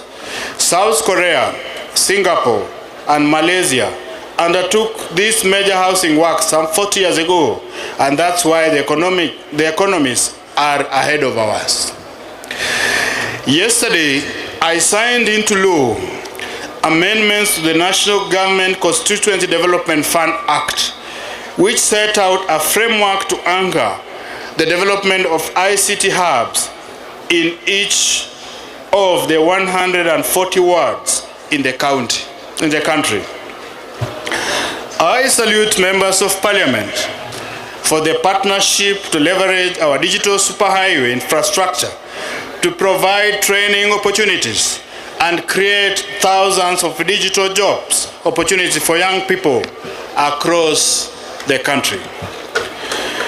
We are also rolling out training and digital job opportunities in all our activities countrywide, and already 23,000 computers have been distributed, with many students now monetizing their skills online.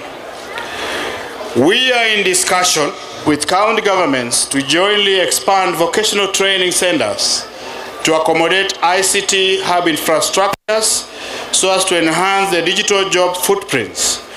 The digital jobs ecosystems we are building is an international, dynamic, and innovative mechanism to create jobs in the technology and digital place. We have dedicated specific attention to the infrastructure development to promote connectivity through a dense nationwide network of transport and communication infrastructure, actualize the constitutional right to clean and safe water in adequate quantities as enshrined in Article 43 of the Constitution, and connect all Kenyans to electric energy. On Jamhuri Day 2022, I announced a grand plan to transform Kenya's sports and creatives into significant industry to expand livelihood opportunities for our youth through the government flagship Talanta Hela initiative, which we officially unveiled in June this year. Our sportsmen, women, continue to make our country proud with their conquests far and wide. Our women volleyball and men's rugby have qualified for the Paris Olympic in 2024. Our athletes continue to excel at various global events, as well exemplified by the shining performance in the long and middle distance races. This administration has also taken deliberate steps to build and invest creative economy. First, the famous Grammy Awards have a partnership with us, and starting January, the innovation studios of Hollywood have agreed to begin shooting multiple movies right here in Kenya. Google, in collaboration with the Ministry of Education and ICT and Digital Economy, has begun implementing Kenya Institute of Curriculum Development approved coding program in primary and secondary schools. To reach 4 million learners, the partnership will train 42,000 teachers. I have good news for creatives and those who imagine and produce content through Facebook and Instagram. Just yesterday, Meta committed to helping creators in Kenya earn money for crafting original content. Following a pilot program with eligible creators in the country, Meta will be expanding monetization opportunities and allowing more creators to earn a living doing what they love. Kenya possesses impressive credentials as a source of highly professional human capital with highly educated, trained, skilled, and dynamic young people.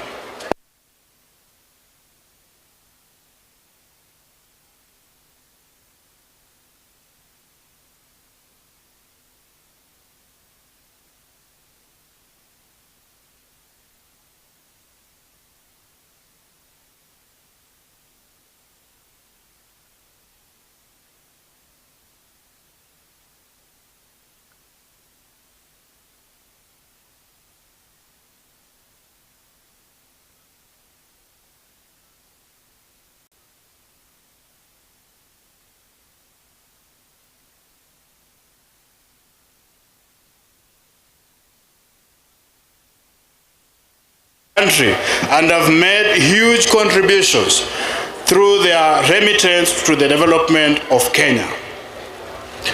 Today, I have conferred upon our world-beating athlete, Faith Kipyegon, the rank and status of the Elder of the Order of Golden Heart of Kenya, in brackets EGH, the highest honor our country awards its citizens who illuminate the path of excellence. She has earned her place at the very top. From running barefoot to breaking two-fold world records within a year is the ultimate heroism. Faith's journey is an inspiration to all our young and aspiring athletes. Kenya remains committed to driving climate action, and I am proud we can play a significant role in shaping the climate agenda on the continent. We have demonstrated leadership which has been recognized both on the continent and beyond, and we must continue to play our part both domestically and on a global stage.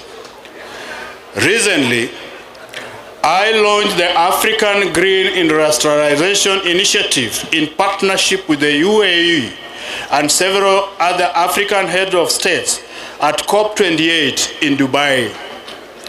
The goal of the initiative is to enable businesses to be built rapidly in Kenya using our renewable energy resources and all across Africa.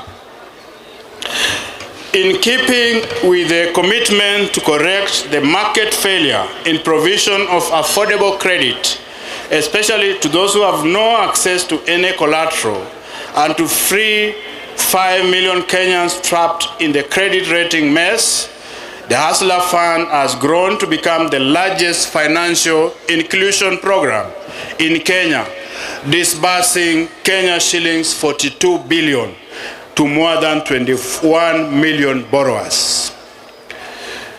A week ago, we celebrated the Hustlers Fund's first anniversary. Borrowers on the fund have saved 2 billion with a repayment rate of 75% nationally. As promised, we have already enhanced credit limits for over 1.2 million borrowers and spend Kenya shillings 500 million to match long-term savings on a ratio of Kenya shillings 1 for every Kenya shillings 2 saved. At the end of this month, every saver will be paid an attractive interest rate of 12% on their savings. Over 7.7 million are regular borrowers on the Hustler Fund platform. The fund will be enhanced from next month with specific financial products to provide additional enterprise and business facilities for existing Mama Mboga and the Boda Boda circles. We undertook to build a culture of savings in Kenya as an effort to create long-term investment resources to fund our growth and development and provide better retirement for Kenyans. The new NSSF contribution model has enhanced monthly contribution by 4.5 times. The fund will therefore raise an additional 400 billion in the next years, tripling the value for Kenya shilling 322 billion to over 1 trillion by the year 2027. Furthermore, our countrymen and women no longer have to wait for 3 months to receive their retirement benefits. Owing to digitalization and automation, NSSF benefit processing turnaround time has improved significantly from the average 82 days to 10 days, with further reduction in the processing period to within a day in the next 1 year. We are undertaking the expansion of retirement benefits coverage. The 15 million Kenyans currently active in the informal sector through product innovation and bottom-up enrollment strategies at the grassroots level.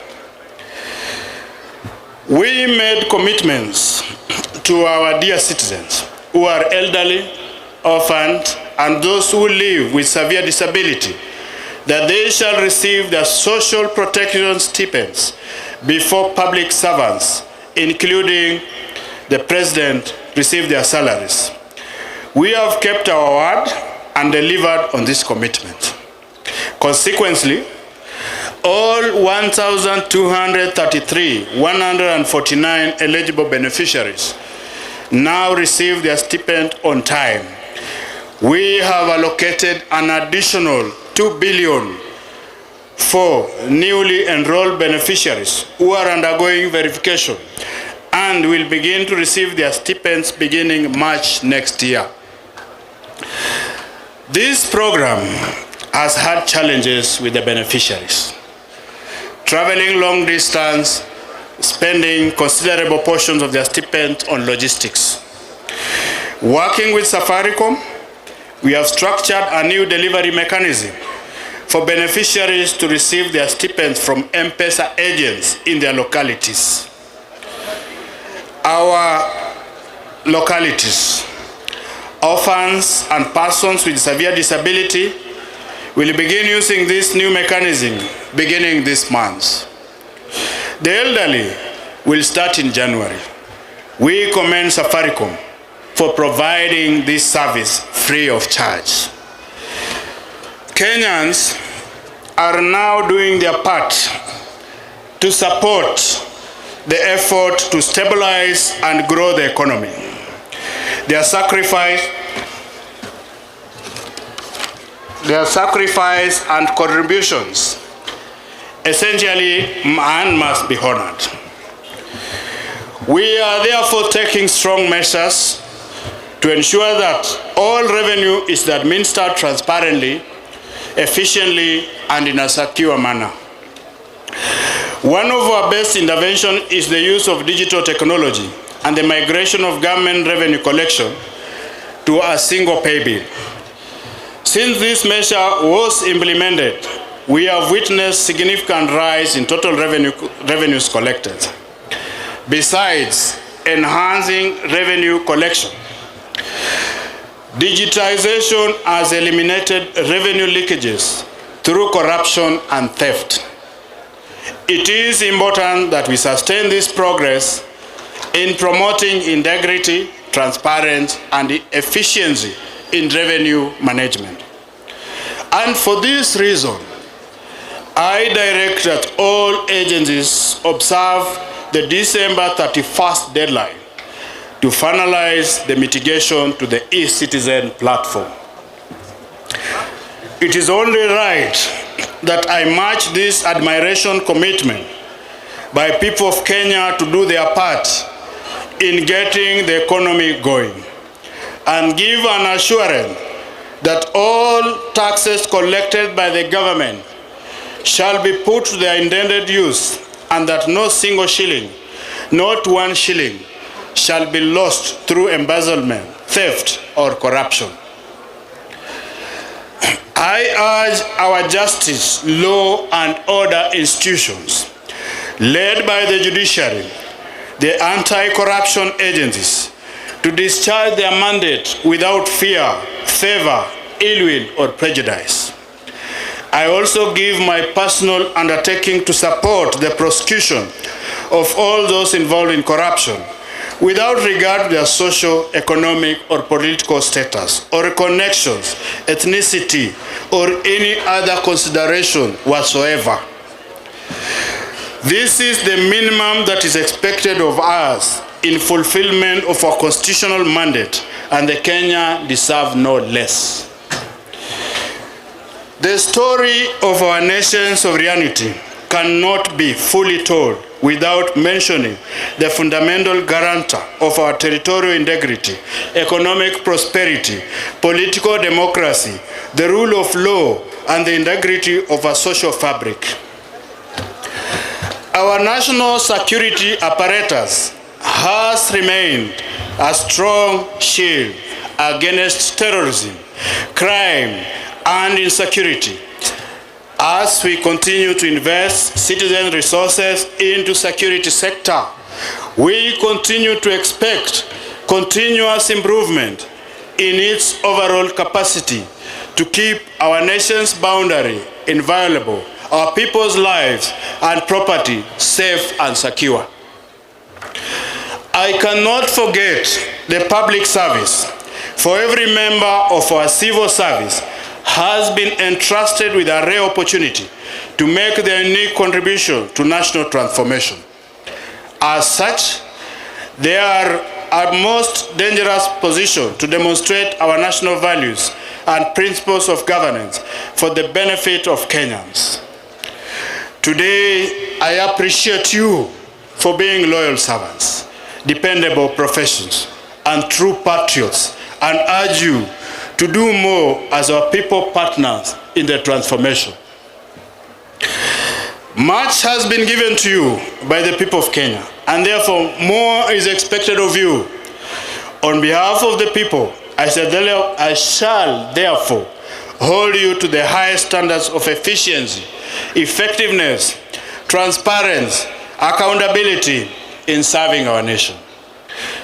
Infrastructure development is a critical enabler for transformation of agriculture, delivery of service, delivery of health, job creation, and overall economic growth. As a result, our investment in road and rail network, electricity generation and connection, and water harvesting, storage, and reticulation continue to be critical component of our development strategy. A comprehensive multi-year plan is progressively being implemented to support the overall socio-economic development of the country.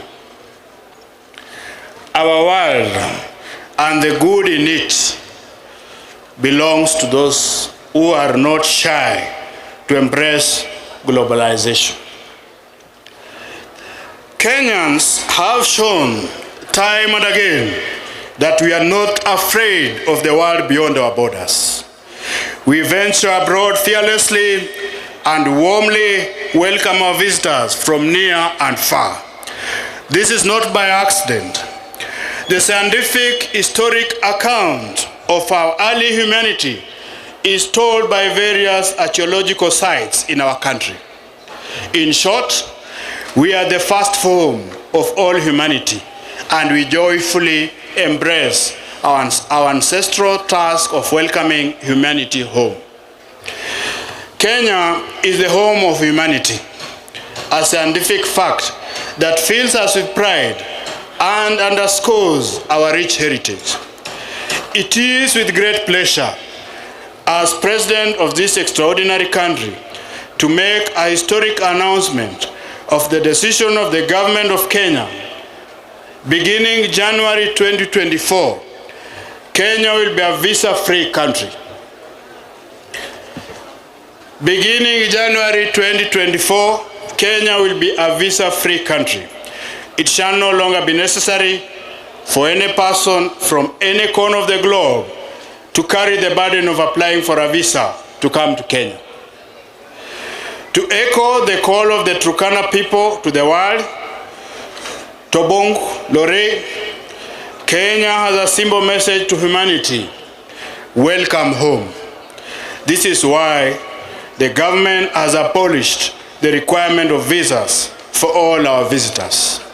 To implement this new policy, we have developed a digital platform to ensure that all travelers to Kenya are identified in advance on an electronic platform. All travelers will obtain electronic travel authorization. Thank you. God bless you. Asanteni sana. Hey. Basi hiyo ndio ilikuwa hotuba ya rais wetu wa Jamhuri ya Kenya, Mheshimiwa Daktari William Samoei Ruto, ambaye imesomwa kwenye kaunti zote 47 za Kenya na sub-counties na kule kwingine mashinani. Sitataka kukariri yale ujumbe ambao tumepewa na rais, pengine ni kurudia tu mawili machache. Umuhimu wa siku ya leo: kabla hatujapata jamhuri, ni vizuri tujiulize tulikuwa wapi. Na sasa tumepata jamhuri, tulipata uongozi, tuko na miaka 60, tumefika wapi? Tutaendelea na siasa ya pesa nane, ama sasa tuko kiwango kingine cha kuzungumza maendeleo ambayo tunajaribu kuangalia zile nchi tulianza nazo ziko wapi na sisi tuko upande gani? Tunataka tukumbushane ya kwamba tumepiga hatua kama nchi, na sisi wote tuwajibike. Kama ni viongozi wa kisiasa wamechaguliwa, wafanye wajibu wao kule mashinani.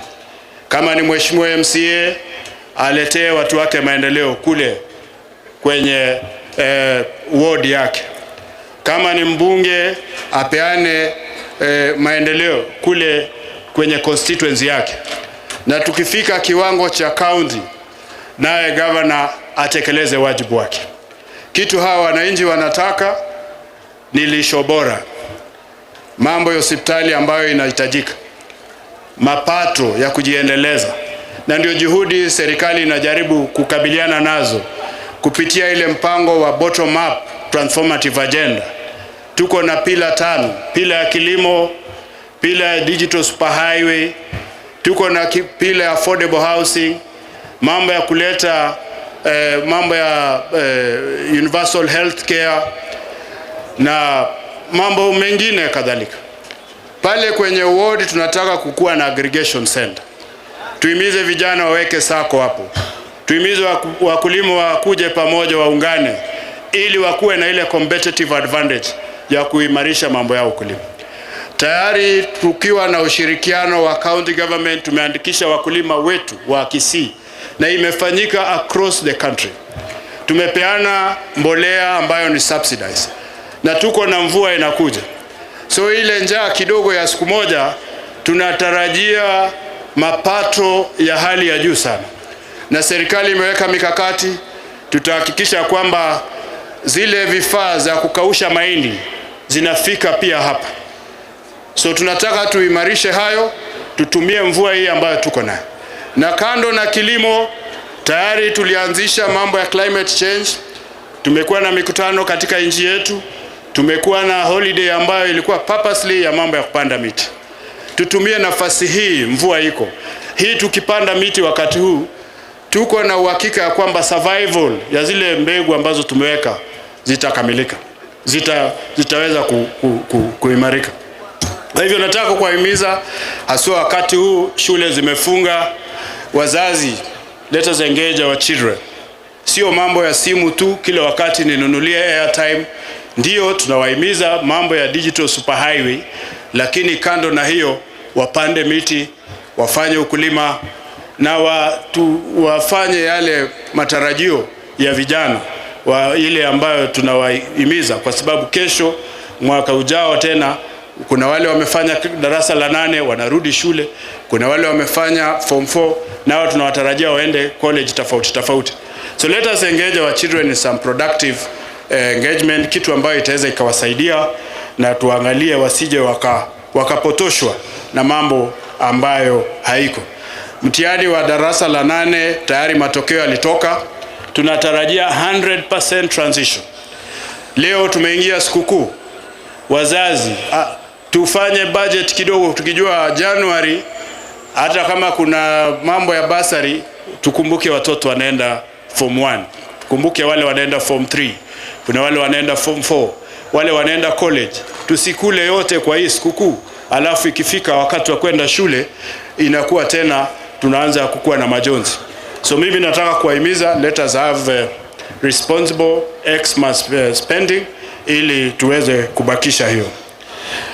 Nataka kupongeza Mheshimiwa Governor kwa juhudi mmefanya na county, na pia sisi tukiwa wakaji wa county hii tunaona matokeo. We can feel the presence of the county government in a number of aspects. Lakini bado kuna sehemu tuki-collaborate we can do better. Nataka tusaidiane. Hospitali ya KTRH, napongeza daktari sana. Ni hospitali hata sisi tunajivunia. Lakini hii mwezi moja, Mheshimiwa Governor, and we have shared this with you, askari wanakuja na mwili zinarudi, zinaenda zinalala police station. Unapata watu wamekufa, ajali inakuwa mahali pa kuwaweka, inakuwa tatizo kidogo. There is need to expand mortuary facilities at that institution so that we can accommodate the growing number of loved ones that we are losing every day through accident, through normal attrition na mambo kama haya. And if we can also leverage on the same and extend that development to even other hostels around the county, itapunguza hiyo mzigo kwa KTRH. Mimi najua madaktari wanapenda hapo, ndio wale wanajifunza, wanafunzi wanatumia hizi mili kama kujifunza. But it's a high time that we looked at that facility in a more positive way. Mpango wa leo kidogo ratiba yetu inachelewa. Na mimi nataka kukumbusha viongozi. Hii mwaka tumetembea sub-county 6. Nikiwa na county security team na heads of department. Tukija huko, we usually offer you an opportunity to air your views. If you have matters of security, we are always open to discussion. Hapa Suneka nimeenda mara 3 leaders meeting. Nimefanya baraza huko 2. Tumefanya hiyo sherehe ya juzi hapo. Hii maneno gani ya usalama yenye ishangi hizi Suneka? That we have to keep on discussing it in every other function. Let us leave security issues to security managers. And you know, sisi tunaelewana na governor vizuri. When we have issues of security, tunaitanga mkutano yetu na tunakaa chini. That time, the county CID boss anaulizwa, what is the progress? County police commander anaulizwa, what is the progress? Mtu wa intelligence anaulizwa, what is the progress? But you know, we cannot come here and start sharing such intelligence in public. Let us respect our positions and respect the security managers who are in this county. We want to respect you as an MCA, we want to respect you as a member of parliament, but also respect the county security team.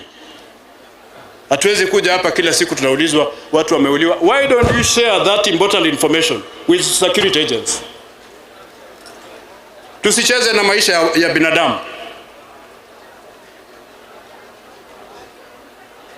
Nataka kuwashukuru na nataka kupongeza the support you have given us. We have made tremendous progress. Hii kutembea hizo sub-county 6, hii kupeana mbolea, it will not have been a success without your support. Tumeweza kufanya mtihani ya KCSE, tumeweza kufanya mtihani wa KCPE, na hii yote ni kwa sababu ya ushirikiano wetu. Nataka kuwashukuru. Na hata hizi siku zimebaki kidogo, tunataka tumalize mwaka kwa njia mzuri. Mheshimiwa Governor, I know you have the ability, you have the resources. At some point mimi niliambiwa ulipeleka our MCA China. MCA 60. Mbona usifanye kongamano utupeleke Lake Naivasha na our MCA? Tuongee maneno tunataka kuongea. China na Naivasha wapi ndio mbali? Si Naivasha ni karibu. Let us go and discuss our issues as political leaders and government servants who are here, so that we agree on a common blueprint on how to steer this county ahead. Asanteni sana, Mungu awabariki. Your Excellency, Bwana County Commander, tuwapigie makofi tafadhali. Tangazo tu la mwisho na la haraka kabla tufanye maombi ya mwisho ni kwamba gavana wetu na County Commander wamemwalika President hapa, sawa sawa, na hivyo basi tujitokeze sote kwa wingi tuweze kumkaribisha President wetu Dr. William Samoei Ruto. Kumbuka ya kwamba gavana alisema tutaweka siasa za wanasiasa wa Kisii kando, itakuwa ni mkutano ya President na si ya watu wengine. Tusimame sote, bendi inapotuongoza kwa wimbo wa taifa stanza ya kwanza, Pastor Kindo afunge na maombi.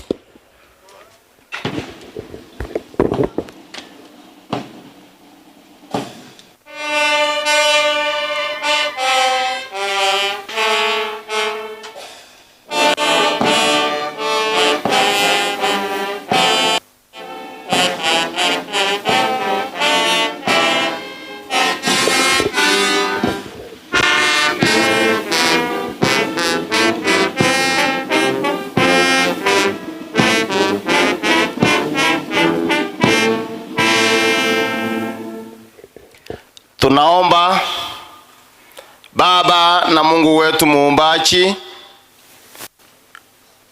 unayetupenda upendo, tuliomba kwamba uweze kuwa pamoja nasi katika kikao cha mkutano wa siku ya leo kwa amani. Umetenda mapenzi yako, umezuia hali ya anga na jina lako litukuzwe. Tumeona mazungumzo na tunashukuru Bwana kwa kuchunga na kutunza ndimi za watu wako. Tumemaliza salama. Sasa tunaomba uweze kumbariki gavana wetu pamoja na familia yake wanaposhikilia ushukani wa kuongoza sehemu hii ya ugatuzi ya Kisii. Tunaombea viongozi wote waweze kusikamana kwa umoja na amani, ili wetu wako waweze kupata maendeleo na jina lako litukuzwe. Jinsi tulivyokuja, amani ile iliyomleta kila mmoja imufikise nyumbani salama na jina lako litukuzwe. Kwa jina la Yesu Kristo aliye Bwana na Mwokozi wetu, na kila mmoja aseme amina. Asanteni sana. Tutaketi sote wakati ambapo tutapata mwelekeo jinsi ya kuondoka. Toikaransa abantu baitu ni maite muganyete gabana kwa nengana igo ikaransa motegerere barenga bakwalike president tigango na rama goko tare 16 bekango igo. Very good, very good, thank you. Tuketi tu toikaranse wakati wageni wetu wanajipanga kuondoka. Bandi itaendelea tu kututumbuiza. TV uwenso bumugusi nigo bono ya ni kirundekerene nego kurendera chibiche chinkia na boigo chinkeno nukukigima na bogo tonyora asoro gonkor bogusi niji county chito etanaine una e county ya Kisii, Nyamira, Homa Bay, Bomet, Kisumu, Migori nichi semo chinde chinyinge nigo kotonyora aside kode ya Star Times channel 195 Go TV channel 824 na free to air decoders.